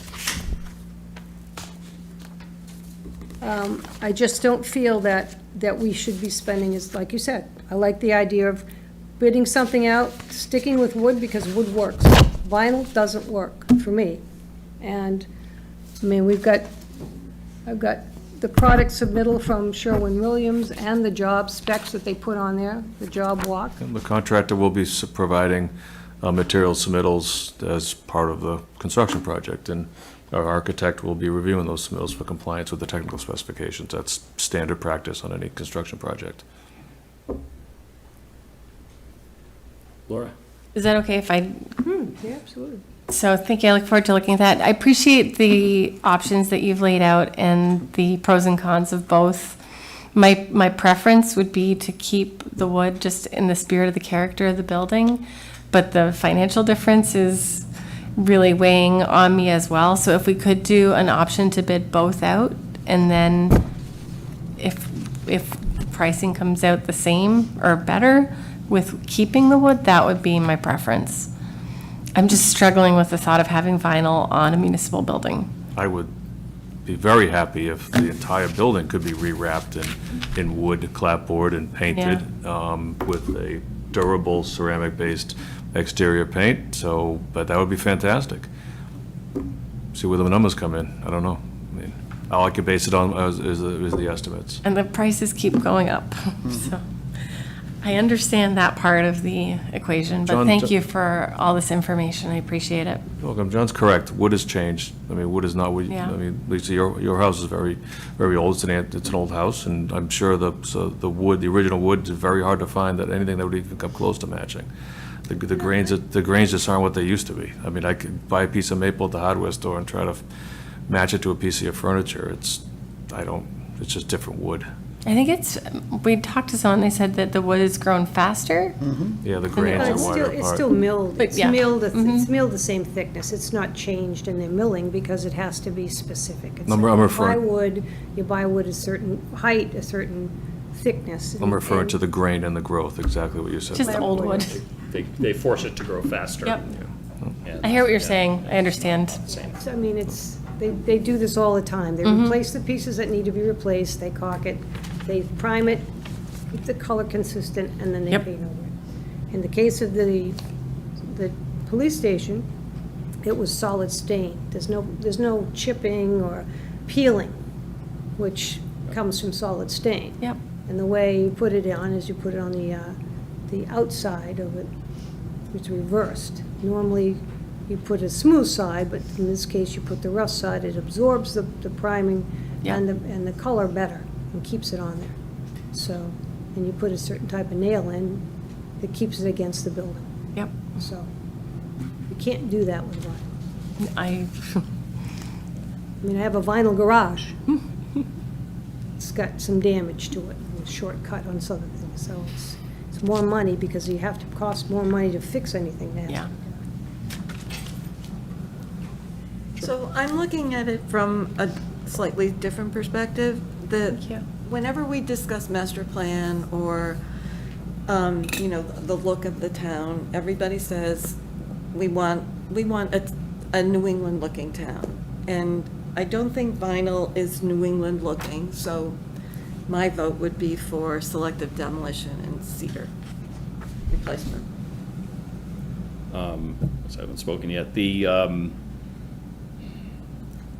I want it to be cedar at the end of it because I think that looks better. I think it looks right. That was the original intent of the building. I'm a little bit bothered by the idea of saying, all right, every 5 years we're going to spend $60,000 or $70,000 or $80,000 on painting the thing, or staining the thing, or whatever else, because it's an opportunity to reduce our ongoing annual costs. I lean a little bit more towards vinyl as a result of that, as a cost-saving measure.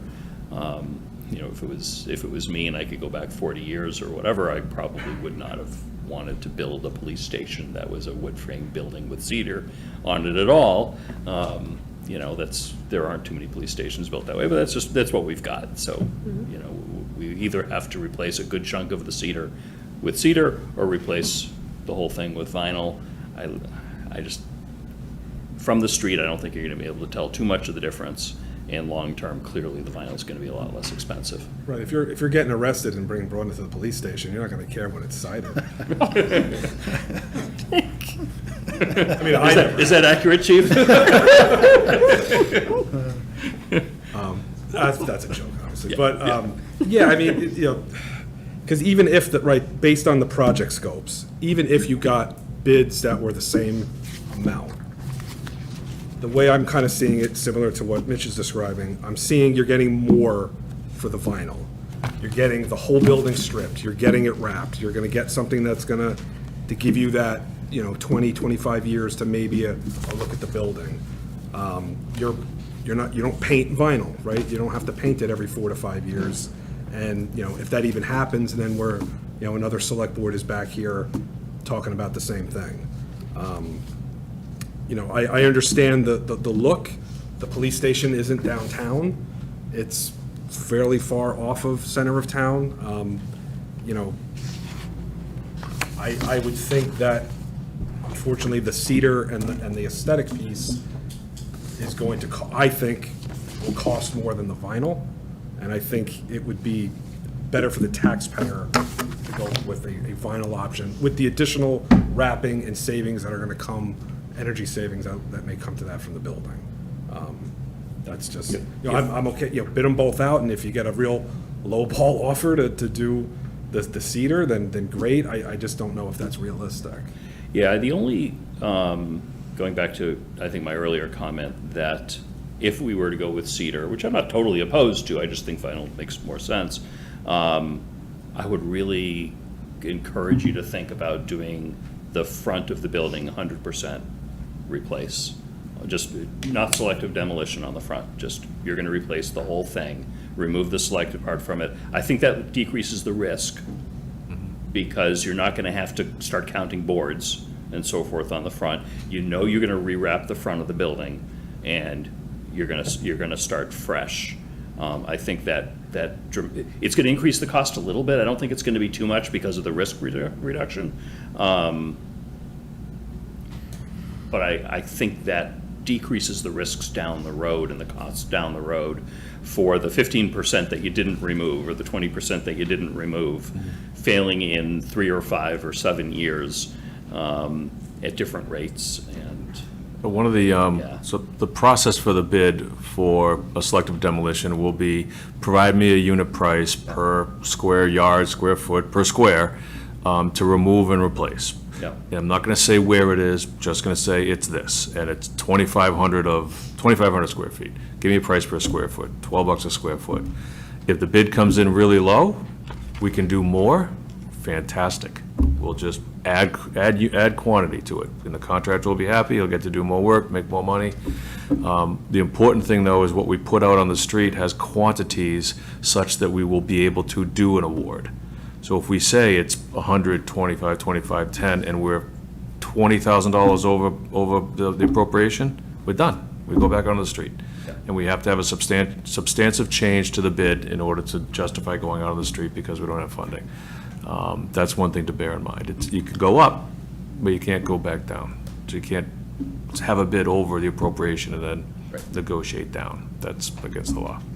So when you're talking about putting the bid out and you're doing selective, you're not telling them where they have to put it on, you're just giving them a certain amount There'll be a quantity in there. as like a little allowance? Yes, we'll indicate estimates on the site, so when they go out on the pre-construction site visit, we'll explain so they can see the penetrations, observe the conditions, but at the end of the day, it'll be a quantity that says 2,500, whatever the quantity is, 2,500 square feet, what's your unit price per square foot, times, 2,500, and there's your total price.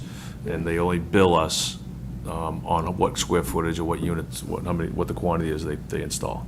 That sounds That's how every, unit price contract is. But you can pretty quickly, or potentially go over the budget then if, what they have to do. Yeah, the biggest danger in selective demolition is uncovering more than you expected. Yeah. So if we award at 255,000 and we have 5,000 cushion, and they start tearing into it and they say, "Whoa, we have rotted sheathing, we have penetration sill rot, we have all this rot that we need to deal with that we couldn't see," then there's a danger that we won't have funds. So the question is that, now, I don't believe for 1 minute the full front needs to be done. Have you been down there? Have you pulled boards off, several boards, to see that? I haven't, no. No. I've seen it looking pretty bad. Well, To me, it it's looks like bad the whole because front of the needs to get stain. done. It's not Yeah, bad I because- I rely upon the hired experts to tell me. So the point is that we're making this big about it. Let's do a selective situation that says, you go, you're the construction person, you go and you tell me what needs to be replaced. And then you bid on that. But you're saying that when you do that, you're giving them a final allowance of $200,000? No. What are you giving them? You're not, no allowance at all. They're just coming in with bids. Yeah, the contractors will submit bids. There'll be a bid form. On that bid form, there'll be a series of items to bid on. There'll be item 3, selective removal and replacement 5-inch reveal cedar clapboard. Okay. The measure is square foot. Quantity is 2,500 square feet. What is your bid price per square foot? $10. 10 times 2,500, 25,000. There it is. And on the pay recs that the contractor submits under item 4, selective demo, he submits, 1,500. He submits 3,500. Before he does 3,500, we figure out what we can do with the budget and if we're in trouble. Right. And if it's down, like you said, it's great if it's down. And there's a chance that it's down. I've already gotten a couple of quotes about being down. So I'm willing to give that a try. I would question a painting contractor's evaluation of wood condition throughout a building. I would prefer that, your quantity be based on, an expert, an architect, or, somebody who's on some scaffolding observing the conditions, and not just $8,500 to replace what's rotted. But you're taking that contractor along with you to have him look at it to make the bid with. No. No, he's gonna do it on his own. Yeah, we don't do that, no, no. General contractors act on their own independently. Right. Without collusion, because they sign their non-collusion form, and they prepare their bids independently. I don't give any of them any new info or, secret observations of windowsills or anything like Okay. that. That's against the law. Have any audience if- participation? If the bids for either one or both come in over 260, to bridge that, is using ARPA funds an option, and how would that work? No. It is an option. I will come before this board with the bids, the bid results, and my evaluation on what the bid results show. And if they're both over, or the selected award is over, for example, if selected demo comes in over, but that's strongly what the board wants to do, then you can appropriate ARPA funds to supplement the construction, the town meeting appropriation. And does going out to bid for both options slow anything down, any detriment, or is it just giving us more options to pick from? The chairman pointed out a detriment to it. You're likely going to get carpenters, carpentry companies bidding on it and having a vinyl siding sub provide that price. Okay, so that would be the same scenario in going out with both. that was Yeah, if you described go out with earlier. both, then they're gonna bid on both numbers. It'll likely be carpenters and then the vinyl siding subcontractor. We would be subject to paying overhead and profit through the general contractor. So if the final guy is $200,000, we're gonna pay $230,000 or something like that, because you're running it through a general contractor. Otherwise, if it was just vinyl, you just have vinyl guys, companies bid out, and then they would have, their own laborers to strip all the clapboard off and everything. And the same in reverse, so that you said there probably wouldn't be vinyl people that would sub out to a carpenter. I seriously doubt that. That would be shocking, but you never know. Maybe there's a couple brothers that own two different companies, and they get together a lot. I have no idea. You never know until you go down the And street. in a bid alternate, you specify the first and then you specify the second. Yeah. Yep. In this case, it would make, I believe, little difference on which one's the base bid and which one's the alternate, considering they're kind of two independent projects.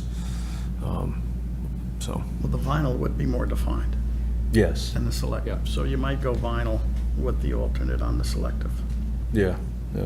It's probably, the vinyls are very. That would be a fixed number, That's an easy number for them to get. except for any contingency in what they find, Yeah, which, that's a good point, John. But do you limit the bidders, the number of people, if it's vinyl and there's alternates for wood? I don't think so. No. You're gonna want I think the more bids, the better, especially in this case. I just don't want to because- limit it because you selected one as an alternate and one as the main. No, you'd probably just lose some vinyl-only companies unless they want to sub to a carpenter. I'm guessing most of them would be carpenters submitting, carpentry companies submitting. But You who couldn't knows? do both, right? You couldn't do wood on the front and vinyl on the back and sides.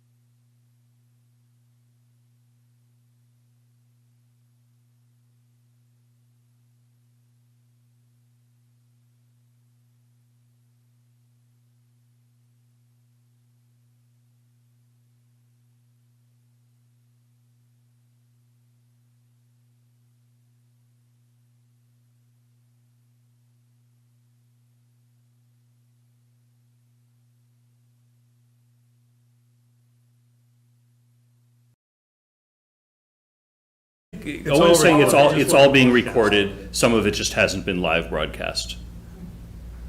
Anybody still up? Yeah. All right. In an effort to try to move this along, I like the idea of, at this point, bidding it out with an alternate, get quotes. If somebody responsible wants to bid 70 grand on painting the thing, and you can verify that that they're legitimate and they'll own the work, then come back to us with 70 grand. And if it doesn't happen, then we'll have two options to choose from, and we figure it out. And if it's over the amount of money that's available, we just came back on. If it's over the amount available, we discuss allocating ARPA funds to it, and I imagine this will take a few weeks to bid out. I don't know what the turnaround time is. It's a solid 3 weeks to get the bid process done, and we're not even at technical specifications You're not ready yet. to release it yet. Um, Okay, be- so to be- probably our September meeting. Yeah, it's important to understand that there is a reference component to public bids. You put a bid out on the street, you ask for certain information from the contractors. There's some mandated things like a tax compliance, non-collusion, but there's other things like project references. Provide me 10 projects of similar size and scope that you perform for municipalities or other public entities, just to see that they're, one, familiar with prevailing wage rates, they're a qualified contractor, and past municipal or government work has been done in compliance with the requirements. Because a lot of paperwork and stuff they got to do, and we really got to make sure that they're doing that correctly. So that's part of the process. Mike? One last question. If, say, the base is vinyl, alternate is cedar, would a vinyl-only company be able to bid on that, not the alternate, and could we accept that, or do they have to do both for it to be a legal bid for us to review? I don't know the answer to that. I've never run into somebody putting like not applicable under a bid alternate. And it may be protestable, so I'd have to reach out to the Attorney General's office to find out about that. And maybe that doesn't happen because they would just throw something on there. Well, that's a good question. I have to know that before you open envelopes. That would be non-compliant. Yeah, the non-responsive bid, yeah. Well, well, we've got some numbers from different painting people. You did have a painter come out and look, but you never formally bid the paint job. No. Do that first. Get out the selective demo first and see No, what. painting with any selective repair. Yep. Do that first. That might get you into your budget. Mhm. Now, if somebody comes out and says, I can't do it, well, we'll know, because you'll get multiple either bids back, or people might say, I don't want to bid it because I don't feel the surface is adequate enough. How do you deal with it? We're in winter if I do that, before we start the project. I understand. If that happens. I understand, but I've talked to painters who said they won't go near it, and then we've gotten quotes who say, it's easy, we can take care of it. I think one of the quotes even said something about power washing the cedar. I'd be very leery about power washing that building with paper backing, with penetrations through the nail holes. Right, power wash. He's been provided that. Yeah, I thank you. I did see a copy. So, they come out, they look. We had one who said he won't paint it, right? Again, that was just on a recommendation by somebody asking somebody to come out and look.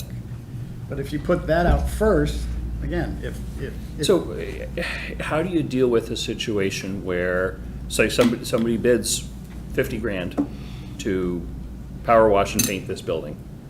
And, well, that's the low bidder. And how do you know, how do you do something to make sure that that person owns the issue so that it actually lasts us, a reasonable amount of time? You get 1 year warranties under municipal construction law. There are manufacturer material warranties that are longer. Yeah. I'm willing to guess that any paint manufacturer is going to base their warranty on a solid found substrate. So you can't just, paint an old rotted log in the woods and expect the painting manufacturer to stand by their product. So I'm not sure how the warranty piece of that after the first year where the contractor owns it would play out. Probably not well, Yeah.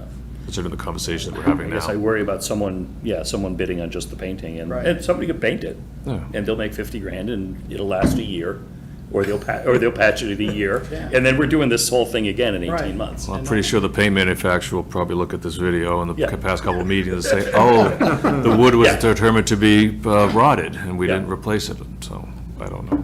Yeah, I don't know how you. My concern, Yeah. so, Yeah. we'll go forward with a vinyl base bid. The selective demo as bid alternate with quantities. Clearly identify that both are available in warranting award. And we'll see where the numbers fall, and we'll come back. Thank you. Board good with that? Yes. Yeah. Although that does limit who can bid on it. Likely, yes, likely. Confused as that. And I don't Why is see the cedar why as a is realistic vinyl base? option. You'd said something about the Financially. base. Why is vinyl base? Why is vinyl Because the it was base bid? simpler. I'm sorry. That would be a fixed number, pretty fixed number, because they would be taking all the cedar off, wrapping the building, putting all new vinyl on, being able to determine, their contingency would probably be lower because they may not find as much or have as much to do because it's clear, wide open space. The labor is less over time than fitting and piecing in sections over an area of a wall. So I think the vinyl should be a fairly firm number. There's less guessing, is what I'd say. If you start doing your selective removal, well, you might take a few boards off and then find that, well, underneath where they overlap, they're cracked. Between, the piece that's behind, it's overlapping. Piece of siding above it, oh, now we gotta go another piece, oh, wait, the one above that's cracked, and then all of a sudden, maybe a 15-foot by 3-foot section becomes 6 feet, 8 feet, 10, it's gonna vary depending on what they find. Well, it's One of true, the- but they're not gonna put a full long board on if it's a 2-foot piece. They're just gonna What- put a 2-foot piece. One of the in. risks is the quantity going up for selective demolition. I indicated that earlier. We specify it as 2,500 square feet of removal and replacement. During construction, they start getting into it. They say, oh my goodness, this is gonna be more like 4,000 square feet. And then when you multiply the square foot number overage by the unit price, if it's over the $260,000 appropriation, I don't know what we do. Do we, I mean, if it. Especially if they've already pulled stuff off. Yeah, and if you have to do it, and if it's after December 31st this year, ARPA money cannot be allocated toward it because right. it's after that, so then what do we, I don't know what we do. We go to the, I don't know what If we we do. if we start now, let's start doing the alternative because that's, Right, so, yeah, I say bid it out as soon as possible, and we'll have a lot more information. Okay. Everyone good with, But I'm not clear on which one. What are you bidding? you're bidding base vinyl, cedar alternate? Exactly. Base vinyl's easy. It's a hard number. There's really no variable with it. The selective demo, carpenters are gonna have to put their thinking The caps trim on. work gonna be Yeah. PVC Yep, yep, in both scenarios? Yes. yep, And the Tim. selected demo will include paint. yes. Yeah, we can't stain that. what do you mean you can't stain it? Selective you can. You can't, the stain on the existing remaining clapboard will not match the stain on newly installed clapboard. I'm sure that there's a material just like primer Majestic- from paint. isn't there? Majestic was gonna prime with oil primer and then paint with latex. I'd have to look into that a little bit. A stain would never match, so. Do that. Yeah. Well, it's solid stain, it's not like regular. Sherwin-Williams gave you all the specs. I can give you the package if you want it. So do we want to have this colored stain, or do we want to have it paint? Because I think your colored stain is the better, if it's matchable, which it's always been matchable in the past, if it's matchable, then you're better off because you won't have peeling. I've had very bad experience with trying to match old wood stain to new wood stain. The wood is a lot different. it takes in the stain differently. Plus, this building has already been stained once, so the likelihood of the new clapboard looking the same, I can't imagine it's gonna look the same. I'm sure a painter would make sure that it did, because he wouldn't be able to have a job if he couldn't. Okay. And if go back to remove all the. Yeah, no, I go back to tearing not the whole building down, just the, the stuff on the outside. My opinion is paint, because we're guaranteed a consistent result. Well, we can have the painters comment. Yeah, it's a painter's. But can we, I Well, don't know if we we. were Oh, gonna no, we paint have to, it we have 2 to, years we have to ago. define this as We're a gonna bid. spec- We gotta spec it. Yeah. It's We gonna be have to spec what define what they they're want. doing. There's no, you know.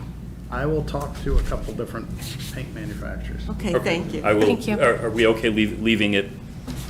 Yeah, I see the police chief here, who's gonna be impacted with this, I'll recognize in just a second. Are we okay leaving that paint for sustained decision to our architect? Because it needs to get into the bid spec.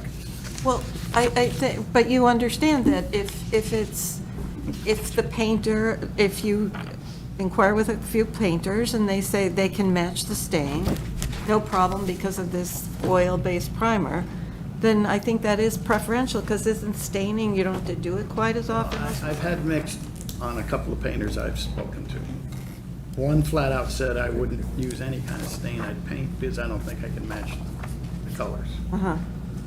Another one said, well, the way he would do it would go to maybe the next level or a shade darker than what it is. That'd be That was nice. his solution.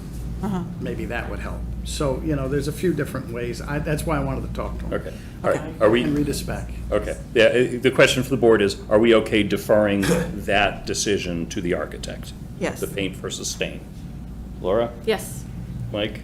Sure. Julianne? Yes. Lisa? I don't know. Okay, well, we get 4 in favor, 1 abstention. But this is for Stain? the alternate? This is for paint versus stain on the alternate. We're not gonna paint the vinyl, so, yeah, Well, right. yeah, Okay. yeah, because it needs to get into the bid spec, we can't decide that. Right, I meant this is the They big need to job just- of some replacement, not just paint the building Right, as is. yeah, right, Right. yeah. It's not just a quick stain job. Somebody's gonna have to take the effort to really make sure that we can color match. Right. That's all. Yep. And they can The do owner of this samples. building, the occupier of this building wants to say, hey Doug?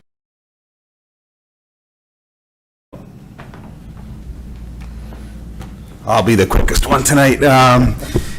First of all, thank you, Scott and John, and the board asking good questions. Not to put you on the spot, Scott, just so I can tell my people who drive in there every day, will this be done around Christmas, before Christmas, do you think? If all goes according to plan, do you think that's a safe bet? If everything goes according to plan, yes. Okay. Yeah, I think the biggest question is, if there's a bid that comes in that's responsive, that's within budget, and we award it, then yes. Okay. Those are a couple ifs in there. Yeah, no, I just, my people are asking me about it, and I just wanted to respond. And again, I do appreciate, everyone's work on this, and I'm hoping that it moves along quickly now. Thank you. Well, we appreciate your. Thank you. All right, good. All right, and Tim, I know there was a draft motion in there for going with one or the other. Are you okay proceeding without a we're clear on motion? what to do I think everyone understands what's to do. I think we still need to make a motion, though. There's a, There is a draft, yes, there's a draft motion in there. Really, my question for you is, do we need a motion? No, I think you're fine. I think we're clear. Oh, They know what they're okay. doing. sorry, Mike. Okay. Well, frankly, I don't know if I'd read it. I'd pass to somebody else. I just don't agree. I You mean, made the most important motion of the night. You're good. I did. All right. Question for the board. Hey, guess what? This meeting's going long. It is basically 11:30 PM. We still have some really big items left. But I see in the audience people who There have are wait. people, I'm okay continuing to go through, but I want to get a sense from the board, from staff, as to what you want to, what we want to do. I think there are a couple items we absolutely positively need to vote on, particularly the 432 Whitney. Yes. Excuse me. Because you've got a. And I wrote a motion because it's not in your list. So when you get there. All right, when we get there. Do we want to keep going, or do we want to try to schedule something else to deal with maybe the ARPA things or I would something say, like that. put the ARPA things aside. But can the people, Everybody I know, yeah. wait, Too much. hear their Too late. presentation and vote at another meeting? All right, the suggestion is maybe we hear from the presentations and then follow up with another meeting. Some of these things are time-sensitive from the standpoint that people want and need direction to go on, particularly to get things done in time for either follow-up or anything else by the end of the year, because it's ARPA money. Our next scheduled meeting isn't for a month from now. One option is we could meet again next week. What if we and- make a new meeting? What's that? But can we Let's do a hear, new they've meeting. Yeah. waited. They're just- here. I mean, just hear they've what- suffered for the last 5 hours. Yeah. What if it's an hour? Sitting in the What if it's- audience. Listen to them, and we decide next week. Okay. Well, let's listen and decide. Some of these may be pretty quick decisions. I don't know. I don't All right, I would like, so are we okay at least hearing from the ARPA I think to folks? be respectful to the Yeah. people who have sat here all night, Yeah. we need to hear from them. Yeah, Yes. I completely agree with that. And then we'll see how long we think the deliberations might take. Some may be quicker than others. I would like to hear from the school department first at their request. And then we'll move otherwise in order as it is here, I think. Always got to go first. Well, you're used to these long meetings. Not this long. Well, you add up all of your meetings together. Yes. Yes. So good evening, and thank you for taking the time to listen to the school department's request. This is very timely as the weather has been very hot, and the topic really is about thinking about air conditioning for Melkin Middle School. So it's our only 3-story school in our fleet of schools. And the second and third floor of Melkin Middle School gets extremely hot during the shoulder months, so at the beginning of the school year and at the end of the school year, and is really not conducive to learning. It's really not conducive to teaching. So our request is to allocate ARPA money to fund air conditioning for the exterior rooms on the second and third floor. This would allow for window units to be placed and allow for the facilities managers to actually control the climate. Not only will this help with the temperature, but also we are, I think, in a space with all of our facilities where climate control is really important for mold mitigation. So for those reasons, I'm requesting $98,000 to outfit the exterior classrooms in the second floor of Melkin with window units. We did evaluate the energy costs, additional costs. It's about a 5% increase. We used Proctor School as a comparison, which does have air conditioning units, and it's about a 5% incremental cost, energy cost. We will look to the solar savings to offset those expenses. And I would give some consideration for, once we're talking about the Peasley project, putting air conditioning in there. Absolutely. Our schools should have air conditioning. I think all buildings Yeah. should have, Yeah. public spaces should have air Yeah, conditioning. it's besides the point, but it's surprising to me. I will briefly say that, we sort of did this 5-person budget at $320,000. Mike put in $98,000 on his base $320 to fund this. So in theory, if you're okay, with as presented, it does need, vote by the full board and majority to support it. But, it would in theory be $98,000 off if you were $320. And if you're good with that, I'd say just, let's just dispense with it and do it. Right, yeah, I mean, I would like if other board members would help fund it, but I'm certainly prepared to have 98,000 of my allocation go to the air conditioning. I mean, we wouldn't be sitting in this room without that running. And to have those kids sitting in those hot classrooms, it's not fair. Yeah. But, I would ask other members to help fund part of it, but I'm certainly, 98,000 from all me, that's fine. Yeah, I mean, I we all. agree with you. Yeah, I mean, we all put in $320,000 in full of different things, so I'd say let's start with what we've done, and then we can figure it out later. Do we want to act on this? Yes, Okay. I'm ready to vote. All right. Where is, this one is towards the end. I didn't assign these because. Yeah, I can make a motion, Okay. Mr. Bottom of Chair. page 2. Yep. I move the board vote to allocate $98,000 in ARPA funds to the school superintendent for the purposes of Melican Middle School air conditioning project pursuant to Massachusetts General Law, Chapter 44, Section 53A. Second. Okay, any other discussion? Nope. Let me just make sure no one on the Zoom has their hands up. Nope. Okay, any other discussion? All those in favor? Aye. Aye. Very good. See, this was easy. We could actually vote on something. So thank you, I appreciate it. And it's Thank you. also nice to see everyone in person. Yes. Thank you. Even though it's a long Thank you meeting. very much for joining us, and Good night. I apologize for the long meeting, but we obviously had some big stuff to do. All right, let's continue on. Library Director Jen Bruneau. Last day of school event, AKA the carnival. Hey, Isabella's still here. Okay. Okay, we will make this quick, I promise. All right, and the other.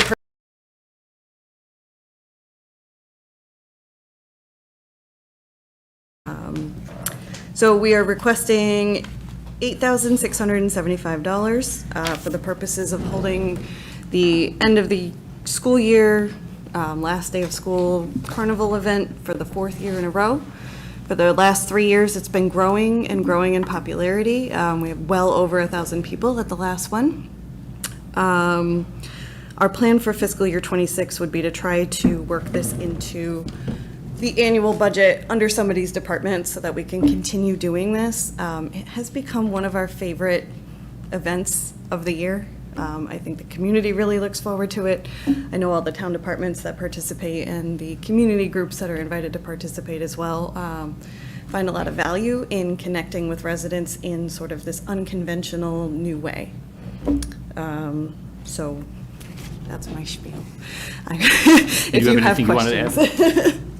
Okay. I will say that there are a lot of town departments that see value in it. Initially, this was like a last day of school event for kids. So many town departments and committees and outside groups participate in it that it is valuable to a lot of them. I was at the Council on Aging meeting last Tuesday. They couldn't stop talking about how important it was to them because a lot of kids are there with their grandparents and they get to talk about senior-related issues, and the senior center got to promote their programs. And, the library is there, obviously, in full force, and a lot of other groups in town. The town Rotary was there, Rotary Club. Even the town clerk. Yep, even the town clerk. Still Popular here. table. Yep, Veterans agent was there. Yep. Someone was giving out pies. It was, just a great event. Kids of all ages, really like little kids, but then I saw high schoolers as well. So just a great event. Yeah. So I would like it to continue, and I would like it to become part of the budget. We weren't able to do that this year. I put this in under mine. The original estimate was $5,000. Once you looked at it, it's $86.75. I will continue to support that fully under my project. So I'll have to reduce something else on my list by $3,000, and I'm happy to do that. If the board is willing, I'd entertain a motion unless certainly any questions. Can I just ask one question? Absolutely. I really appreciate the thought and time you put into this. For me, working full-time, I can't take my kids. Is there any way we can shift the times so that families that don't have that extra time can still attend? Because when it takes place in that 1 to 4 block, so I can't bring my kids. I know that the reason that we went with the 1 to 4 was because there's a half day for school, so it's Yeah. easier for the kids when they get out to go. I can talk to Ally about the timing. We were also trying to avoid a meal time, so if you push it later, then it gets into dinner time. Yeah. So there's a little bit of logistical considerations there, but certainly we could look at the I wonder if timing and there's a try to make way it more of accessible. Somehow making it part of bus routes. You'd have to think about lunch. Right. Which is probably not within $8,600. Right. I mean, would the school lunch qualify for this? Yeah, it's a half day, so maybe not. I don't know. I don't know. I mean, Yeah. watching, it's just, Yeah. I would It's love to be able to go, and I'm sorry that I can't. And so. Yeah, that's a legitimate question. And then who would be responsible for my kids if I'm not there? And I have a question about how this works if it rains. There's usually a contract with Crystal Entertainment, who does the inflatables and the DJ and the popcorn and all that. So if they're unable to set up because of weather, there's a rain date. And do you think that would work? I mean, it's kind of like last day of school is kind of a special day. And is it according imagine to that it them, would- their schedule, or is it the very next day?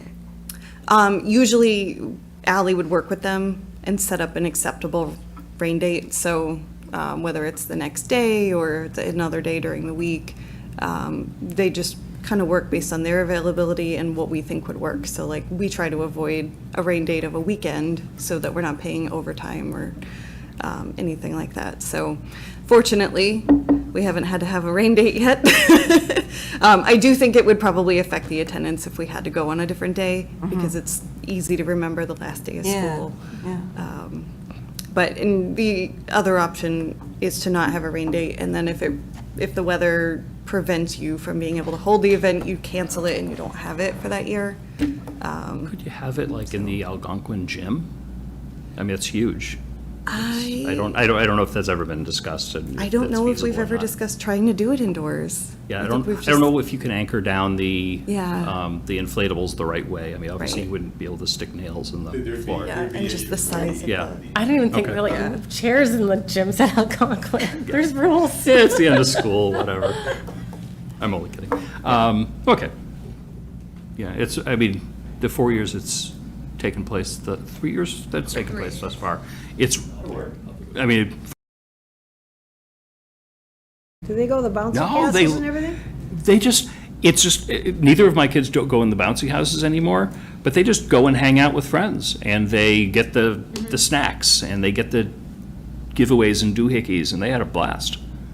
There was a There's big, music. yeah, there's music, there's volleyball going on, there's usually pickleball. We always bring our pickleball kits from the library so people can try them out. I saw several soccer games going. Big community event that just people come together. And who watches the kids? Are the teachers there? So or- it's- No, the it's a- parents, yeah, parents bring their kids there. So while kids the have to kids come are- with parents. If they're old enough to get there by themselves, they don't necessarily have to bring a parent, but a lot of the smaller kids, they come with parents. It's can't go. not a school event. The teachers aren't.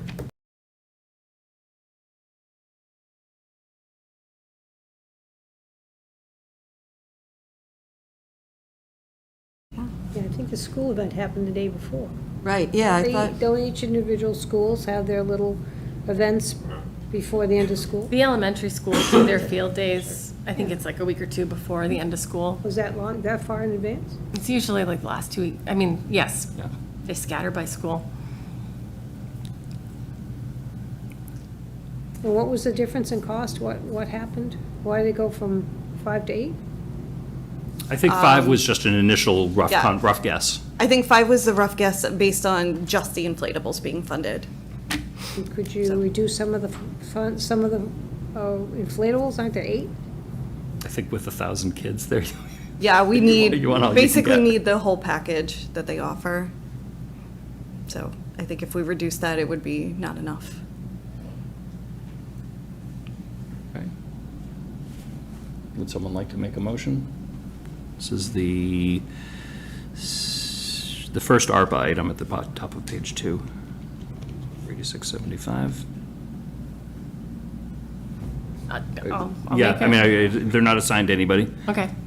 Mr. Chair, I move the board vote to allocate $8,675 in ARPA funds to the library director for the purpose of the last day of school event pursuant to Massachusetts General Laws, Chapter 44, Section 53A. Second. Speak. Okay, any other discussion? All those in favor? Aye. Okay, I see that as unanimous. Thank you very much. Thank Have- you. Have a good evening and a good morning. Not quite there yet. Next up, a couple of projects. Andy, thank you very much for sticking it out with us this evening. Finally here. Yeah. Patient is We've one been of my talking about favorites, this too. for a while. Yeah. Good evening. So I have two projects to present to you for consideration this evening. The first is a Records Archive project, and that would be a Phase 2 of a project that we completed back in 2023. And what that involved, the long-term record storage in the building by conducting an inventory, an analysis of the material that we had, installing new shelving, reboxing materials that had to be kept into OSHA-compliant boxes. We had a slew of massive bankers boxes that were chock full that most people could not move by themselves, and that's not a safe way to store things or expect staff to move them. And most importantly, it allowed us to create an index and inventory of all the records that we did have, and that's contained in a database.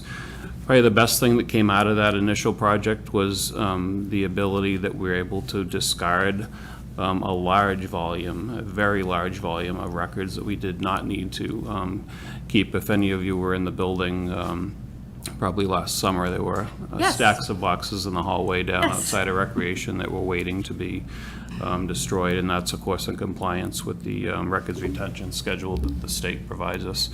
So in any event, this funding would allow us to basically complete a Phase 2 of that project, which would go through additional items in the building, which there are numerous in several offices. I won't go into all the detail. And it would also allow us to identify items that could be digitized. I think right now most of us are going with the approach of, digitizing going forward. It doesn't always make sense to digitize old records. That's different from my office. I've had pretty much everything in my office already digitized because most of it is permanent.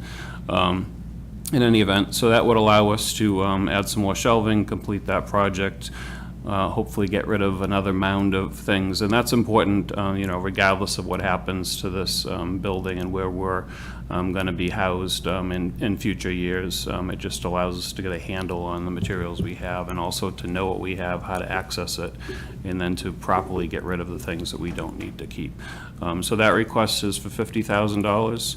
Do you want me to pause, or I can go right into? Yeah, let's ask some I have a quick questions about that. question. Now that they're digitized, can we access them and read them like old minutes?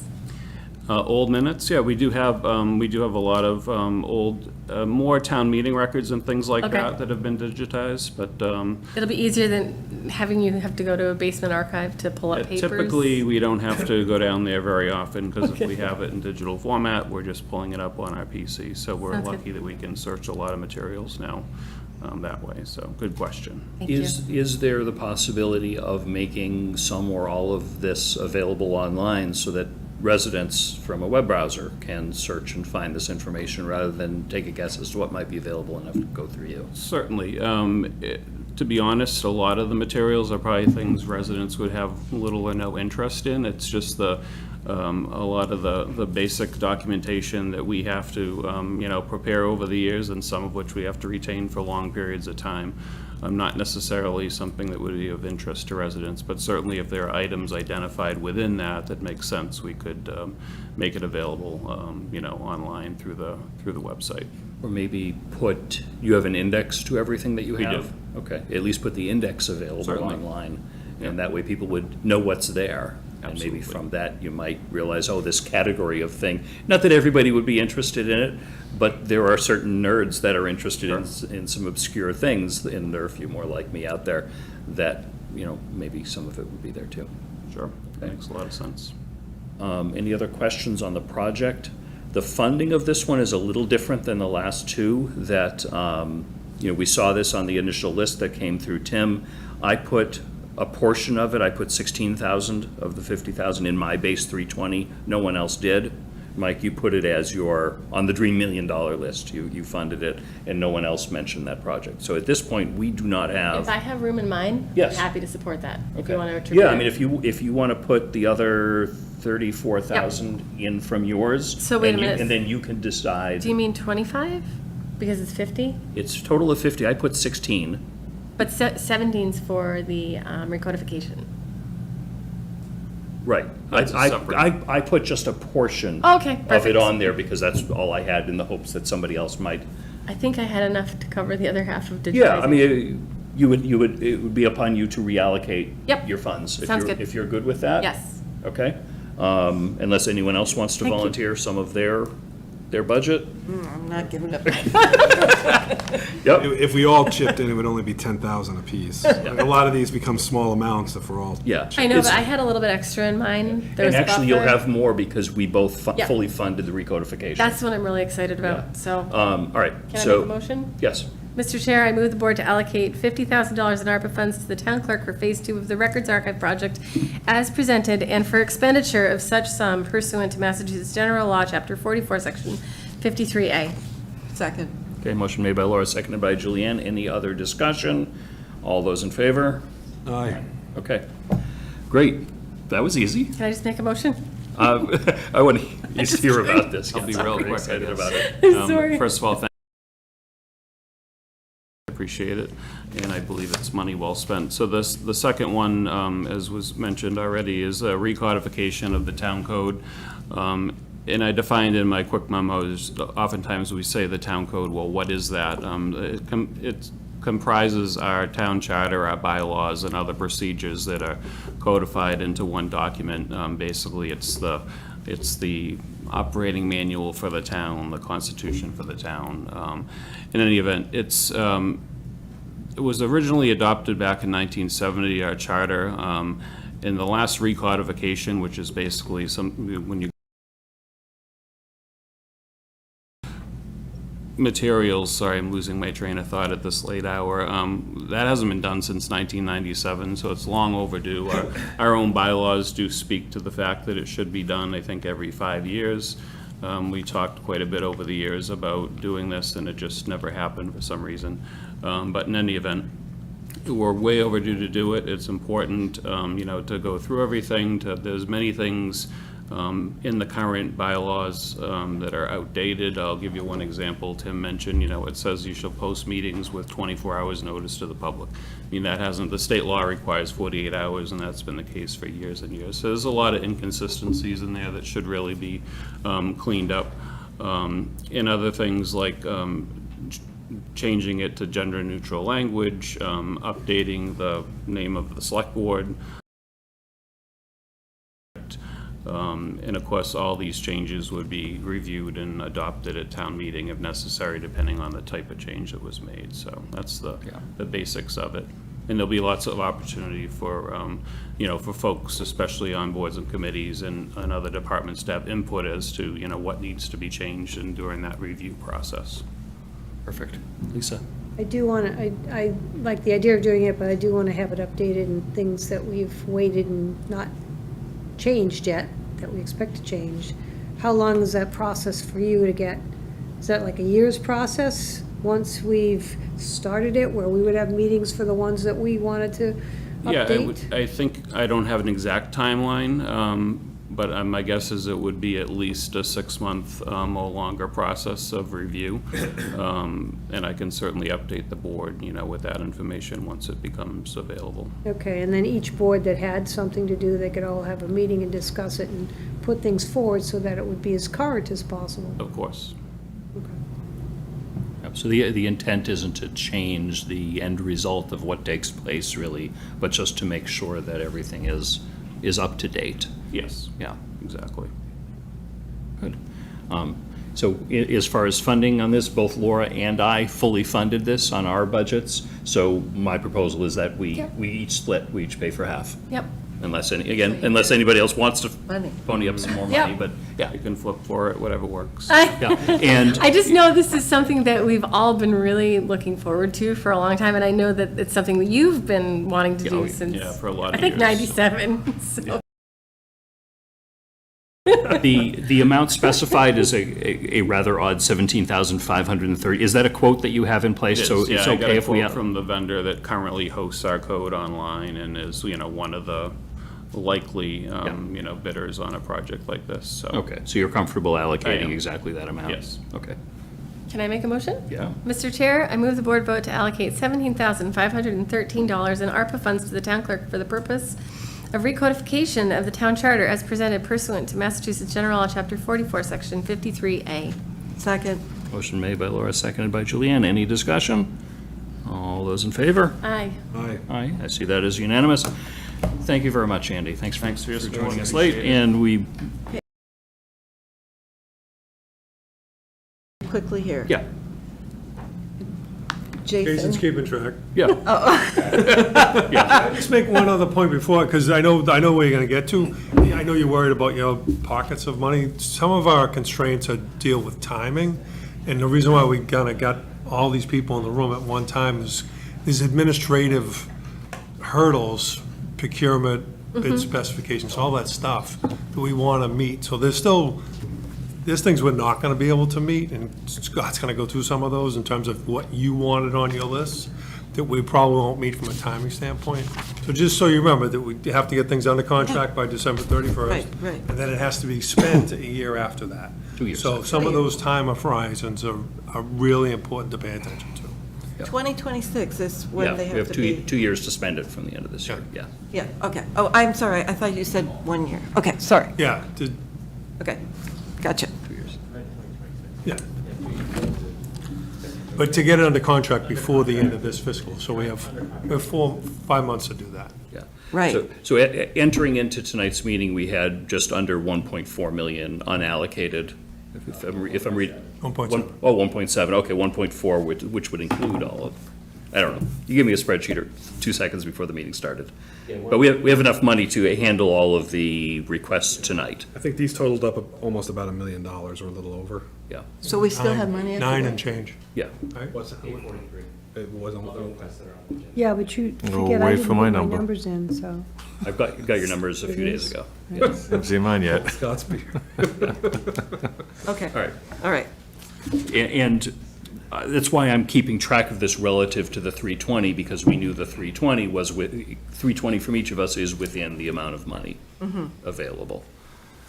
All right, moving right along. Hey, how you been, Scott? Oh, long time. Okay, first item up there, hey, benches and picnic tables, I recognize that one.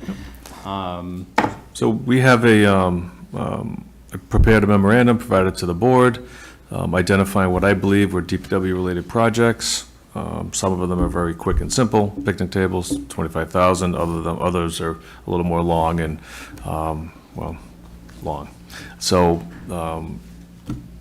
picnics and picnic tables and benches. You can go in whatever order you want, but Okay. in the I mean, motion that- side, the picnic table. I mean, that's simple enough. I mean, Yeah. you just make the decision and I'll, No locations, or we gotta just leave it? No, Yeah. what are the locations? Yeah, you know, I mean, my thought was downtown near the restaurants. I mean, Town Common should clearly have a couple of picnic tables. Oh, I'd love that. A lot of people asked about that. You know, Blake Street, I'm not sure exactly where. I know there are some picnic tables at Assabet Park, so they're already covered in that direction, but nobody really nobody thinks about that when they buy a sandwich and just want to sit down and eat. right. So I'm not sure of the best places. I trust you to. I can vet out places in the downtown, get them to Lori, see how they blend into her downtown revitalization ideas. I know she's currently in the RFP process to select a designer, and if the designer has some ideas, I'm happy to procure benches and accessible pads as required, and I'll come before the board, or at least provide a memorandum of recommended locations based on myself and Lori and what makes logical sense. And I know, what do they cost per? Picnic table, we just bought one for $3,500 over at the library. Okay. I mean, I'm sorry, at the senior center, and the benches were about $1,500 each. Okay. Good, so 25 grand, we can do a lot. This was from my list. I'm more than happy to put the $25,000 towards, again, unless anyone wants to throw in some more. I don't think I have any more money. But if money appears. Yeah, no, I think $25,000 can do Absolutely. some real good. And we'll be able to get the numbers and the quotes and everything engaged well before the end of the year. And I'll come back to the board and indicate, for example, there's 6 of these, 5 of these, the total number of accounts of 22,000. There's 3 going back to you, and then you can reallocate it accordingly. That works. Would someone like to make a motion? Mr. Chair, I move the board vote to allocate $25,000 in ARPA funds to the DPW director for the purpose of benches and picnic tables as presented pursuant to Massachusetts General Law, Chapter 44, Section 53A. I'll second the motion, but when you decide on the locations and everything, we get to reconsider, right? Yeah, I mean, we can say no to stuff. I'm going to come before the board with the recommendations based on Lori's downtown, our planning department's downtown.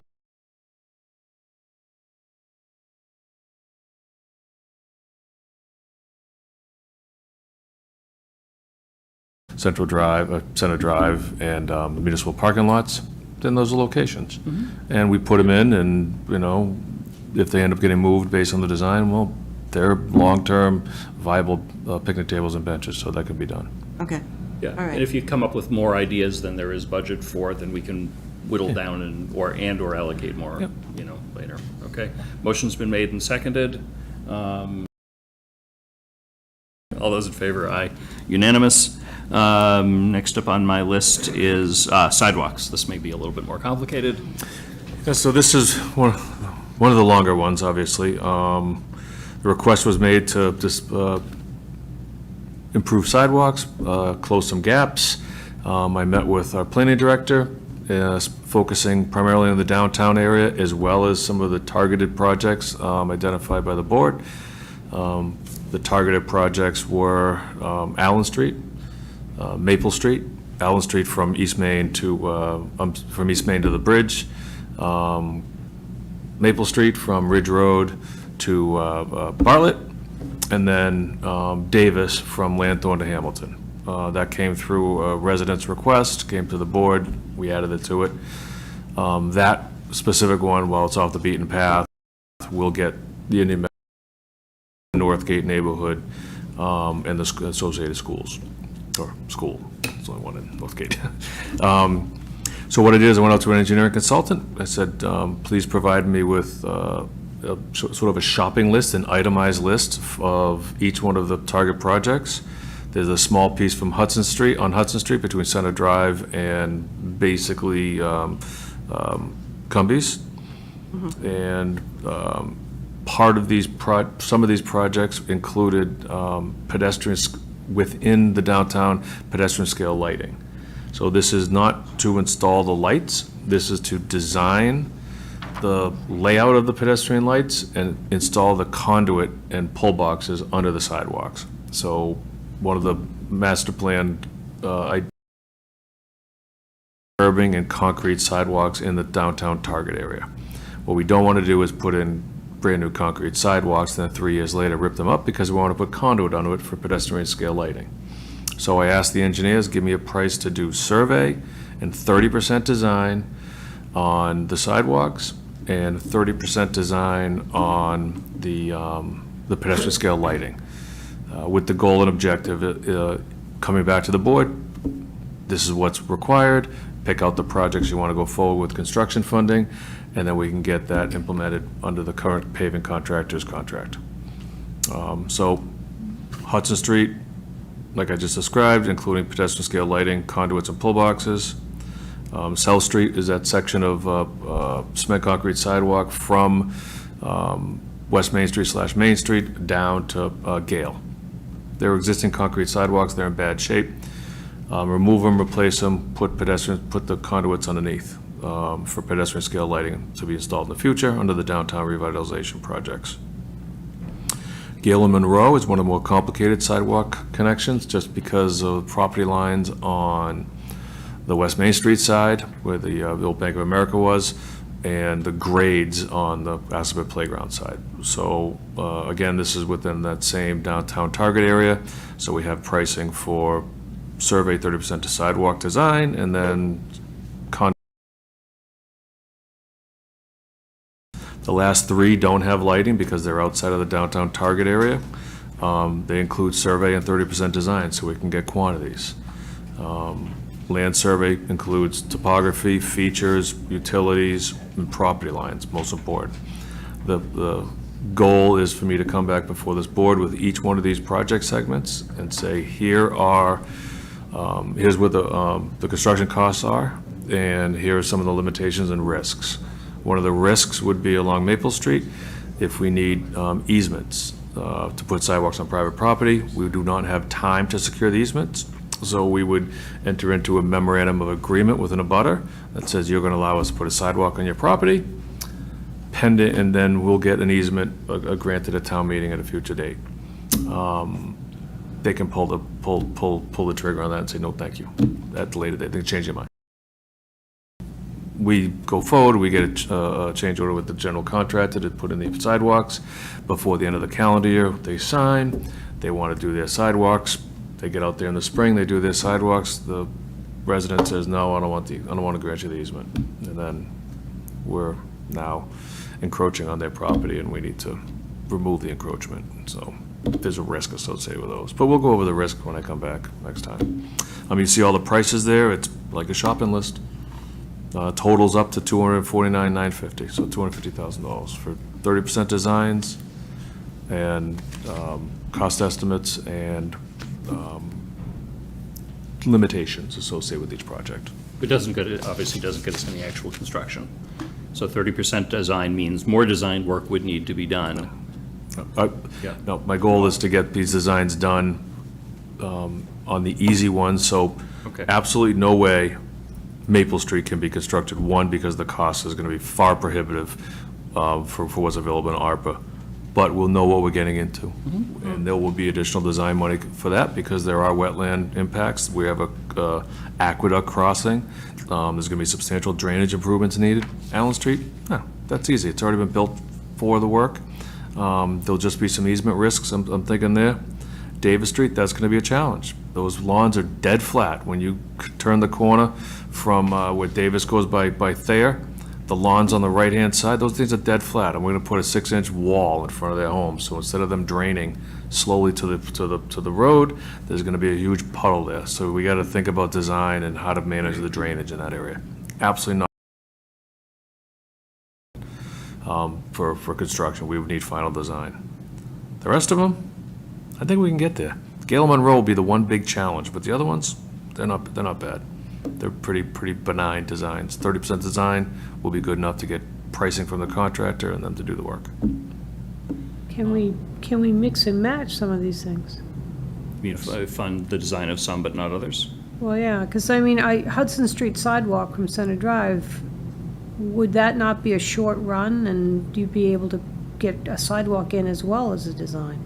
Oh, yes, absolutely, yeah. As opposed to, what is pedestrian scale lighting? Is that the type that I was talking about, the black ones that have the planters on them and the, No, or are they lower? What you're referring to is a decorative street light. They're generally 14 feet tall. These are pedestrian scale lightings. They're a lot shorter sidewalk as opposed to the roadway side of the sidewalk. So think of, sometimes there'll be even small lighted bollards, for a modern look. I did those in Webster, and they're, about yay tall, and they got a couple rings there, and there's a down light in it, so you kind of lights the walkway, the path. Has NPIC talked about their program of what they want the appearance of downtown to look like, or whatever? I think those lights are probably something I'd probably hold off on. But you are wiring, when you put wiring in, We're just going to this do is all this is, it's just design wiring. just conduit and duct bank, conduit and pull boxes, no wiring. So conduits just, they're PVC tube. maximum 300 feet between pull boxes, and a pull box is just an iron box in the sidewalk. You can pull wires, no wires.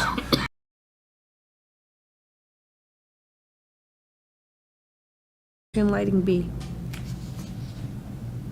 The pedestrian scale lighting on Hudson Street along the sidewalk corridor between Center Drive and just past, I don't know the name of the church on the corner. Trinity. Trinity Church, thank you. Trinity Church? So it's just going past- that up to Trinity Church? Past Trinity Church's gigantic driveway opening, yes. Yeah, as much as I'd like the safety, that one I wouldn't be as happy to get the lighting for, even though it's only conduit. I can't imagine lights going down there, in terms of the housing and the way the church is laid out. Church is almost on the sidewalk anyway. So is the house right Right after before the, it, yeah. that first house there, that's going to be a conversation to have with them. Yeah, so that's one I wouldn't go for, but I early on and realize it's not going to go anywhere, and you're smart enough to just say, I'm not going to. The contractor's not going to do the work until the spring anyway, so hopefully the design firm is under contract for the downtown revitalization. I get the numbers, I get a change order with the contractor, the appropriation is made from ARPA come February, March.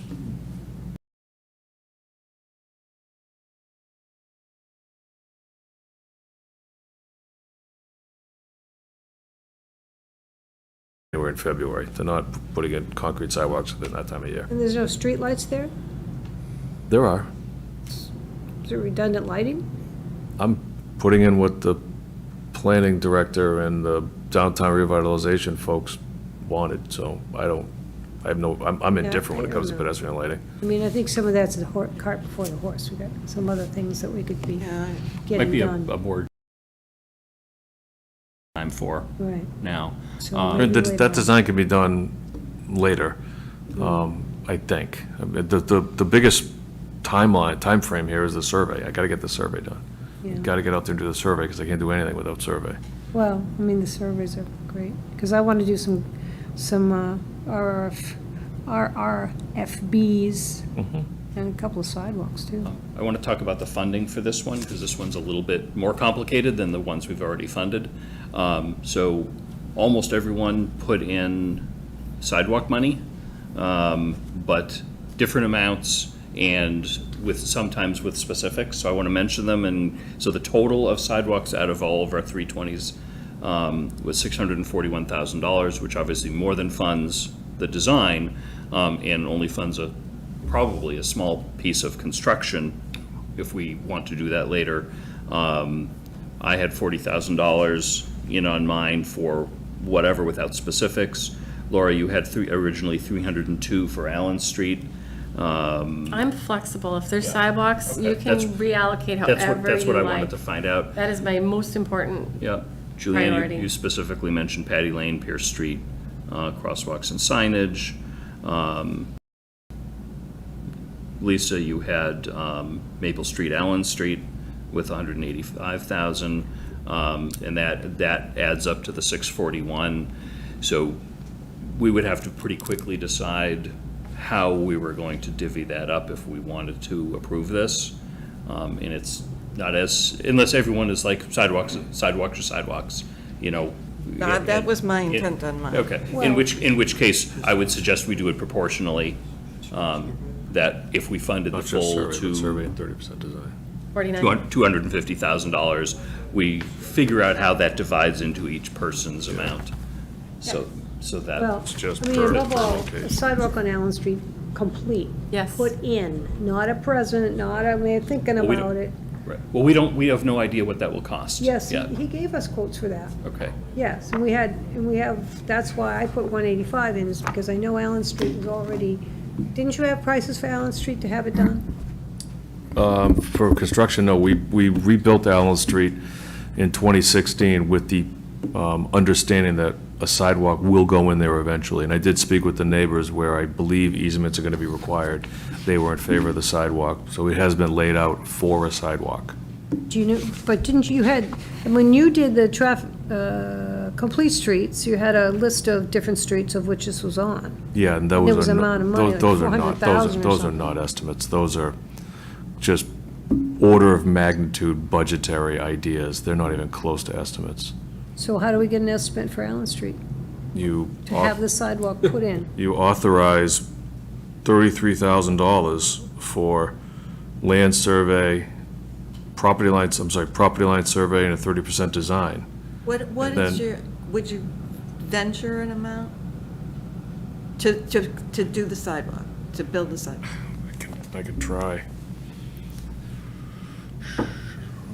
Also, well, on some of these, especially in the downtown areas, are we going to have granite curbs?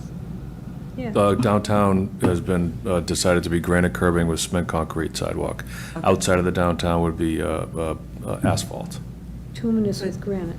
in certain ones, like Allen would be bituminous with granite. No, Allen has bituminous concrete curbing already installed. Yeah. Going from East Main Street toward Hudson Street, left-hand side. That's where the sidewalk should be, because that's where the sidewalk is on the bridge, On the as well bridge. as around East Main Street. Right, the bridge is concrete and granite, Always. okay? So the section that has to be done from the driveway up to East Main, From the bridge to East Main Street, yes. that all curbing today, since 2016.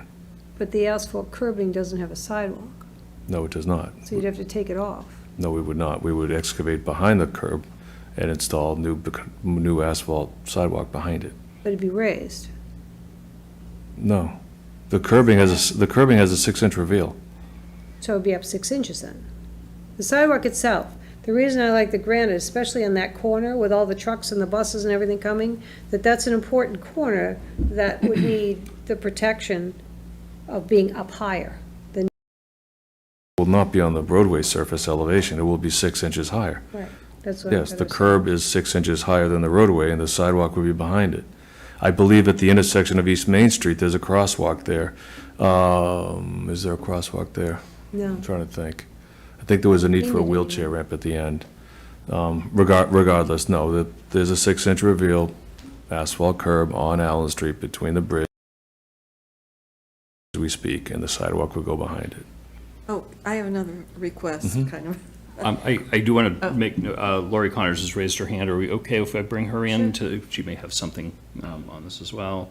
Lori, I'm going to bring you in, turn on your camera if your pajamas aren't on yet, and let us know anything on this. Okay, she's here. Hello. Good morning, Lori. Hi, I just wanted to make you folks aware that I was here to be available to answer any questions that you might have about sidewalks, the decorative streetlights, as well as a couple of memos that I submitted for tonight. To your specific memo yet, but I don't know if there was anything, do we want to ask Lori any questions about the decorative streetlights or the sidewalks as they pertain to Scott's requests? I just have a quick point of clarification. For the streets that are just not going to be a fit, we're not going to pay for the surveying on them, correct? Or are we going to survey for them and then? So the prices are for survey are highly unlikely to be affordable for construction. That's Davis, So we're gonna cut those Maple, Gale and Monroe.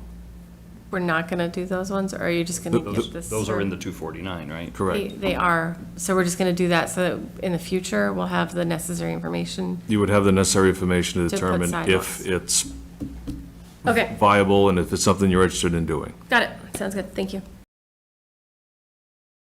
Sidewalk. 5 feet behind the curb. Yeah, they're required that. That's the requirement. Mhm.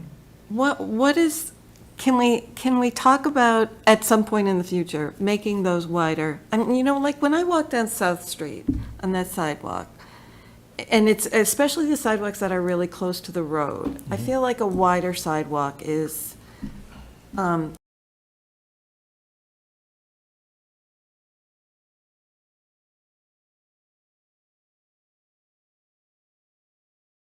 Safer with a wider shoulder than a wider sidewalk, because you're not going to get, the curb's not going to be any further away from moving traffic.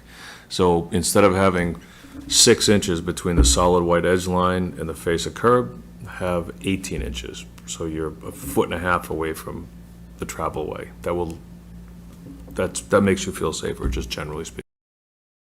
oh, okay. It just does. You're not walking like right next to the white line. You're thinking you're going to get your elbow hit by a side view mirror. You're 2 feet away from it, so you're, White lines on that? yes. It's all the white edge lines, yeah. Okay. But you still have, right now, you still have to put whatever we do is 5 feet. Yeah, We 5 could do bigger foot. if we wanted to, but 5 feet is the 5 foot smallest. behind the curb. Such as utility poles or what have you. So what's the one that's on Main Street by Gale? Right? Isn't that the one by the Main Street and Gale, they Playground don't or- intersect. The crosswalk? No, no, no. Sidewalk. No, the sidewalk. You've got Gale, oh, you're on the other side.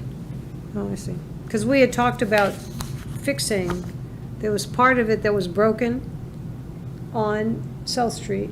Yes, this, This is different. It's on the no, other side. No, this includes both sides. South Street sidewalk from Main Street to Gale Street, both sides. $14,200 for limited property survey. You don't, because it's a remove and replace. So that's a low hanger. That's easy. You can afford that. Well, it should be an affordable project for construction implementation. Hudson Street should be an affordable project for implementation. Gale and Monroe will be expensive. Allen should be affordable. Maple and Davis will be too expensive. You're putting aside for design, correct? No, it's 30% design complete. So the design will be 30% complete. You get a land survey, you do a layout, you confirm that you develop grading to make sure you're not doing what I described on Davis, having puddles in people's front yards. You identify if there are manhole covers that are going to be in the way of a sidewalk. If you have a everywhere, but right on the edge of the pavement, you can't raise this half a manhole, so you gotta do something. You identify point restrictions, a utility pole, a mailbox, what have you. And you design the sidewalk to get around that, so you have a minimum of 3 feet clearance. How much, are we looking at dividing that?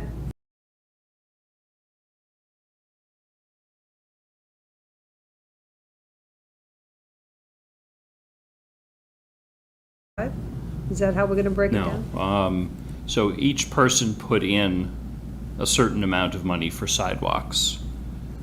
The only way that I can quickly see how to do it is everyone to say that proportionally they would do it. So, so Laura, you had more money than anyone else allocated to sidewalks. You would about half of this, Okay, fine. roughly speaking. I'm I would, you put in nothing for sidewalks on the 320. I put in only $40,000, so my piece would be the smallest piece, and so forth. I mean, I could do the calculation, but it'll take a few minutes. Well, it's 50,000 apiece, if we divide that by 5. If we divide it by 5, but I don't have 50,000 bucks. So proportionally, that's my opinion, that's the way to do it. Well, Yeah. and I agree with some of that, but I want a sidewalk put in. So Yeah. I want money for Allen Street to have a sidewalk complete. Well, we don't, That's definite. that's the one that you have said is. Priority after okay. me. Allen South and Hudson Street would be my recommendation if you want to go forward, with sidewalk construction. Those 3 are relatively simple. Okay. And Jason, we can afford it? Well, we don't know what the cost. Well, I worked with the numbers from Complete Streets. Are those really far off? They're way off. It's, they're That's how I not, budgeted everything. yeah, they're not close. Design will cost this. There will be more design done. Probably not. Oh, okay. I think 30% design, I think it's I think a only 30% design, well, a final design would include details and Yeah. all sorts of stuff that you would need to bid out. Yeah. We don't have to bid this out. We have a contractor under contract. If we were to run into a project, one of these that became very design, but for simple sidewalks, like a remove and replace on South Street, that's easy. So my suggestion might be to remove the design from the 2 that you're saying Yes. are incredibly Yeah, no, complicated. Totally agree with you. and And I'll- because people have wanted those sidewalks Yeah. for a long time, and if we have the design and a grant comes up or something like Oh, that, that's true, too. then we're ready to go, right? Yeah. True.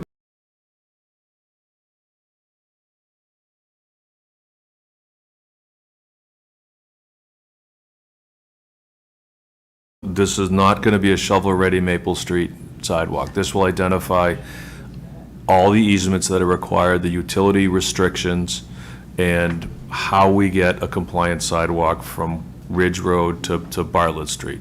And it will also identify the challenges. The aqueduct will be a challenge. The utility poles will be a challenge. The drainage will be a challenge. There are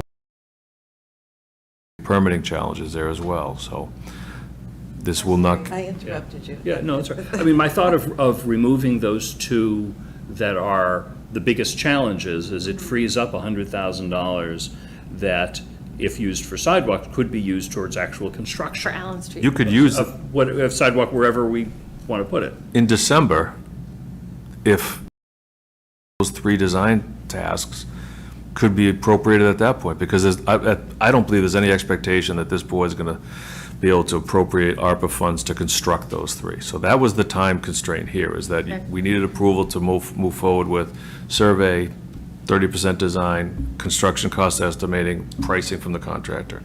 The ones that I just described are the ones that can be done.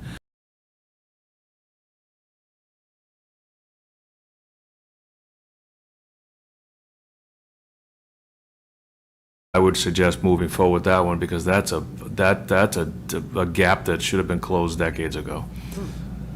That would probably be a high priority for town meeting to fund if we couldn't take care of it now. So that's one option to preserve the possibility of actually funding some real sidewalk construction, is limit the design to the. I mean, I think we should move at some point forward with design on those other 2, but those are longer-term projects. And we're thinking about shorter-term items with ARPA.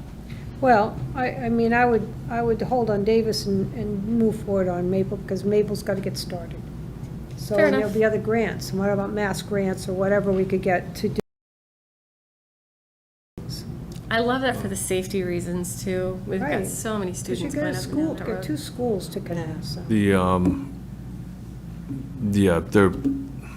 The likely grant that would be available for that could possibly be safe routes to schools. Okay. I know that the Complete Streets grants were going to be focused on, well, the Complete Street grant, it's not a lot of money, was going to be focused in the downtown area. That may be a selling point from Lincoln Street, from Peaslee. Peaslee School to get to the athletic complex at the high school. That may be a good selling point to get. But the school district, it takes care of the program, not DPW or planning. So the school has to apply for the grant? The school would be the one to determine that. They may have other priorities for safe routes to school.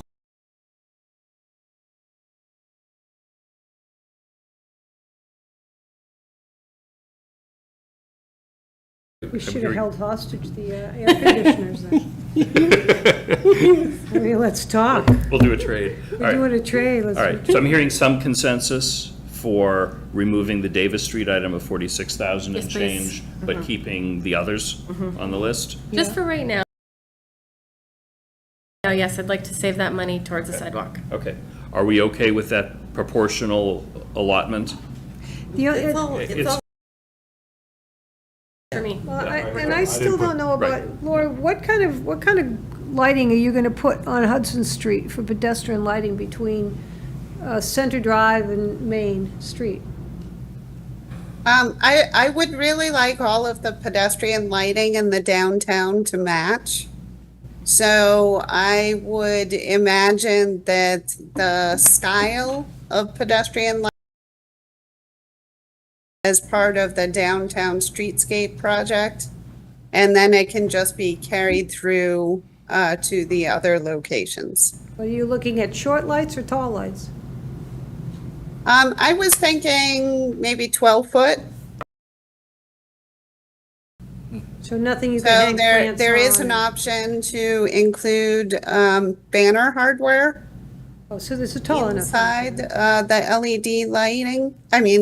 Yeah, so it'd be the LED decorative light with banner hardware. There is also the option of doing hanging pots, but I would envision that would be determined during the streetscape project.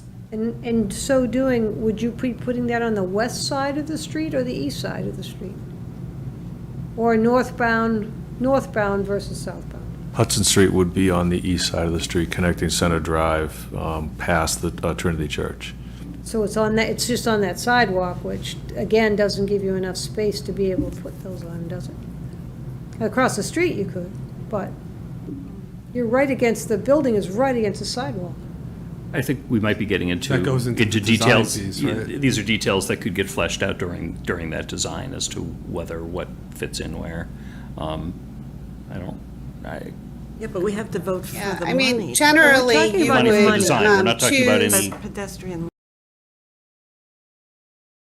Oh, no, the $9,000 includes the design on the sidewalk.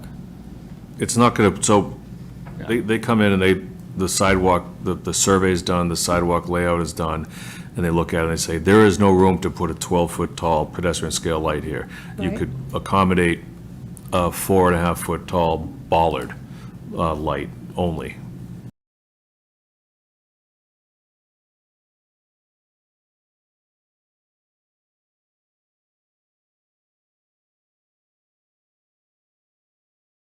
We're not gonna know that until we design it and lay it out, so. And we'll have plenty of time, if we don't do that, to reallocate that money. Yeah, definitely. I mean, at the end, you got, you can put that money toward Davis Street survey and design, you could put it toward constructing the Gail Monroe or what have you, yeah. Okay. The idea here is to get the projects that we're pretty confident we can build. What I gotta do tonight. After Thank that, you. we can chit-chat. Okay. So if we remove the Davis Street of $46,800, the request is then $203,150. And then do you want to quickly confirm that, Lisa, since you look? That is correct, sir. Yeah, okay, good. Can we make a It's motion? 4,000 apiece. If we did. No, we're doing a proposal. Updated math. Yeah. You can have some of mine. You're only $150 short. You're at 40, right? Something like that, Yeah, yeah. so 40 by 5, you're good. Jason? Yeah. I just looked through your list of each person's $320,000. Yeah. I see 3 references to sidewalks. One Yeah. is Edge at 40,000. One is Laura at 319,000, and one is Lisa's latest list that I got just a couple of days ago had 185 specified as Maple and Allen, but it sounds like everyone is okay with just an allocation for this. Well, I put under that 185, that's for Allen Street's sidewalk itself. Okay. Then there's more money, there's a design, survey and design at 80,000 for Allen Street, so that 80,000 can then go back onto one of my other ones. So I put 185,000 for Allen Street sidewalk bituminous granite. Okay, so nothing towards design then? Well, no, underneath I had 80,000.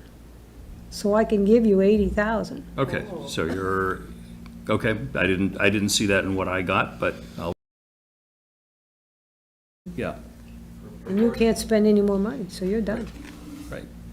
proportionally that adds up to $553,000. So I'll just divide that and spread it across the 3. Well, I guess it's like, if I'm like 40%, then 40% of mine and Yeah.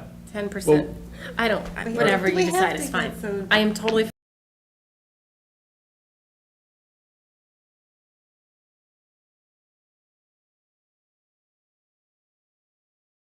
We have more than enough money for the design. Can I make a motion? Yes. Yeah, Okay. we don't really have the We money. can, so- we can work on the idiosyncrasies of. Okay, thank of you. that. Okay. Mr. Chair, I move the board vote to allocate $203,150 in ARPA funds to the DPW director for the purpose of sidewalks as presented pursuant to Massachusetts General Law, Chapter 44, Section 53A. Somebody Second. second. Aye. Aye, I see that as unanimous. Spending money like there's no tomorrow, this is fun. All right, next on my list is the immediate facility repairs. Yes, so we went through our facility condition assessment report. I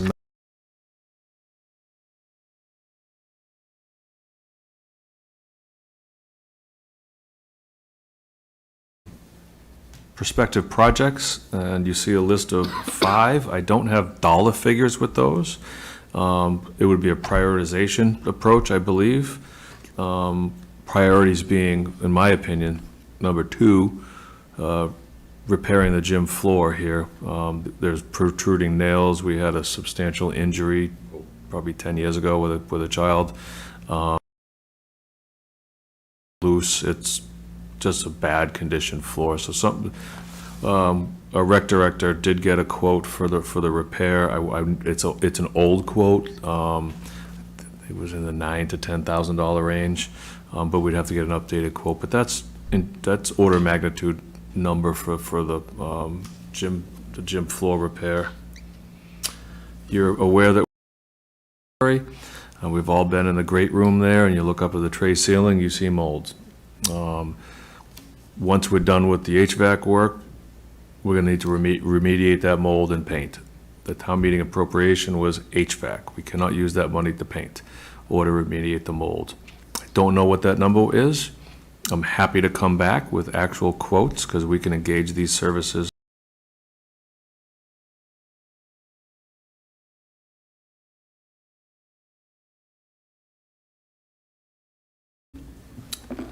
We've been talking about in the hazard mitigation plan is resiliency. One of them is town hall. We have a generator here that feeds one of the 3 legs. So my old office had power, the town clerk did not, when the power goes out of the town hall. Town administrator has power. Building department does not. I don't know about the new office, family use services, if that's on the leg that has generation. I know the pump station does not. That's why we put one out there. That was mandated by EPA. So this building is not fully on backup power. So where did this $56,000 item come from, the dollar amount? I think it was the 2 of us? Oh, there was an ARPA request of $56,000 that ended up going to town meeting and getting approved at town meeting for HVAC improvements to That was on your capital. the library, library, PD, and then well reconfiguration of the senior center. Yeah, So this 'cause has already been funded Mike, go ahead. through town meeting.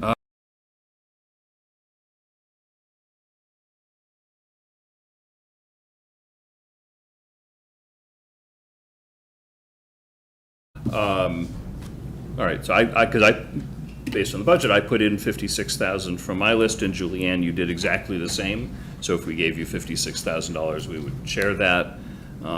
We'd split that down the middle. Would 56,000 be the right amount, do you think, or you? I would like to know priorities here, and I will get pricing for each one of these and come back to the board.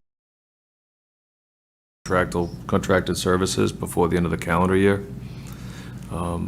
My opinion is you determine the priority, unless anyone else wants to jump in. No, I mean, I agree with Scott's priority that he laid out. Yeah. Mitch, did you put 56.5 too? I just see Mike and Julianne. Oh, sorry, Mike and Julianne put in the 56 each. What? And then if Scott comes back and we need a little bit more, maybe we keep that in reserve. Yes. And see, but for now, we could allocate 56,000, and that would allow him to go ahead and do some more. We good with that? Yes. Okay. All right, motion? Mr. Chair, I move the board vote to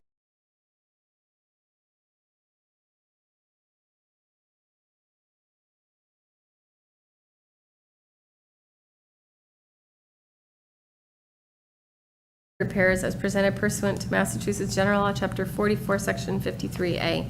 Second. Okay, motion made by Laura, seconded by Julianne. Any other discussion? All those in favor? Aye. Aye. See that as unanimous in favor. Very good, and you have one more crosswalk alert system, and I will...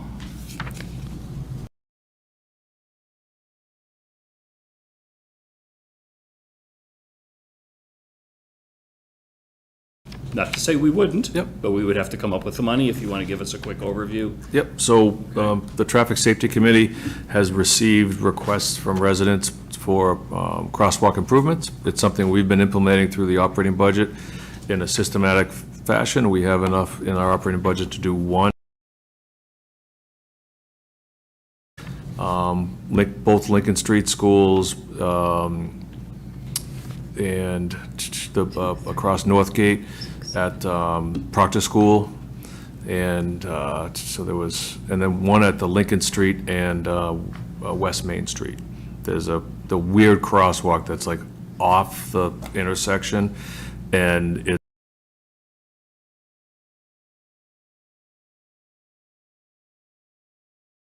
kind of peel off West Main Street and go up Lincoln Street haphazardly. So that would be a beneficial location. The goal was around the schools.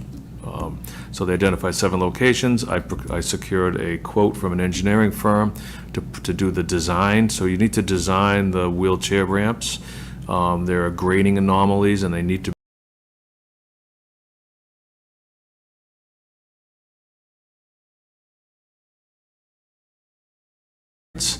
we put it out to bid, contractor comes in, does the work. Again, this is one of those time-sensitive ones. In order for us to get the bid on the street and get numbers in relatively quickly, it's time. But it's not on the list, but that's the project. I know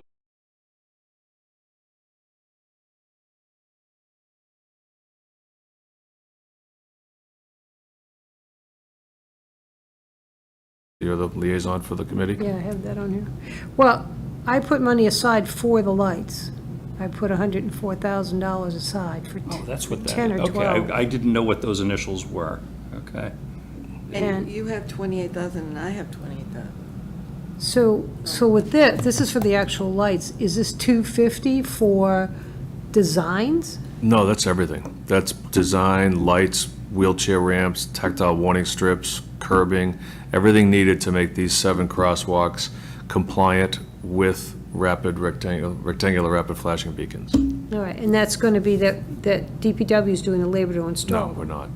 So you put $2,000 aside per light for somebody else to do it? Correct. So we talked about that, to be able to save some money is to have the DPW do something. We can't do that. Said you wouldn't do more than a couple of, We don't have the resources to do that amount of work. We're not a construction company. We can't go in there and do 7 crosswalks, 14 wheelchair ramps. There may be even more than 14 wheelchair ramps. We don't have the no, capacity. I don't to- mean that part. I just meant the poles and putting them on the poles. But Like 2 weeks.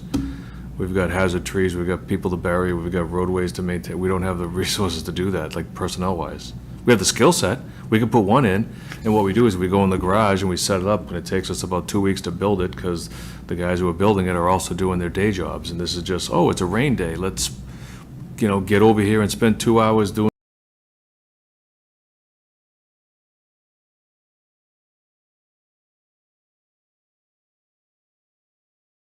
Some money available, but I don't think any of us know exactly Yes. how much. So maybe we put this one towards the next meeting when we've done a recap of where we are with ARPA on everybody's list, and then we might be able to fund a couple of these. Does that give you time? Well, there's an option. The RRFBs that we purchase, the most recent ones,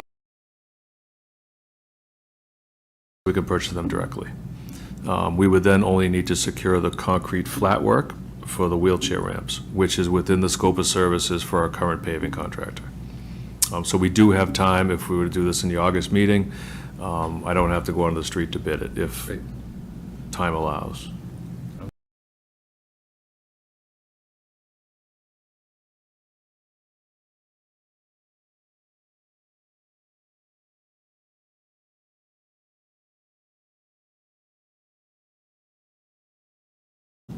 So I did Church and Pleasant and Lincoln, because that's what we talked about in That's one of them. one of them. Northgate at Chesterfield, That's one of them. 23 Howard, across from Zay to the, Okay, so yeah, we identified that corridor under the complete streets as a priority. And I know the lower Pleasant Street crosswalk is because you're going to put the sidewalk in, you're going to need it to go over. there's a crosswalk there, yes.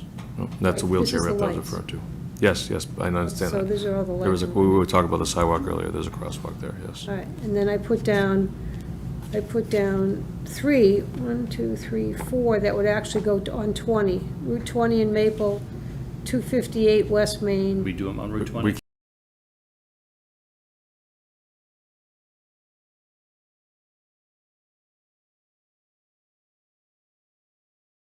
Purchase it, and we can go to the state and request being able to put them in. Yes, you, Those 4, yes, you 3 of can. those are down by the St. Rose of Lima's and where. I we would talked ask for a about that. formal vote of the board in order for me to go procure $50,000 worth of lights that probably won't be allowed.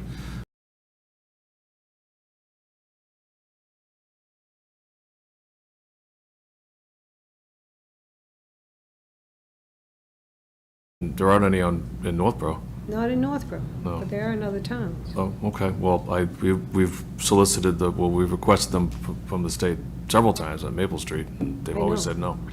But I They think still we say have to- no. I think we have new reps, and I think we have to make new approaches.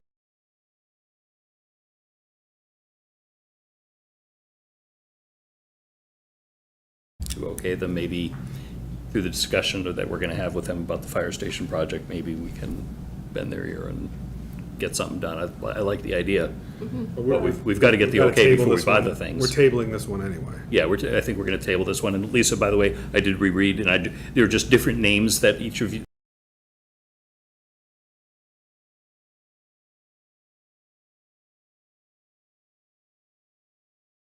naming that different people used. Okay, so I think we're going to table this one just for the next meeting. We'll get some more information and go from there. Tim, you had a request for us to next deal with the LED, and then we'll I mean, I Thank you, Mr. recognize Chairman. the hour. No, I know. I can't It's believe not we're still lost. going. We're crazy. But I want to let Mark go. Mark's from, in February, this board approved $376,015 so I could buy LED lights for the entire community. And Realtek sent this information to one of your previous interims. Yeah. I dug that up, came to you, sent you a memo, said, hey, there's a good return on investment here. Let's change all these mercury vapor lights out to LED.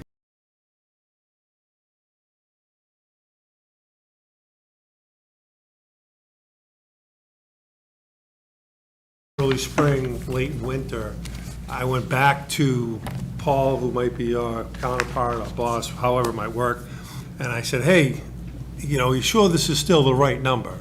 And he came back, and National Grid had updated their specifications for the mast down pole that these lights would sit on. So it drove up the cost by $56,000. And so I had to do a couple things. I went to CMRPC, I went to the Collins Center, and I went to the Metropolitan Planning Council to ask them if they could provide me with technical assistance so I could go out to bid and use one of his competitors.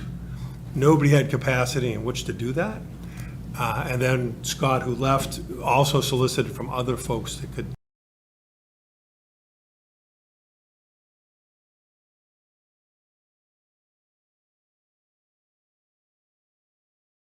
Forced Paul and Mark to come here today to say, hey, they are well-equipped, they're ready to go, they're going to meet the standards, they've used ARPA money in the past for this particular project. I need an additional $56,000 to get your return on investment of 2.7 years to get these lights changed over expeditiously. So I dragged him out because I thought he could absorb.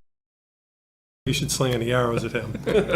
But I'm asking you for $56,000. If there's particulars about the proposal, that's what Mark is here for.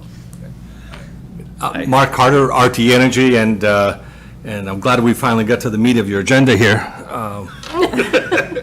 Yes. But yes, I'm more than happy to answer any questions.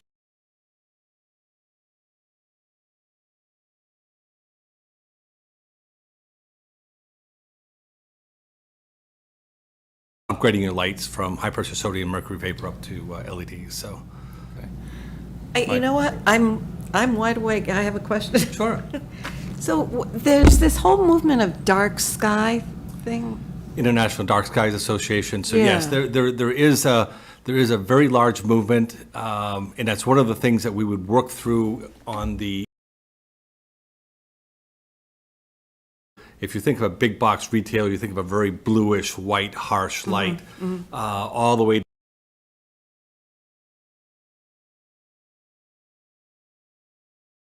based on a correlated color temperature, or CCT. So you'll have some ends that'll be at 4,000 or 5,000, which are very bright. A lot of DOT highway lighting is typically 4,000 or 5,000. Color temperature. Pepperell, we just did a very dark skies friendly 2200 Kelvin. They're very close to the MIT observatory, so that was something from a blue light emission. So, I mean, that's part of the whole consultative process, is to, what makes the most sense for the town, right? What is the most comfortable feel? You talk about having a streetscape planning.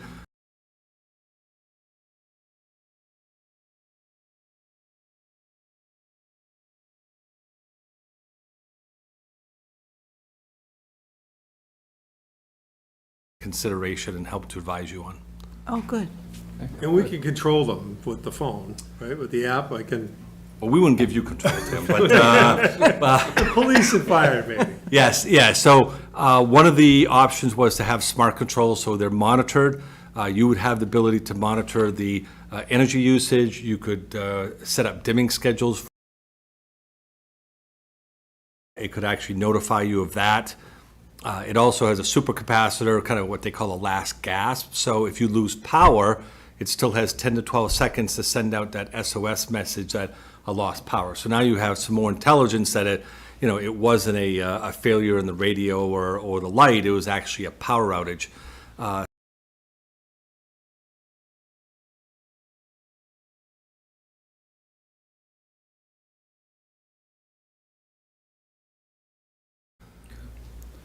And you want the smart controls, that's one of the. Yeah, I mean, I was just gonna say, I'm in support of funding this to get it completed. Yep. I think it would be, I think it's something important that all 5 of us, if we have additional funds left. Yeah, I think should we fund. just, this isn't, we didn't know about this when putting this together, so my suggestion, if we fund this, we just split it 5 ways. Right, it's 11-2. Feel bad you had to sit here for hours and hours, and I don't have many or at all questions for you. I mean, I would be ready to make a motion for a vote. I don't know if anybody else has questions. I do. Okay. What happened to the timeline of getting these? Wasn't there some sort of a long-distance timeline that they weren't available? What happened when you first looked at it? So typically in the process,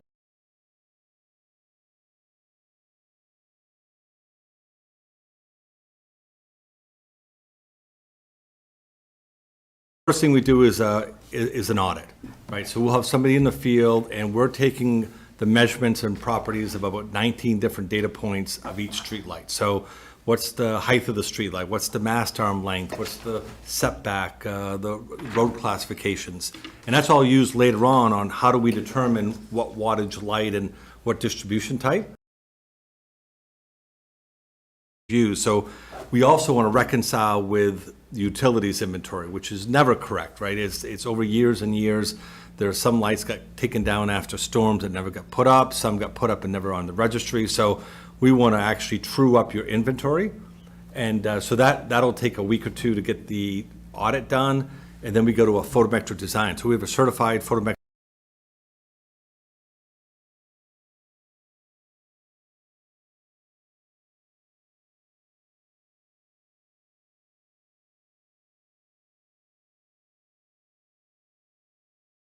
based on the Illuminating Engineering Society's recommended practice.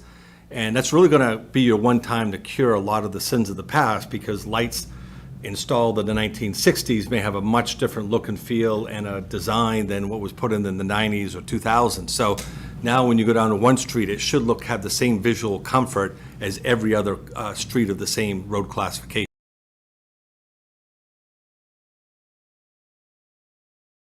Large components, the hardware, the labor, and at that point we come back with an investment grade audit when we have firm fixed bids of everything, and then when the town signs off, then we go to the construction period, and it's typically 4 to 8 weeks on delivery of hardware, and then depending on if they use 1 or 2 crews, it'll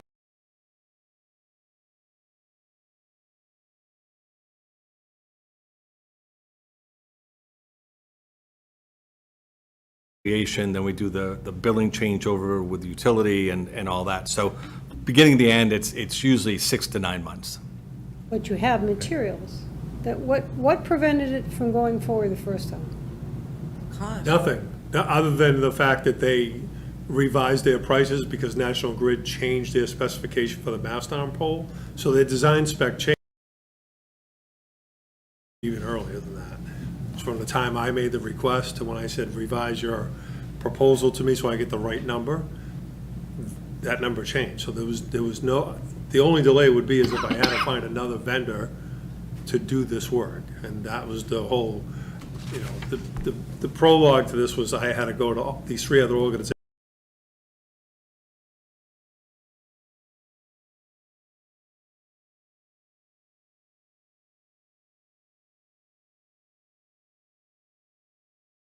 So at this point, materials are not going to be a problem. It's just a 6 to 9 months of the entire thing to be done. It's a typical, from the audit, the design to approval, investment grade audit, installation, procurement, Are we going to be able to do this within the ARPA timeline where we need to have a contract? You gotta have in the place? contract, and then since they're procuring the whole piece, And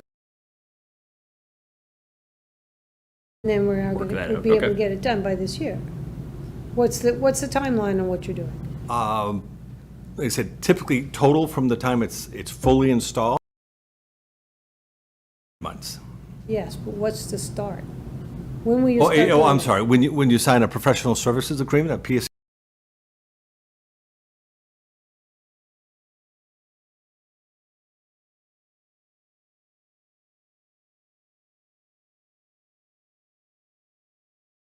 And design and the bidding, and then once we bring to you an IGA, once you sign off on that, then we can do all the procurement, and I think that's well within this, to do within the calendar year.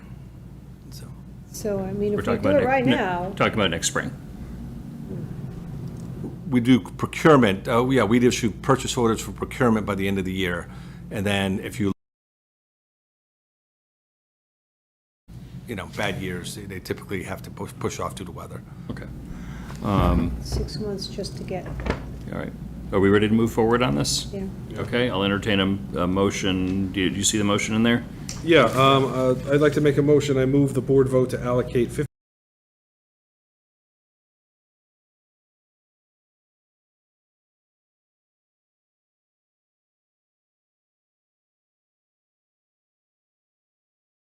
General Law, Chapter 44, Section 53A. Second. And again, we're going to just split this 5 ways. Everyone's good with that? Yes. All those in favor? Aye. Okay, very good. Thank you very much. Laura needs to leave. Thank you. So sorry. That's all right. Good to meet you.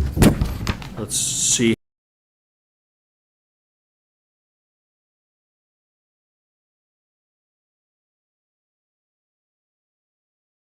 And ARPA funds for the planning director for the purpose of the planters. These are the I'm not even going to ask Lori to speak because I'm sure she's half asleep. These are planters that we've already installed.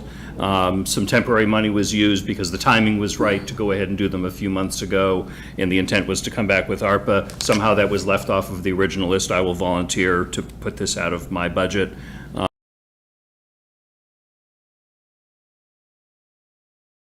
Yeah, well, we just, to bridge until you get to this point, we funded general fund money until this could. Oh, I thought you grabbed Tim's credit card. I did pay for some things on a credit card, it was my own, I got reimbursed. Okay, all right. Unless anyone.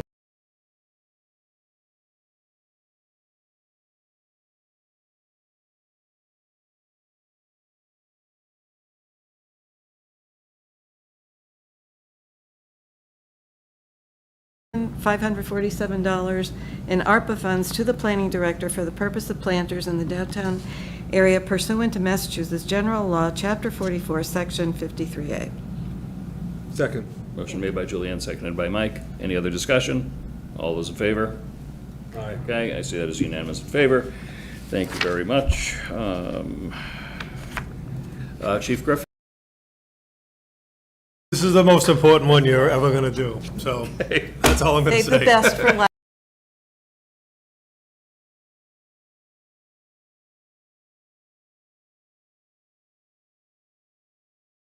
A quick rundown. I'm sorry. You're gonna talk more. This is, yeah, thanks, buddy.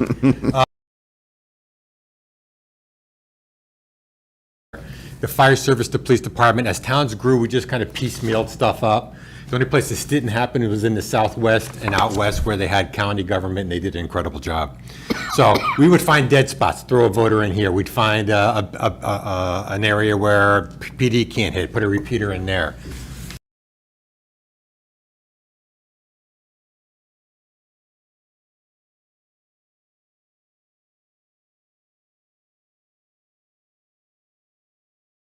UHF for 800, I had to get it backwards, which leads to some interoperability issues. What we want to do is get up to $35,000, and originally, my original request had three steps. We don't need to do 3 steps, we can get away with it with 2. So we don't need to do an RFQ to figure out what our RFP is.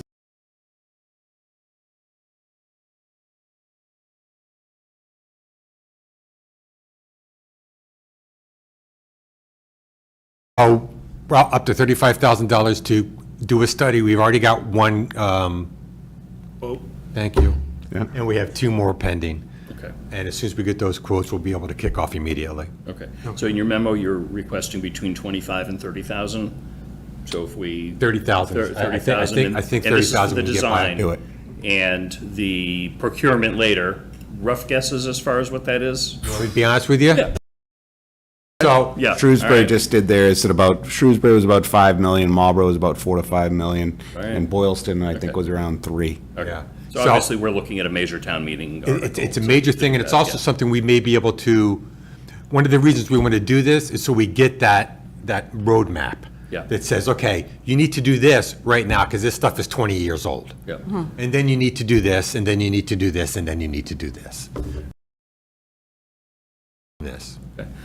Budget-wise, Mike is the hero on this. You put in Thanks, Mike. $20,000 for step 1 and $40,000 for step 2. Right, now is there's only- just one step. There's just one step. Now it's See, just am one I good? step. So- Saves so you you 10 just- grand. Got it all. Oh, you see- Can I ask for some other? Assuming you're still good with Yeah, that? yeah, let's rock Any and roll. questions from the board? In which I'll- case, I'll make a motion. yeah, I move the board vote to allocate to the fire chief for the purpose of communication system study pursuant to Massachusetts General Law, Chapter 44, Section 53A. Second. motion made by Mike, seconded by Julianne. Any other discussion? All those in favor? I do need to point out, I'm tired. So I don't want to do this. I never see it, but I'm saying, I just sent him a text earlier. My head's shiny, what's going on? All right. Thank you very much. Our specific ARPA request, I know, Had something Laurie for log off? HVAC. I don't know, okay, Lori is. I think she would has fallen appreciate asleep. waiting. Yeah, so we're planning to hopefully have her and master plan in at our next meeting for some overall discussions about some downtown things and other stuff. So I think her requests will become more solidified at that point, anyway. Right, I just talked about, I didn't talk about it because you passed it over, is the Lincoln Street engineering study and the Summer Street engineering study that Scott needs to be able to go forward with a heavy vehicle restriction. It's part of the requirements. Okay, I was reviewing.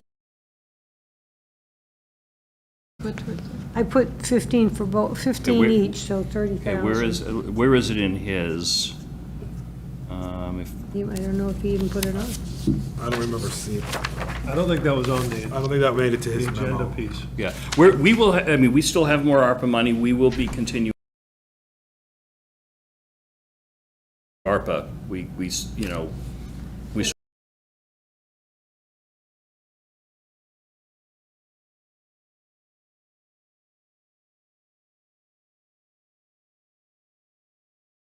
Those are the two that he did. Yeah. All right, so we'll have to do that next meeting, because he's gone, and I don't see anything in the memo about it, so yeah, there's nothing else we can do on that. I think we do have money allocated for one study, for one street. Lincoln. Went through the budgetary I think it was process. Lincoln, well, there's certain things, you have to have a study. I remember referred to, but we did get an allocation from town meeting in the operating budget to do one of those studies. Yes, and there's probably about 4 streets, but. All right, let's try to do a couple more things and wrap it up. Acceptance and approval of quitclaim deed for 432 Whitney Street. I believe, Tim, you need to drive this to Boston in a few hours? Yeah. Okay, all right.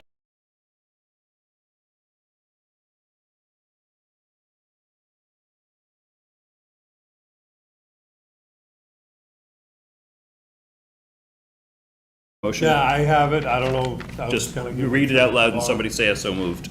Well, I don't know, I can't do it.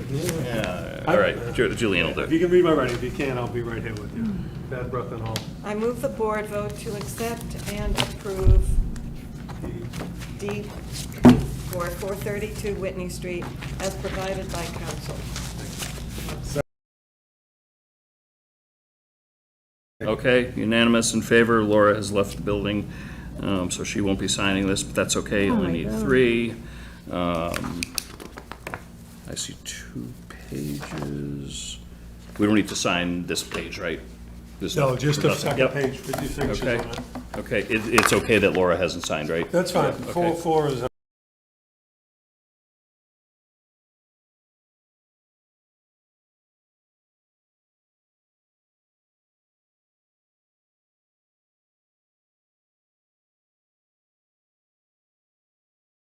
Would someone?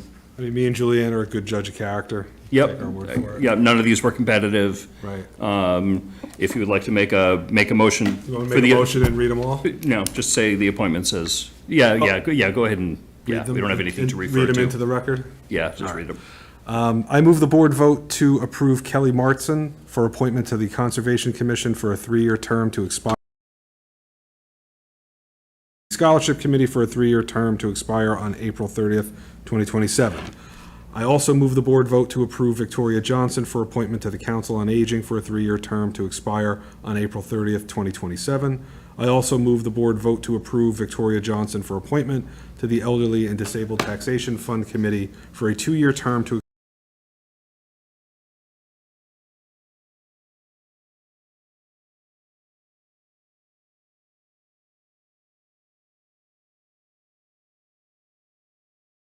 A second, thank you. Any other discussion? All those in favor? Aye. All right, that is approved unanimously. Thank you very much. We have 4 sets of meeting minutes. Does anyone have any concerns or anything with the meeting minutes where we could just deal with them? If not, we'll postpone them if we I need think to. they're I'd good, rather I not. think Okay. whatever was amended, Yep. that they should be taken. Just, they didn't give you a box to sign off to May the have right? been. Yeah, that's I perfect. said, it doesn't matter. I am, Does it matter? Who asked? if we're okay with it. Thank Yeah. you. Good ask, it didn't matter. So I think you could approve all the minutes amended as amended. Okay, so I will take that as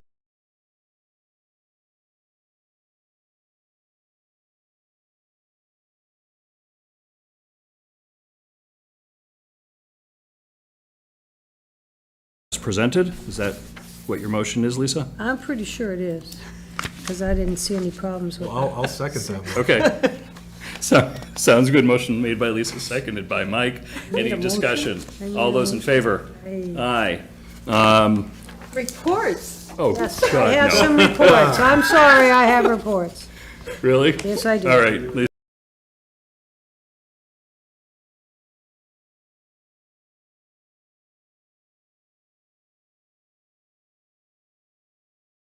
Okay, doot.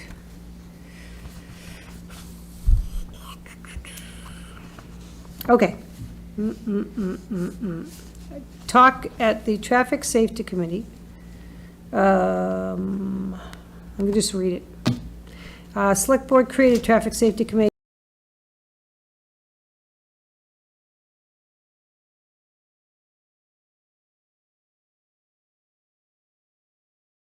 such as large truck traffic on side streets, unsafe crossing, and speeding through our town.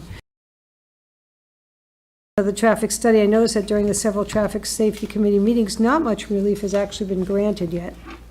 Our last meeting, 6/20/24, I mentioned CVEs and Route 20 throughout town. It compelled me to reach out. Exclusions, rapid crosswalks, and the town role regarding the relationship with the Department of the DOT and the Route 20 throughout Northborough. And it was apparent that many repeated questions needed more definitive answers.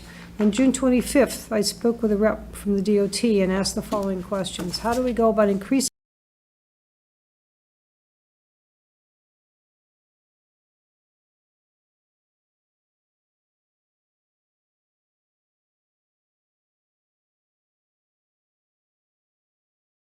disobedience of the law are made at the state level? The select board may write to the legislatures to present a request for an updated fee.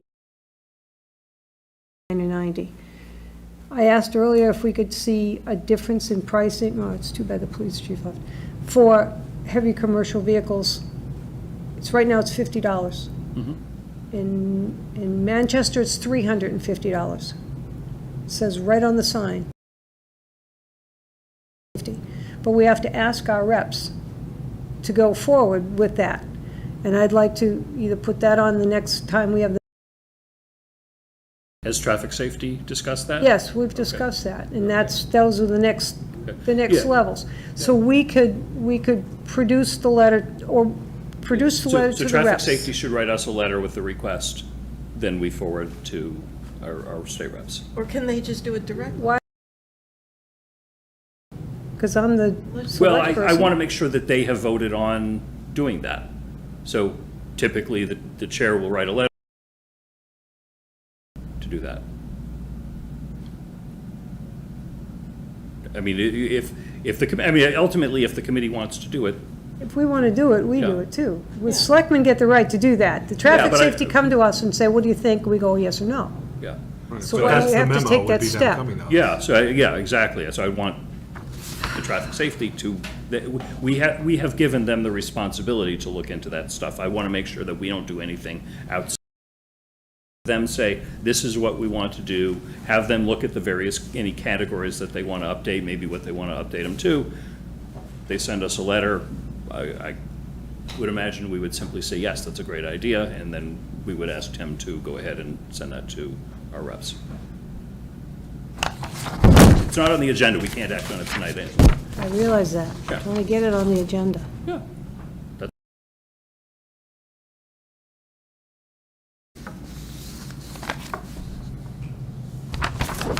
Right, same thing applies to the RFBs along Route 20. We should talk about that and get a letter from the reps to the DOT and ask about it. Find out what you need to do to create it, not, we can't do it, we've asked, they won't do it. Yeah. I don't think.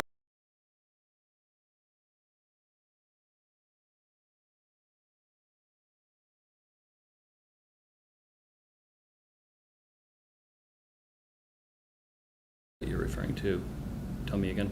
Getting the the crosswalks in. blinking Oh, okay. crosswalks across 20. That I would say, just based on our discussion tonight, that I'm not sure the best way to do that, whether we want to try to formally send something to DOT and say, we would like your permission to install such and such, we will pay for them, and let them, Well,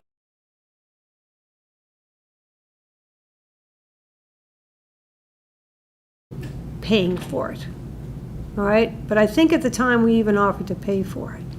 But these are along certain areas of 20, so they'd be at least 4 locations. Yeah, and these are scary crosswalks. I think they should have these things. So yeah. what's the next step then? if the board votes.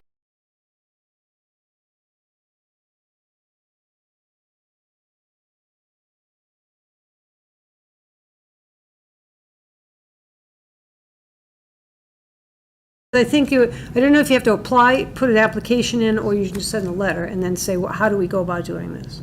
But Yeah, that's, it'll be one or the other, right? They'll come back with some bureaucracy, I'm sure, and we might have to use the legislative delegation to leverage some support and so forth. Okay, so I think we need to start making some changes there. I'll put that. Something that you weren't here when we got this report from your report back on the 17th of June. And I just wanted to ask about the mural in Town Hall. Is this something that they're just kind of kicking around, or what's the mural in Town Hall all about? Angie's coordinating this with a student who painted, I think,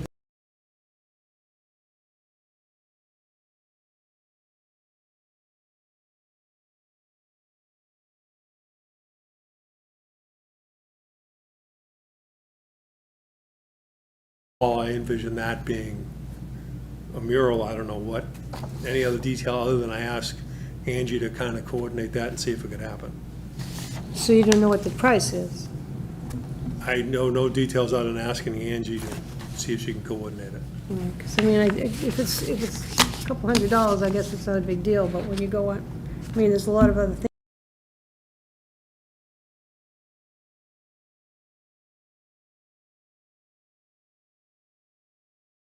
Embryonic at best right now. It's not something we're actively moving on, we're exploring it. Yeah, that wall could use a little Well, it's color. certainly, Every wall. green paint could be taken off and made into a decent color. Lisa, does that conclude your reports? Includes my report. I don't have any report. Tim is a town administrator hanging out with us. And Owen back there. Yeah, and back there, and everybody else who was here all night. Appreciate staying super late. I know I pushed us to keep going, to get to the ARPA stuff. I know tomorrow is, Tim, you've got stuff to do, but tomorrow's also the late day, right? So town offices and staff are here from 8 to 7.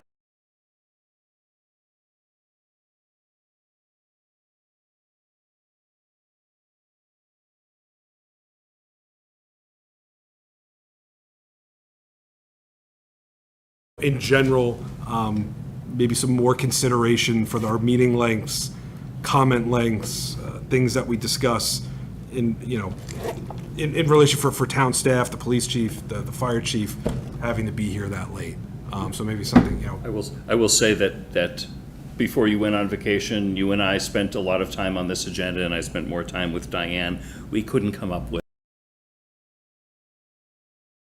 the immigrants at the Econo Lodge, which I thought was important for us in the community to see, which is a relatively short right. item. Everything else we just had. And this we just meeting had is to an do. outlier, but Yeah. even going to 10:30, 11 o'clock at night, 11:30, town staff has to be here at 8 in the morning, so. Yeah. Until 7, so they're here late. So would you prefer more meetings as opposed?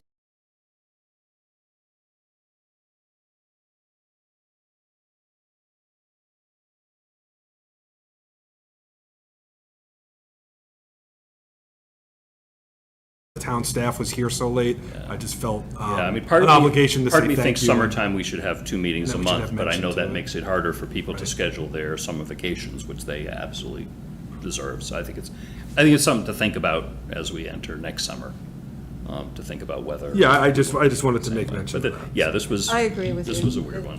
You could think of a Tuesday night meeting too, as opposed to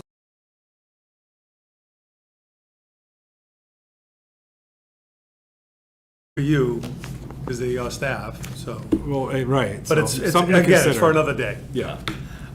Motion to Julian, no reports from you, any reports from me? Only thing I attended some pretty neat thing, hold on. It was an MMA webinar on climate leader communities, that's the next step beyond green.